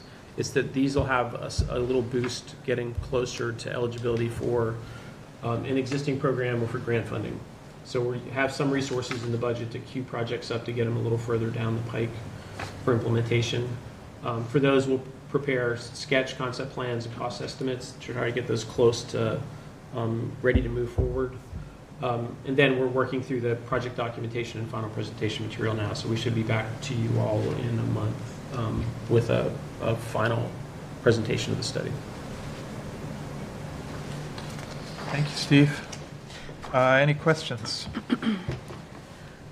So with project priorities, when we're kind of saying priorities, obviously you see there low-hanging fruit, things that we could do like more or less now. But when we say that, is it more of like, I guess, total structure, like specifically on bike lanes, specifically on sidewalks? Is it specifically 22nd and 49th? Is it specifically 18th? When we're kind of thinking about where that's going to go, is it as much as we can across the board or isolated in different pockets of what is needed most?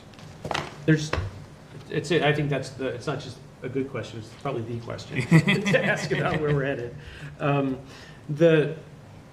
We use the feedback that we received to try to focus on the locations that people felt were neglected or needed more to be addressed more quickly. So there's one dimension of it is sort of responsive to those comments that we received, and that's what I mentioned about Martin Luther King Jr. Street South and 18th Avenue South. The other dimension is that there's corridors like 49th Street South and 22nd Street South that have been addressed in planning, that there's projects that are advancing, so we don't think it's the best place to focus our resources through this study if we can move something along that's been neglected. And then for Martin Luther King Jr. Street South and for 18th Avenue South, they both need sort of an ultimate vision developed for those corridors that's going to be quite costly to deliver improvements. So if Dr. Martin Luther King Jr. Street South were to be lane repurposed to bring that down to one lane in each direction with a turn lane and bike lanes, that's something that we can't do in a quick concept development study. That's got to be taken on as its own project. So for us, that's really important, but we can't move that forward with our resources as part of the study. We need to highlight that as an ultimate project. So we're looking at interim improvements to solve existing problems, minimize the amount of throwaway or redo if it moves into a larger project. So when we think about both Martin Luther King Jr. South and 18th Avenue South, we're looking at interim improvements that could improve conditions within the next few years. And even a small project takes a couple years to get moving, so we're trying to think about how those can advance while additional funding is sought for a larger scale planning study or a refresh of the 18th Avenue South Complete Street Study. Thank you. You answered my next question of ongoing projects like Fusion 49th and things like that. So I appreciate that. I have a question about the trail. I'm curious about to what degree does the Pinellas Trail fit in with this study and planning? And I ask it mostly from a personal anecdotal sort of a frame. I live off the trail. I use it recreationally for years and years. I love it. more and more I see folks who are using it as an actual means of, it's clear they're getting to work, it's clear they're getting to school, of all ages. And I love that. And I'm curious, perhaps were there comments specifically about the trail, data that you're Absolutely. scratching at, and kind of how does that fit in with this picture? The comments on the trail have had to do with access to the trail. So there's a lot of public rights of way that get to the trail, but then they're fenced, so you can't get through. So there's possibilities of improvements in those locations. There's on the trail itself, it was crossing point, so that some of our hotspots for attention and for concern were like 31st Street South, the crossing there, a lot of advanced warning, more increased visibility of the crossing came up, and then lighting along the trails specifically. So people are concerned about that at night, that patches of it are quite dark and feel a little unsafe. If I could just add on to it, thank you. So we're organizing a bit of the recommendations associated with particularly like the commercial corridors, for example, because we do have the commercial corridor planning program. And so there are 8 identified commercial corridors, but the trail is not one. It's not identified as a commercial corridor. It's not identified really as its own kind of contiguous area. So it does make it a little harder for us as we're pursuing recommendations for the Pinellas Trail and those access points. How do we line it up to be eligible for CRA funding and or other funding sources?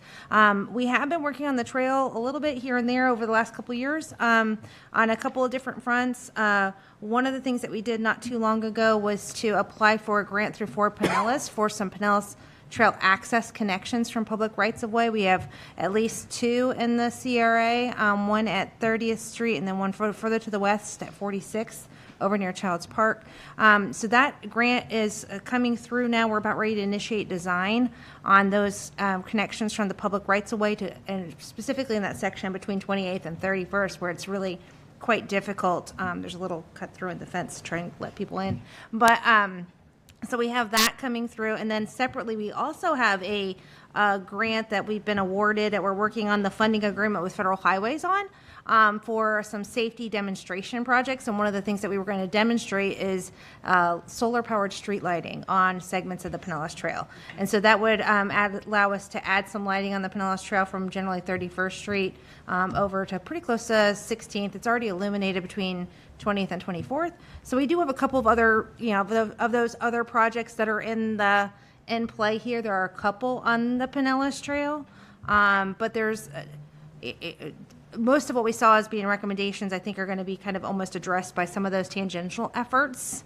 But because we don't have a really good funding mechanism already with the CRA as far as like the neighborhood planning program or the commercial corridor planning program that really speaks to the trail as this transportation facility. So we're trying to kind of come at it in a few different ways. So Thank you. That's exciting and interesting. One follow-up question. Is there any intent to put speed limit signs on the Pinellas Trail? There is. We do have some limited speed limit signage on there now. It is very difficult to enforce speed limits when they get that low. It just, the technology for anybody to try and do that makes it very difficult. But nonetheless, we are adding those. There are segments of the Clam Bayou Trail that extend south kind of toward Clam Bayou that we have a plan for adding speed limit signage there as well, and then potentially some along the First Street Trail. But yeah, definitely trying to add more speed limit signage as we're starting to see an increase of pedal assist by electric assist pedal bikes and those kinds of things. That's those kinds of technologies on the trail. Trying to help get speeds even would be great. Thank you. Thank you. Cheryl, maybe one more question when you're here, and maybe Steve knows the answer. I know when you came a couple months ago, I asked how we were trying to survey existing riders on bus routes that might be some of our best eyes and ears to give input. Do we have any way of understanding if we were successful at that on capturing rider input as well? Yeah, let's Steve talk to it. I don't think we can answer it definitively. PSTA did a push, but it was through social media, but it was to riders, so they have ways to try to get access to folks that are using the bus system now. We did get a significant uptick in comments about bus stops, bus routes. I also think the communications that they did related to the Connected Community Bus Network rollout raised those concerns in the community. So we heard a lot more about bus stop conditions and about existing service. Okay. We definitely did make the push. It was just a little hard to kind of do it at the same time that the bus network changes were coming out. So some of the feedback we were getting was a little bit more related to the changes. But it was also highlighting for us because the Connected Community Bus Network relies more on transfer activity. So it's not just one seat rides as much as it was before. So the infrastructure needed to support transfers like the sidewalks, the ramps, the lighting, the shelters, all that kind of stuff is stuff that we're starting to hear back from, particularly in the area near 34th Street and 18th Avenue South with the Spark service. And that one's particularly challenged because 34th Street is an FDOT right-of-way, and it's FDOT that we'd be working with, and it's very constrained. So that one is going to be a tough nut for us to crack, but it's been definitely identified as a need for us to try to pursue some improvements there. Right. Yeah. Thank you all. Any other final questions? If not, we might hear back from you in January then. So, thank you. Final item on tonight's agenda is Workforce Readiness and Development Program update. Good evening. Thank you, Mr. Chair. Andrea Falvey, Economic and Workforce Development Manager with the city. Thank you for giving me just a couple of minutes. I wanted to provide a quick update to you all on the status of our adult workforce development program. So as many of you all know, our St. Pete Works program, which was administered by our partners at St. Petersburg College, came to an end at the beginning of last month. So they had been our operator for that program for the prior 5 years. They were at the end of their contract, so we were not able to automatically renew it as we had done the previous 2 years. So we did put that contract out for bid over the summer. The submissions closed on October 14th. And 2 of the submittals were shortlisted, and they provided presentations to the evaluation committee. So it's a 5-person evaluation committee composed of our economic and workforce development staff from the city's greenhouse, the mayor's office, and also the city's office of community impact. Out of those 2 presentations given by the 2 finalists, the evaluation committee did recommend that the new contract be awarded again to St. Petersburg College to operate the new workforce development program. So city staff is in the final stages of bringing those documents together, and we will be bringing those forward to City Council for their approval the first meeting of the new year on January 8th. So I just wanted to provide that update. I'm certainly happy to take any questions that you might have. If it would please the committee, I would be interested to invite them to come either to the February, April meeting and provide a more robust overview of what their program will entail. Again, you all have some familiarity with it over the years, but I think that might be really informative, and you can hear directly from them and ask them any questions. Thank you for the update. Any questions? I think it would be great for them to come.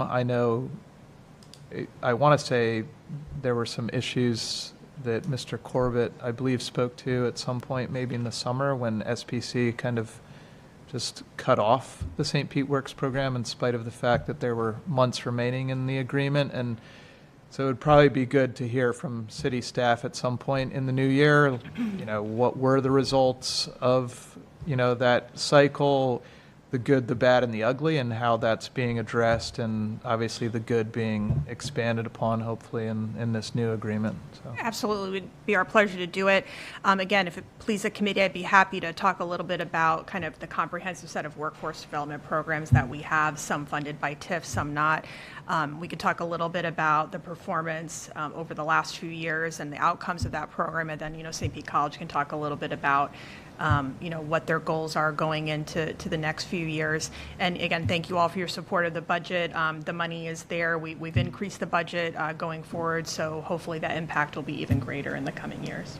Great. Thank you, Andrea. Thank you all. Oh, did you have a question? Just really Sure. quick, I was just going to ask really quick, for St. Pete College, of who is kind of like running that program from their end? Is that their workforce development department? Yes. Being associated with them? Yes. Okay. Yes, absolutely. All right, thank you all. Happy holidays. You too. Thank you. Thank you. Next up, we have new business. Are there any items any committee members would like to bring up? I just have a question. Uh-huh. I'm just wondering if we have any money committed to Tangerine Plaza. I saw that article and had the same question on my list, seeing the Tampa Bay Times article, and I believe we do because... Question, I didn't hear it down this end.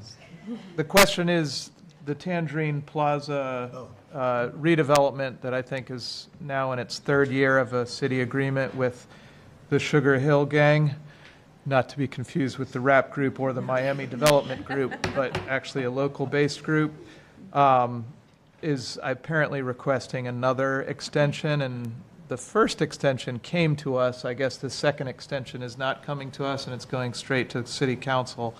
But yeah, when Mr. Corbett presented the budget at our last meeting, he mentioned Fairfield, but he did not mention Tangerine Plaza as a carryover. So do you all have information on that? Hi there, Avery Sliker, Director of Housing and Community Development. And there is no budget within the 2026 budget for Tangerine Plaza for redevelopment in the housing budget. Did we have an earmark that, and this is a good new business item, Mr. Corbett had said he was going to send us the matrix of the 90% of carryover dollars that were allocated. Was there any, parked dollar allocation towards that project? No. Okay. Not this time. All right. And then on that commitments tracker, we are working on that, and we'll bring a full report on to the February meeting. I believe our next meeting is February, not January. Got it. Keep saying January. It's All right. make sure no one shows up Yeah, here in thanks. January unless we otherwise email you. That's my fault. I don't know if there will be any future, Yes. and it will be for future fiscal year. Okay. Thank you very much. Just a question regarding, I guess, Future 49th was already mentioned. Is there any update on that, on kind of like any movement on that project at all, and that kind of running through this committee at all? The Fusion 49th, like the streets, yes. Yeah, for Gulfport and St. Petersburg. Cheryl's not here. So we are working on an interlocal agreement right now with the city of Gulfport. The CRA has set aside about $750,000 committed in our budget under the Commercial Corridor Planning Program to advance the Phase 1 concept design for some of the improvements that were recommended by that Safe Streets for All study. So that Safe Streets for All study has been accepted by the city as an eligible plan. So we have the $750,000 set aside. So City of Gulfport is also putting forth money. I don't know the exact amount. I think it's a couple $100,000 less. So they're currently working on their local agreement. I believe it is planned for this month to get that signed, but it could be next month. And then from there, we'll be going into how to handle that. I believe our engineering department should be handling that. So yes, there is movement. Gotcha. Okay. That's what I was wondering too. Is Yeah. whose engineering department? Yes, our engineering department, I believe, has agreed to take on that task. Thank Last you. update I received. Kelly, I did just want to mention, this would be their first extension. So you maybe saw something with Tangerine Plaza at a previous meeting under a different group, but that would not be for this group. So this is the first extension that we've been able to bring to City Council. Well, it was with Pastor Murphy and Mr. Binger, and I don't know if we took a vote. Maybe it was just informational, but the ministry that wanted to repurpose that for a free food pantry was also present, and I could have sworn that was for its first It might have been for the original extension. RFP. I thought, well, this was during Mayor Welch, and I thought it first was with Kreisman, was it not? It was with Kreisman, if I remember correctly, but this group was not the group selected initially. Okay. All right. But This would be the second extension, though, right? This is the first extension. There's only one extension Okay. allowed under the contract, and Okay. it's allowed for 1 year. Got it. And I just wanted to reiterate, I think Dr. Sliker already said it, but there is no dollars set aside for them. We only received their application with their funding request the other day, so we haven't even had a chance to analyze it and determine what money might be appropriate. Okay. While you're here, I actually had an item, and maybe some of these things can just be emailed to us, but I had not heard, and I apologize if I have missed this. You had said we lost $1 billion in taxable value from the storms? That's correct. Is that primarily Shore Acres then? Citywide. Yeah. Yeah. I think there's a misnomer, right, that people believe our low-lying areas that have traditionally been impacted were impacted residents, but Milton was a wind event, Helene was a water event. In Helene, we saw neighborhoods flood that have never flooded before. And then Milton also did storm damage. And so, that really is a citywide issue. And so if you look at the increase over the past 3 years in taxable ad valorem value, what does that look like, losing then $1 billion? Because I think we've been seeing, 10, 12+% gains. How does that flesh out then when we... If I remember... It sounds like a big number, but at the same time, you think of the city of St. Pete and the growth we've had, what does that delta then look like? The budget certainly isn't my area, Yeah. but if I remember correctly off the top of my head, I would say this year was a 4% increase. Right. And you're right, over previous years, it had been a 12%. Yeah. But, yeah, I had not heard that. That's a significant hit, so thank you. Yep. The only other items I had, maybe just an update on, is Policy Partners going to present to the Council of the Whole? I can answer that. So Policy Partners has been in contact with, the Office of the City Council, and, they're working through that process. All right. And then final request with our minutes, I think that's been a change where we're just saying staff said, staff responded, and then we also have a member asked. I don't know if we're using AI and then it's hard to capture who asked what, but for me, sometimes it's hard to know all of the city staff members. So at a minimum, are we able to say who staff is that comes down and responds? Or if there's a specific committee member that asks, are we able to put? Absolutely. Yeah, okay. Yeah, Absolutely. that's great. Would it make it easier on everybody too, if it is AI that's picking everything up, is every time we speak, just mention our name so it dings us right away? That's not needed. Everything's recorded, so. Okay. Any other items?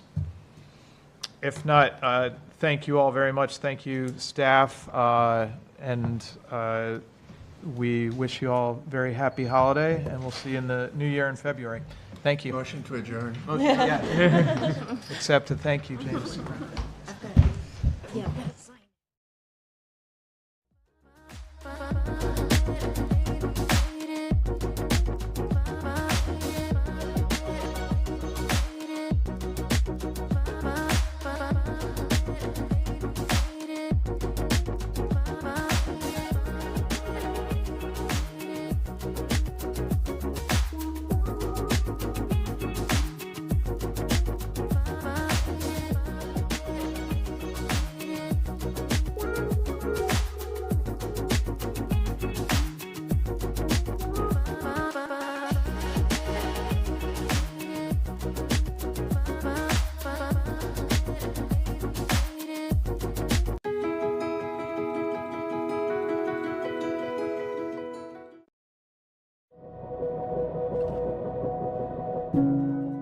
I'm Dr. Tanja Williams. I am the first African American and female president of St. Petersburg College in St. Petersburg, Florida. My definition of a trailblazer is a person who has a fire burning in the bottom of their belly that they just have to get out. A person who's willing to practice courage over comfort, who's willing to step out and do something that no one has done because they feel passionate about it and they feel that they have something that they could add to it to help make things better than they are now. Being one of the very few St. Petersburg natives born and raised in St. Pete, getting a job at St. Petersburg College alone was a big deal for us. Growing up, I did not get to see African American college presidents. As a matter of fact, I don't believe I had an African American faculty member when I was going to college. So to be president was not something that I thought was in my reach. It wasn't a part of my vision. But when it came to fruition, I realized that it was such a huge honor and a huge opportunity to help others understand that it's not where you start, it's where you finish. So being the president of SPC is an honor, it is a privilege, it's also a lot of hard work.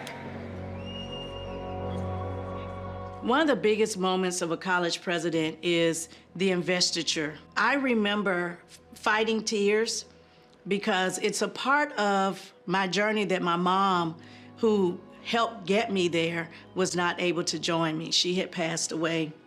She said, Tanja, you're gonna do some cool things in life. I'm not gonna be here to see it, but I know you will. And she said, don't sell your soul to get it, and don't sell your soul to keep it. And I remember standing on that stage saying to her, we did it, and I did not sell my soul. I've had a lot of people in my life who stood in the gap for me to help me do what I didn't think I could even do myself. People like Helen Collier at George's Pools. They were one of the first African-American millionaires in St. Petersburg who owned a swimming pool company. They pushed me hard to go to college, and they helped me stay in college. For those of you who are thinking, wow, I've failed 3 times, get up the 4th time. Many of us have failed. Many of us have made mistakes, but you dust yourself off and you keep going. It's all about the possibilities. Don't leave them on the table. Get up, dust yourself off, and keep trying.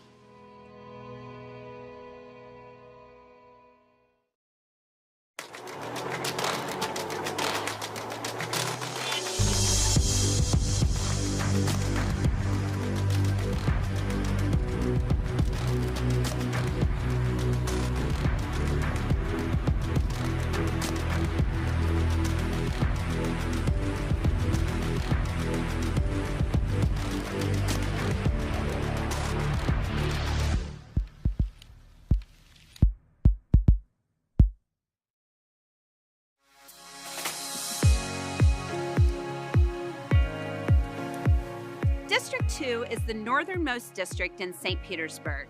It's bound by Tampa Bay to the north and east, 28th Street to the west, and as far south as Tennessee Avenue northeast. I'm Councilmember Brandy Gabbard, your representative for District 2. Today, we are at Power Design Inc., the city's largest private employer and a majority women-led business that has continuously been ranked one of Tampa Bay's best places to work. District 2 is the gateway to St. Petersburg for many coming from Tampa and North Pinellas. Its geography is one of the main reasons we are sought after by some of Tampa Bay's premier corporations, such as Jabil, HSN, FIS, and Raymond James. People may come for the jobs, but they stay for everything else we have to offer. As one of the fastest growing areas of St. Pete, we have a diverse mix of housing opportunities that include neighborhoods nestled along Tampa Bay, offering residents plenty of opportunities to take advantage of the St. Petersburg sunshine. You can spend your day grabbing a kayak or paddleboard from Urban Kai, playing some beach volleyball at Rec Deck, or checking out the wildlife and mangroves at Whedon Island.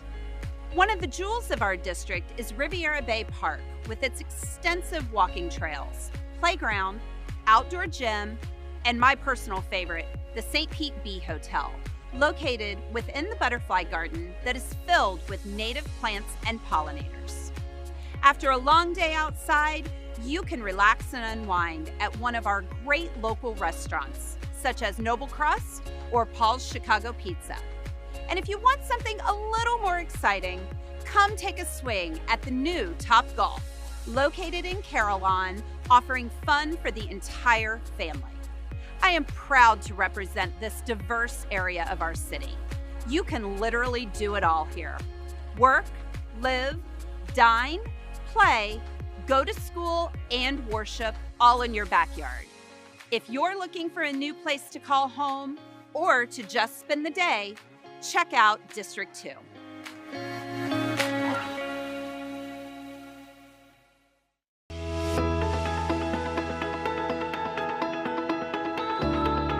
Camp Ignite is a 3-day program where aspiring female youth between the ages of 13 and 18 are able to come to fire rescue and experience what it's like to be a firefighter.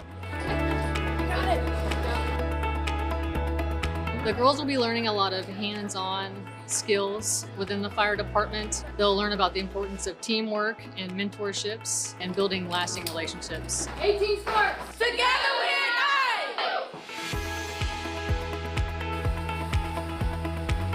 We want to leave a lasting impression so that when it is time to figure out what their career is, they keep in mind that St. Petersburg Fire Rescue is here.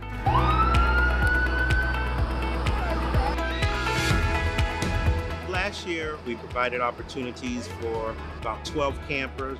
This year, we were able to expand that capacity and actually double those numbers through continued partnership with Pinellas County Urban League, partnership with Parks and Rec, and our local union, Local 747. This type of program is important for us in the community and the city. I want the girls to be enlightened about all of the opportunities that they have available to them here in our city, that the Urban League is there to support them in ways that they could not imagine, to make a selection that best fits what they want to do with their future. Growing up, you don't see female firefighters as much as you see the males. So to see a female doing this is great for girls. So I think this is an excellent opportunity for young females to get involved and see what they can do. It's very rewarding to see children get excited about our job. So being able to mentor those individuals in the right direction and stress the importance of physical fitness, nutrition, and establishing mentors is huge. We want to make sure that we are getting the best. And this is an opportunity for them, if they do decide to become firefighters, they can be